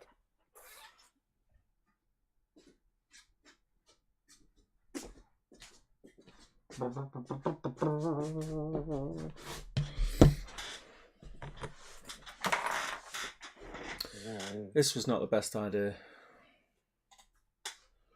Let me put him there in a minute. Oh, you're going to mag cannon? Get the earphones on. I better go back on big screen now. It's very dusty because he's just been on the shelf. For them, I can't see him. Cool, man. But he's not finished. Is that right? No, he's nowhere near finished. Oh, okay. Yeah. And I did I had like invisible Bilbo before he was cool. Is that are your wings glued on? Yes. So you're painting him fully assembled? There's my little Bilbo. Ah. Yeah. How's that? It's alright. And all my, these spines that ping off that everyone loses when they're playing are magnetised. Yeah, magnetised, man. So yeah. So now he's stuck here in front of me. I'm not going to be able to move him. So I ain't getting up again. Take that, society. Yeah. Love it. Love the model. No, love everything about it. It's beautiful. It's absolutely amazing. I am missing one spine. I lost it. Which is annoying. So can't you just push him around on the floor until the magnet pulls it off? just move him around. I have a suspicion that it's been swept away at some point because I didn't even know it was lost. I've obviously been moving it around. I think you should advise as many of our patrons as possible to magnetise their Smaugs, and then start going to events with your Smaug and just moving it near. Just brushing past. Oh, crows! Use these magnets to nick the spine again. But yeah, so if anyone's got a spare spine, hook me up. It'd be like a MacGyver-esque theft. So yeah, Ryan's working on Smaug. Good stuff. Some classic Battle of Five Armies Uruk Scouts from Ashley Fisher. You'll have to see it. Great bit where they're about as similar to the film as a lot of stuff they released. Yeah, that's true. Hopefully one of them will sing this when they read through the comments, says Larry. I think we should sing that on the Christmas stream. Yes, save that, Larry. Oh, that's not an October style thing. Yeah, save that. You can have it at Christmas, Larry. Adam Darmody is working on Thorin. Lovely. Johnny Wright is working on his Arnor. Looking good, man. Arnor for? Is that new for us? They're not official Arnors. I don't think they're sneaky Arnors, Mr. Johnny Wright. You've got a little proxy third party Arnor going on there. Oh. Cool. Look good, cool. Scheme. Remco is working on them aptly named Mirkwood Cav. I wonder what they'll be called. I mean, at least they're I'm wondering if he got past that stage or if he got them out of the blister, seeing how much cleaning up there was on them and just went, oh, sod this. Look at the the sprue on the far right, where it's the horse, and you've got the gap for the back right leg. See that one? Yeah. Just look at the way above the tail that cape joins the sprue. Yeah. So there's that. It looks like the sprue is stealing the cape from the elf. But they are. I remember thinking of both of them. It's horrific, but they're fine. Like underneath it, they're.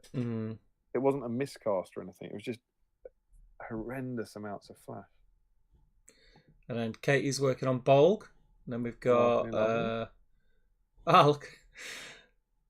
This is converted Farmer Maggot's hounds to be Warg pups. That's super cool. Awesome. That is super cool. Baby Warg objective markers again. I'm really proud of them. That is really cool. Do you know what makes me? Makes me happy about this hobby? Like, is the amount of things that people still do. Like with the older stuff that people still do. That I think, why has no one ever thought of that? Yeah, like it's cool. Conversions and stuff. Really, really and then what Dan, makes me happy about this hobby? That's beautiful. What? Me? I'm just looking at Dan. That face in there is class. That's Joe Holder, isn't it? Yeah. It's beautiful. I wouldn't put the finished picture on the internet, mate, in case anyone steals it. I just love that. That's such a damn model that he doesn't need clothing or anything, but he's just seen that model and it's like, right, I'm just going to spend ages on this and just make it look mega. Yeah. It's great. Michael Curtis painting a couple of Lake Town and the old Guy here. And that's the made to order set, isn't it? That Palante, is it the angle of the picture or is that Palante stand bent? It must be the angle of the picture. How is the Palante not rolling off? That's a hell of a bend. It must be the angle. He's got yeah, it must be the angle. I'd kick off if something that thick was bent like that. Yeah. Chris Cooper is painting Radagast. Did the flesh, then got distracted by making Middle Earth Christmas carols, but I'm in. Sam Earnshaw is painting Eowyn on horse. Like that, you're close nice, as neat. Possible. You might not be on theme, but you're on theme from the last stream. Yeah, it's a neat job as well, mate. Looks well. Larry's finished his bread and there's just crumbs left. It's gone nuts on whiskey and bread. Bolg looks about the same, right? Here's the weird thing, right? And this is how like the human brain's like odd. From seeing your first picture, Larry, and then seeing that, my mouth just became very dry. The thing is, I'll be curious to see what the comments are saying because I would eat baguette without anything. Yeah, I like fresh bread is lovely. Like, but if I was at home, I'd always have something to put on it. Put butter on it, yeah. Even butter. Like I'd rather have it with like some like charcuterie meat or something. Oh, or like pork roulette or something like that. Oh, someone shops at M&S. Waitrose is my logo. Like, you can only get roulette in of all the chains. You can only get roulette in Waitrose. But that's what I'd choose. But you'd go to like a sandwich, like ham and cheese or something when you're in your house, or just butter, baguette bread. Butter is amazing. Yeah, because the thing is, like, you've got yourself a full bottle of Dead Man's Fingers mango rum, right? So you're not cutting corners, you're not penny pinching. Stick some butter on your bread. Come on, we believe in you. Oh, is that what he's drinking? I thought he had 2 drinks. No, it's rum. He's on the rum tonight. It's a very thin looking rum. But it's the mango rum, also. That's not thin, really light. I would say. Yeah. Ashley's in. BOTFA, whichever one it is. It's BOTFA. You can tell because he hasn't Face got an axe ripped out by his cousin. Yeah. Josh Crosby. Thanks for congratulations. Josh Crosby's painting Mirkwood Elf and right next to enlarged super stickers that you only get at BSIME meetups. Oh, you'd love to see it. That conversion, that's awesome, man. It's very cool. And then we've got... Ah, that looks nice. I like that green. What green's that? Legolas. Here we are. Loren Forest, by any chance? Stephen Ryan. Yeah, it's definitely in. It looks like more of a, is it Caliban green, possibly? It's nice, whichever one it is. I like it. Yeah, that does get you in. It's the only Legolas, I suppose it's foot and mounted. It's the exact Legolas that would get you in. Larry Miller. It's Radagast's thing. Slay Horse. May exchange Power of Staff for Grey Eagle. Fair enough. Adam Darmody. Update We already on have him. Thorin. We've already got Adam. And then we've got 3 more comments. Hans is painting. He's still on elves. I mean, look at that Rivendell on the back shelf. Yeah. Just looks so pretty when you see that many together. Looks amazing. But God, that's a lot. Are there any? There's no Hobbit elves in that front pack, are there? No. Just Elrond, Gil-galad, the twins. Yeah. It's all old school ones. That's me done for comments. So it'll be on. And now he's on cookies. He's got chocolate chips cookies, Larry. That's the only thing to follow after bread. And then we've got James Hogg is working on Minas Tirith and Easterlings. Looking good, brother. Very neat. And that is it. That's it, my friends. We do not have any emails. New emails. Let me flip back to... You got good. I mean, we expected it to be certainly lower than last week, but I think you've got good odds of winning the dice now. Yeah. I'll get Smaug out the way. We've got 18. Perfect. Nice. Have we got D18?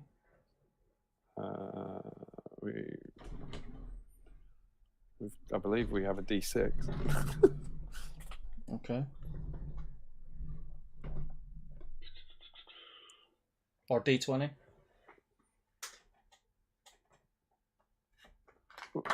We need a D6, don't we? We have 3 winners, right? We've got 18. Yeah, right. Do that way then. Yeah, mate. Yeah, mate. Do it the other way. Cool. So So well done to everyone who joined in. Nice to see 18 of you playing along to Battle of Fire Island. So generally, you think is up there with a relatively limited, relatively limited range there to pick from, but well done. Yeah.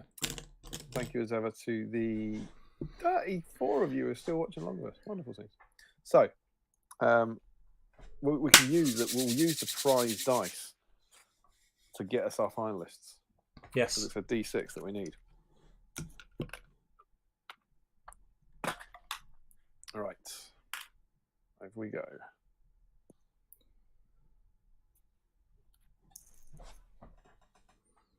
Is that all looking good to you? Yeah, mate. Wicked. So our first finalists, we have Jens Elmos, Joe Holzman, Sean Clark, Frederick Schultz, Josh Coles, Tom Spate. Oh, no. What? It's the week we're using a BSIME dice. And Joe Holzman is not number 1. Oh, I mean, when this Nightmare. rolls a 1, he's going to be livid. Nightmare. All right, so our first finalist, are we ready? Yes. Over to you, Steve. Go. That's a 3. Oh, it's dodged him. It's dodged him. Oh, Joe, I'm so sorry, mate. It's Sean Clark. Well done, Sean. Poor Joe. Poor Joe. It's a good chance for Larry. Larry has never had a better chance to get his long overdue dice. We need another 3 for that. It's Sam Page, Michael Haskell, Larry Miller, Ryan Cuthbert, Adam Darmody, and Remco Kiestra. Obviously, I've got to cheer TTG Sam on, obviously. Oh, I'm going to cheer Larry. I want Larry to get a dice. Okay. He's a lunatic and I love him. Let's do it. Over to you. Go for it. Come on, the 3. Oh, it's a piece of 6 from nowhere. That's Remco Kiestra. Remco, well done. And Katie is in this one. She's hoping for a B-sign 1. It's Katie with her Wargs, Michael, Curtis, Christopher Cooper, Ashley Hampson-Reed, Joshua Crosby, and Stephen Ryan. Oh, no one wants to see a 5 come up. Josh Crosby getting his 84th black dice. Let's do it. He's got more dice than we have. Ready? Yep. It's a 6. Oh, it's dodgy. It's Stephen Ryan. Stephen Ryan sneaking in with his does this Legolas count? Loving it. So Sean Clark, Remco Kiestra, and Stephen Ryan. Congratulations to you all. move over to our. Just pop this open. This is what we're playing for now. We need our D3. We're playing for our black BSIME dice. Okay.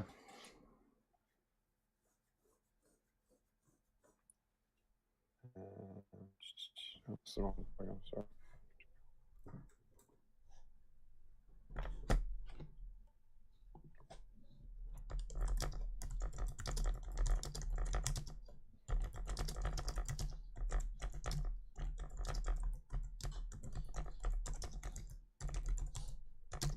So, Remco Keisha, Stephen Ryan, Sean Clark. I think, although Stephen Ryan might be the only one, I feel like Stephen Ryan's won one before. I'm not sure the others have. I've lost track now. Stephen has won one. Stephen's won one. When you get to episode 70, No, you know. So the order is Sean Clark is on a 1, Remco Keisha is on a 2, and Stephen Ryan is on a 3. Okay. You ready? Yeah. First to 3 as always. Let's go for it. Strong start from Remco Keisha, who may or may not be Josh Coles. Ready? Yep. Sean Clark. Sean's in the game. He's in the game. Can Stephen Ryan get involved? Go on. Remco Keisha moves to match point. What do you reckon, Steve? Is he taking it, or can the opposition put up a fight? I don't know. I can see Shawnee Boy getting another. Shawnee Boy. What? And Stephen being left in the dirt. Yeah, you can see it. It's 1-2-0 at the moment. Oh, he's called it. He's called it from nowhere. 2 for Sean, 2 for Remco. Now, could you imagine if Stephen just come from the back? Well, he's doing it just to prove it to you, if anything else. Do you reckon has he got 3 in a row in the tank? He's got to get on the score sheet, hasn't he? I think he's just been napping, to be honest. I don't think he's in. Let's do it. I don't think it's happened for him. Remco wins it. He takes it. Taken it. Remco Keisha, congratulations. Well done. That is a black dice for you. Add Rovelo. 70. What was it, the 16th?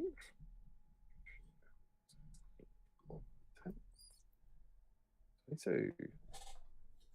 Remco Keisha. As we always say, what I need you to do, might well, but I think you're in, so let us know all about it in the chat. But I need you to fire me over a PM and with your address, so we can get that ready and get it out to you. And we had 18 entries. Mm-hmm. Entry. And we did issue Paolo Firearmies.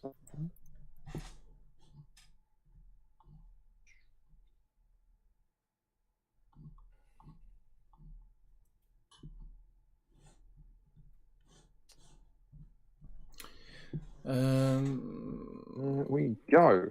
Sorted. Do you need me to jump in the chat? I'll do a bit. I'll do it. I'm sat a little bit closer now. I can see. Where were we up to? Jump in the chat and then we'll pull together our final thoughts on this. And Joe says, I planned to go to bed an hour ago, but Madcamp will be back. I enjoy looking back on those hopeless times.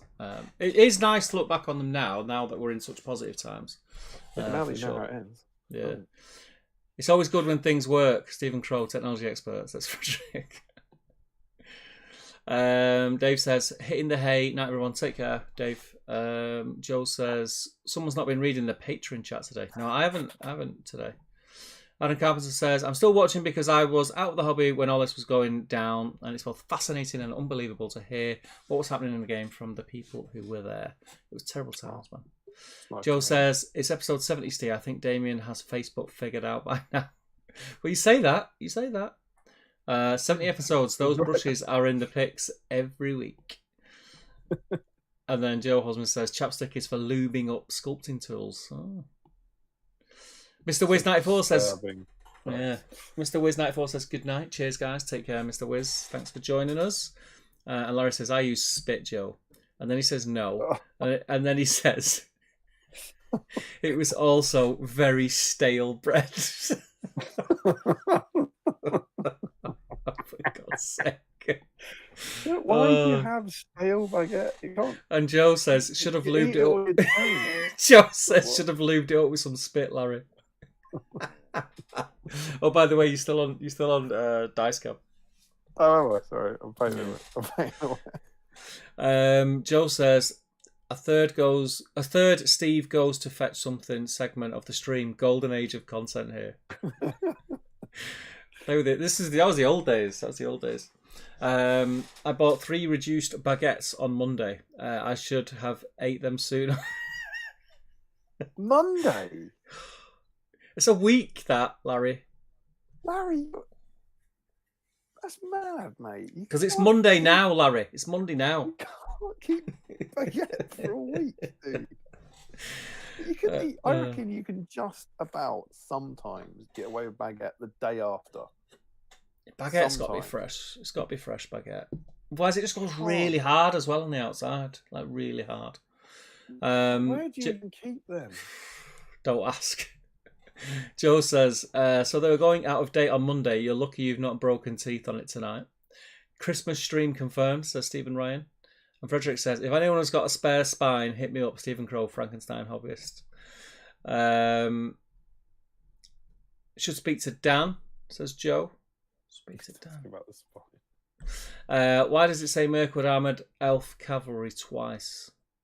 Don't know. That was on the blister, I believe. What was it? I don't know the answer. Yeah, God you know, knows. there was I think it was. Who was working on those? Was it Stephen Ryan? And Joe No, he was says, doing Legolas. Was it Remco? yeah, Remco. Joe says, oh, there's my Glorfindel. Assuming we talk about Dan's picture. Rum and bread, thank you, says Larry. The rest of the bread I've had alongside dinner, but I forgot to have it with dinner tonight. Actually, it was Tuesday now that I think about it. Also, I don't care for butter. Stephen Ryan says Castellan Green with Agrax Surfshade over it. It looks a nice, really nice colour. Larry says, I've happily devoured a plain tiger loaf on a few occasions. Come on, Larry. If you don't like butter, a bit of olive oil or something. Joe says, I would have been number 1 too if I hadn't gone for the joke first. Frederick says, did you add me to the list? I'm painting Metal Orcs. I'm not in. No, we did not. Massive ruffle. 466 says Larry. And then Joe says to Larry, it'll let him down when it really matters. The whole thing was fast. Frederick wasn't. Was there? Oh, well. Yeah. Didn't win. Oh, well, didn't win. Wow, Thanks, Steve, your keyboard. Why am I saying keyboard? Your keyboard is very loud. It's not really. It's because the mic is right in front of the keyboard, so it picks it up. Congrats. Stephen Ryan says, ouch, didn't even make it off the line. Congrats. In other news, I was disappointed to learn that Blood Angel Tactical Squads are now OOP. The stream got really excited to pick one up. I've got one left on the dining table, Damien. What's that? When you asked where does he keep the bread? Oh. Leave. You can't. You don't leave it on the dining all week. That's like 6 meals. It'd be like a baseball bat, that. Jesus. That's it, mate. That's it. We're caught up on the chat. We're caught up on the chat. We've given dice away. We've looked at. I don't want to call it a supplement. A pamphlet. The weird thing about that one is, and I'm not going to draw on that because we've covered it in depth. I try and look at it and I take away from the fact that it was like a bit of a dark time and it was doom and gloom and everything. The way it was put together, the artwork, the way the pages were put together, I thought it was all very nice. And if that was 5 times bigger, it would have been a great supplement. Yeah, I mean, it looks pretty, but so I don't even think we need to summarize the thoughts on it, but you can see. I would hope and understand what people thought. Essentially, they were very excited for the models.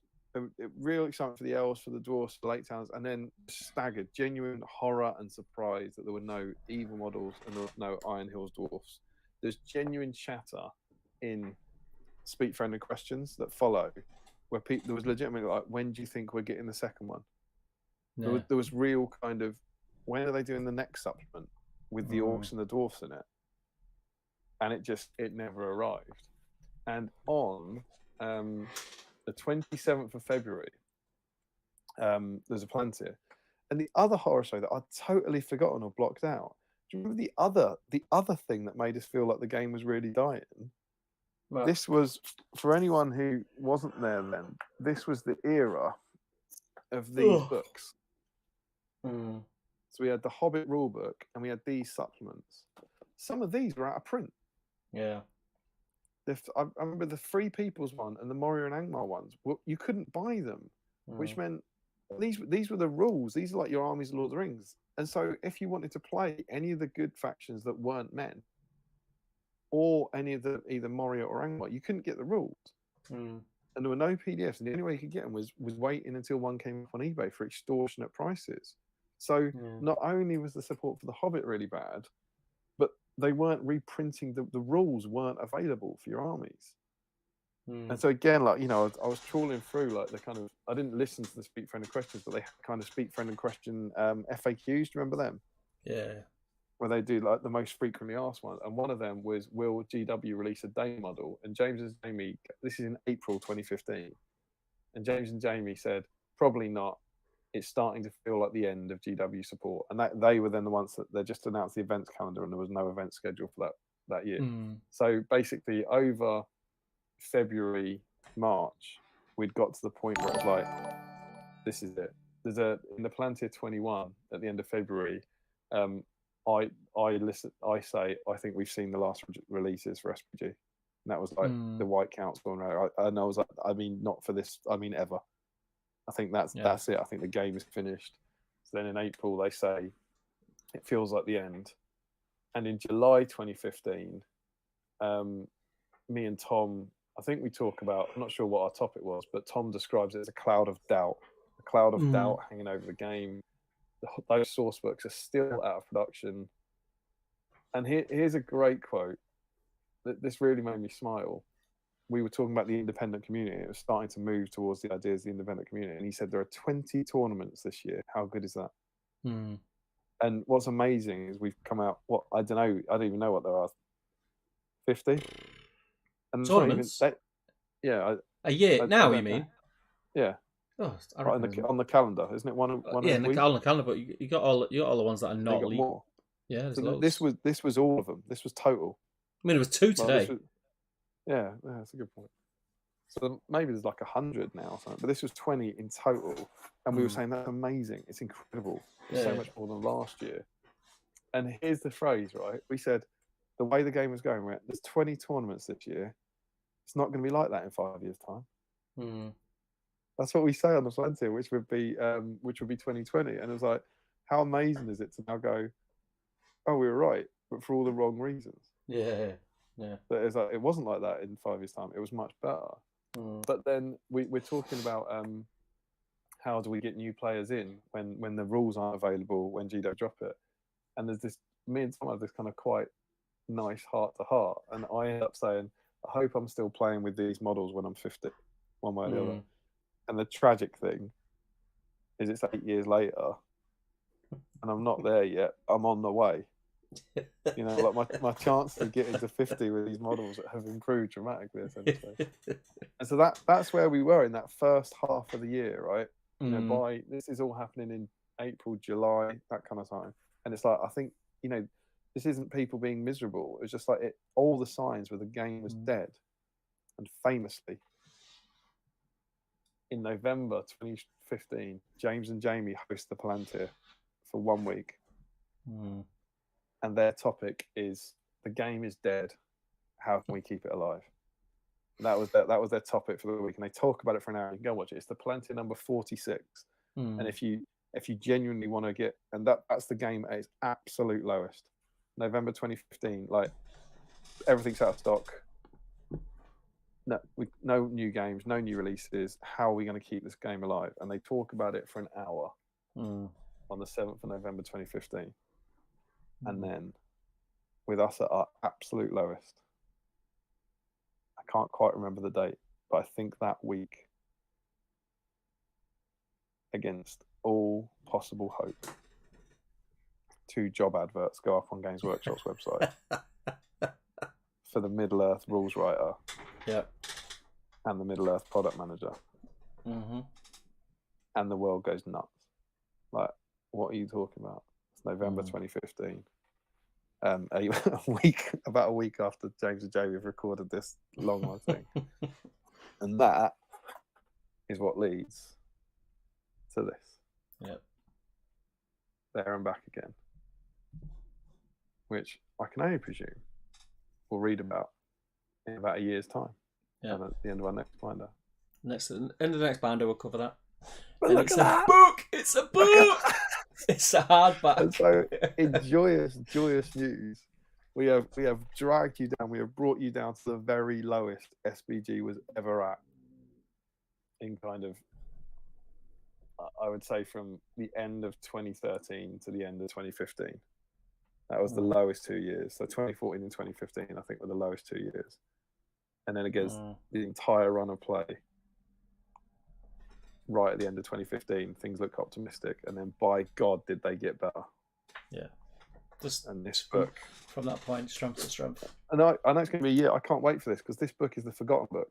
It was there and back again. It's not, it's all gone now. It's all Armies of the Hobbit, right? Everything in here is gone and been replaced. But this book was so important. Yeah. So important. It did so much for our game. And the people who wrote it were so important in bringing it back. And there was so much love in it. And this book is why we have what we have today. And having had the last 3 Hobbit specials of things slowly getting worse, I cannot wait. Someone said, what are we going to do after this one? Of course, we're looking at There and Back again. Yeah. I think before we just jump back into the chat and sign off, I think it's... I forgot what I was going to say. I forgot. It's just gone, mate. It's gone. What was I going to say? I forgot. It's gone, mate. It's gone. You know the Battle of 5 Armies that had Ravenhill as a scenario? And this is amazing now because this stuff isn't available at the moment. It's not in the Armies of Hobbit. This is the Battle of 5 Armies scenarios in this book. It gets its own... The Battle of 5 Armies gets its own map. And it's got... Is it broken into different different games? You play different parts of 5 Armies? 16 scenarios for the Battle of 5 Armies. That's not for the film. It's insane. That's for the battle.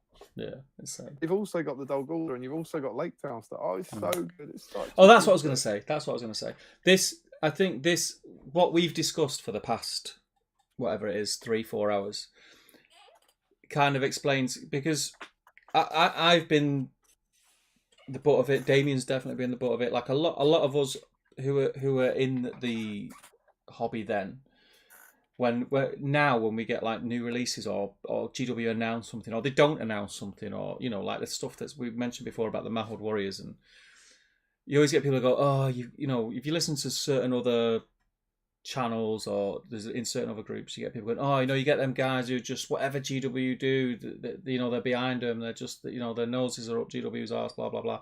It's not that. It's because whatever happens now, whatever releases come out, whether it's the releases that we wanted or we didn't want, we're just happy to get them, and we appreciate it so much more because we were in them days when we thought that was the last supplement we were ever going to get for this game, and we've been through that. And I think that's what people don't realise. So I've said it, but I don't care what supplement comes next. I don't care what models come out next. Yes, there probably are models on my wish list what I would like to see. Will I spit my dummy out if they don't come out in the next release? Nope.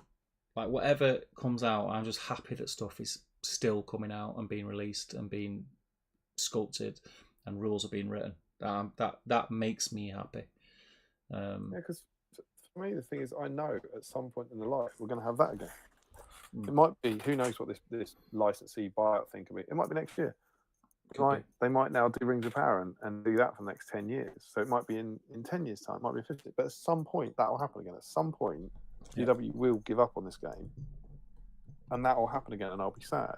And just to me, it's like, until that day happens, I'm just going to treasure every moment of this hobby and every release of this hobby, and because I was there 3,000 years ago when it was nearly taken away, and I remember how depressed I was.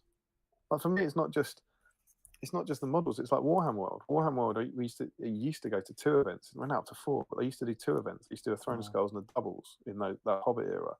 And I get to go to Warhammer World twice a year and go to tournament. When games end, I was like, well, I'm probably never going to Warhammer World again. Yeah. Like, I'm not going to go for an Age of Sigmar tournament. I'm not going to go for a 40k tournament.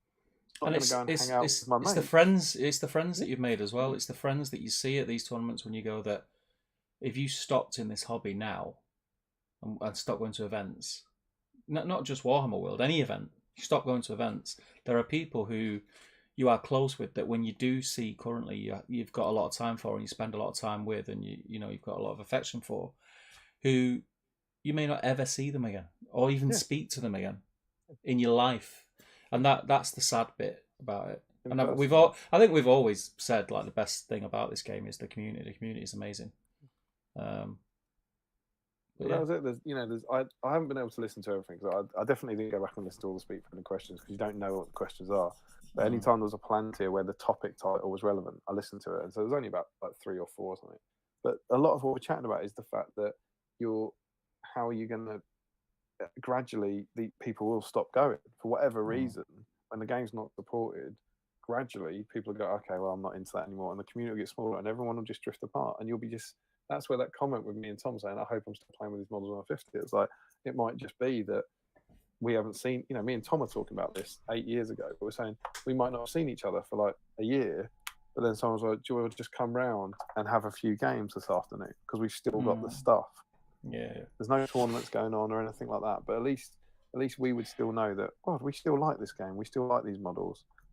And we can have games. And that's how I feel now, that I feel like I've got more people I could do that with, but at some point it will end. And until it does, I'm going to treasure every single fucking moment that we can play this wonderful, weird hobby and enjoy it and just make the most of it, I think.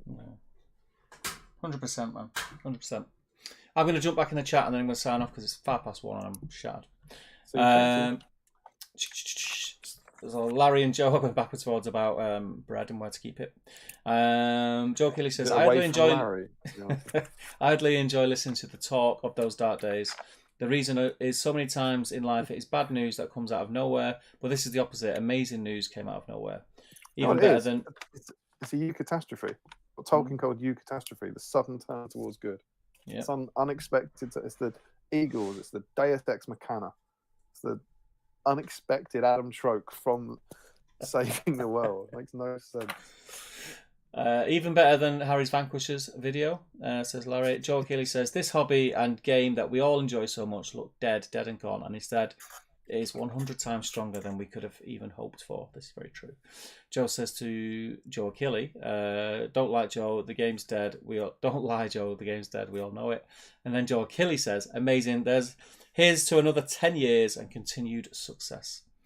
Larry says, that must have come with one expensive white dwarf. What's that? He's saying this. Oh, that was really cool. You also as well, that's why, beyond anything else, what you think of the show, Joe just said here's for another 10 years. That's why I think if you love this game, you should be praying they get the Amazon license. Because beyond anything else, it will keep them making the game for 10 years. Yeah, for sure. Joe Kelly says, and 10 more years of BSIME as well, of course. That'll be an all Forge World stream, right? Says Larry. That'll get me to 50. Yeah. Will it be an all Forge World stream? Yeah, I suppose. I imagine we'll do any new profile from that book, and there's no new There's no plastics. No, because that was when we got all that Iron Hills stuff, wasn't it? Yeah, and all the plastic would have been the Heroes for Lord of the Rings for new edition. So that would be an all. Yeah, we didn't get any plastics for ages. Generally can't wait for that to paint my Thranduil I exactly bought on pre-release, says Larry. Frederick says, painted the skin stroke faces on 10 metal orcs and ate a few Duplos. Feel like a decent hobby stream for me. And Joe Keeley says, and so many models since 2015 are among the best ever made. Dane photo mounted, AMA photo mounted, Theoden photo mounted, Witch King photo mounted, Nuglo Findle photo mounted, and Elrond photo mounted. That and guy. on and on and on. Yes, that guy. Big cheer to you both, along with James, Jamie, Tom, and of course Adam and Jay. All of you were crucial to making a renaissance happen. Thank you very much. We're in a very different camp to Adam and Jay, but yeah. Thank you for the kind words. Larry says language because you said the fur word. And Frederick says... No, I said it for emphasis. I don't regret it. Bread and where to keep it. Wow, the new Harry Potter spin-off sounds weird. Put it on a mug. GFHFHFHG. The dark days were bad, but they were also great for finding models for cheap. I remember that time when everything was dirt cheap on eBay. They were good times. But that wasn't the dark days, because in the dark days, at this point, they were expensive. That's when the Lord of the Rings range started vanishing from the web store. Like just not in a big bulk, but like a single blister they'd run out of stock and they wouldn't replace it. Whereas the cheap days were like 2010, 2011, 2012. When everything was available, but the player base was dropping off. Yeah, people just wanted to get rid of stuff. If Fury860 says, I remember after The Hobbit, my local GW store removed the Middle-earth section. That was a sad moment, but my friend got me back into the hobby this year, loving it again. It's a great system. And Joe says, I've had some Iron Hills Prime for the last 6 months, biding their time, waiting for their stream. Andrew Kerr says, even if GW decides to stop supporting the game, the only way it will die is if the players and the hobbyists give up on it. But guys like yourselves, that won't happen. The problem, the thing is with the game dying is it'll stay alive for a long period of time because there'll be a lot of people who have the thing, but there'll be no new players coming into it, so it'll die off in that sense. I've listened to some really good videos this week. Go and watch Jamie and Jamie's. Go and watch the Palantir 46 with that, and the Palantir 34 with me and Tom, because that's at the point where we've all talked about it an awful lot as a community. And it's not just the fact that people will keep playing it, but there's also an influx of proxies. You kind of go, when people can't get the models, you'll have to start allowing more proxies, and that will either mean the game becomes more proxy heavy, which is fine, but some people won't like that, so then more people will stop playing because of that. And you can see the kind of gradual decline, and it's all well and good saying we'll keep it going, but you can keep it every year. It will gradually chip away at it. James Hogg says, thanks for your time this evening, gents. An uplifting end to the conversation. And Frederick says, if you put that on a mug, Larry will put his bread in there. I might have missed it, says Joe Achille. When is the next stream? Friday. We're hoping Friday the... what date did you say it was? 28th. 28th. For Battle Screams in Middle-earth. Battle Screams in Middle-earth. And what model to paint? It's Hammer. No, it's not. You're drunk. Oh, no, it's not. It's any spirity, ghosty thing. Halloween thing. I don't think spooky. Do monsters as well, yeah? I think monsters. Just monsters. I think spirits are monsters. Monsters? Yeah, just it's Halloween. Monster? Yeah. Yeah? All right, Steve says yeah. Fire enough. Yeah, let's go for it. Don't be silly, Frederick, says Joe. He likes it dry. They haven't said yet, says Larry. Joe Kelly says, they said the 29th and it's Halloween themed, and we got Tinder Hot XYZ, or perhaps the 28th. We said the 28th. 28th. It's the Friday. It's the Friday, not Saturday. We will confirm, but it's looking like it's the Friday. Frederick says to Joe, it's Larry we were talking about. Do you expect him to use mugs in a normal way and use it for drinks? ? If the game dies, what will happen to the best adult dating site? Says Larry. And Joe Holzman says, apparently wargs are allowed, but when I painted them for a Halloween stream, they weren't considered scary enough. Right. Joe Kelly says, phew, misses my birthday on the 23rd. Don't want to be horrified by Damien's ASMR song. And then Frederick says, lol, there's like 10 Tinder hot channels in this chat when you at them. Yeah, there's a lot. And that is it. That is it, guys. No more comments. We're calling it there. We're putting a line under it. It's late. That's it. It was a great stream. It was really nice looking back. Yeah, we were looking back at a negative time. Miserable things, knowing how it ends. I think that's the big one. When you know how it's got a happy ending, it's like, I don't want that. Again, I always, as 27 of you still here, wonderful. I always say that more than ever that flew by. We need to be doing 5 hours. It goes so quick. It does go quick. I'll tell you what hasn't gone quick though. The last 10 minutes when you're down for the toilet. In conclusion, my last 10 minutes that I want to talk about. But yeah, thank you very much, people. You have ended my week off in the most pleasant way. So thank you again. It's always a I wish pleasure. it was Friday or Saturday. I Yeah, don't it'd like be this cool. finishing a stream and then going to work. Yeah, It makes me slightly queasy. It's grim, isn't it? Yeah. I hope everyone has a great week. And we will see you for the Halloween stream. Battle Screams in Middle Earth. Fancy dress is welcomed, advised, permitted. Anything else? Just choose carefully. Just right, let's do it. Gonna get the can we see the golem mask? I don't know where the golem mask is. Bedside table. Don't know where it is. I don't know where it is. Yeah, it is. Everyone knows where And it the is. weird thing is, because I've been cleaning up in here, and like I've had everything in here has been moved in the last 2 or 3 weeks. Like it's not in here, so I don't know where it is. Don't know where it is. God knows. We'll see. I'll pull something out of the bag, no doubt. It was Lurtz last year, wasn't it? Lurtz last year. Something. Yeah. I think the King of the Dead might return. Yeah. Green face paint. Can't go wrong. No. Right, Damien, I'll see you. Stephen, always a pleasure, my friend. Is it a week? 2 weeks? 2 weeks. 2 weeks. Well, I mean, 12 days. 12 days. I hope you have a great week.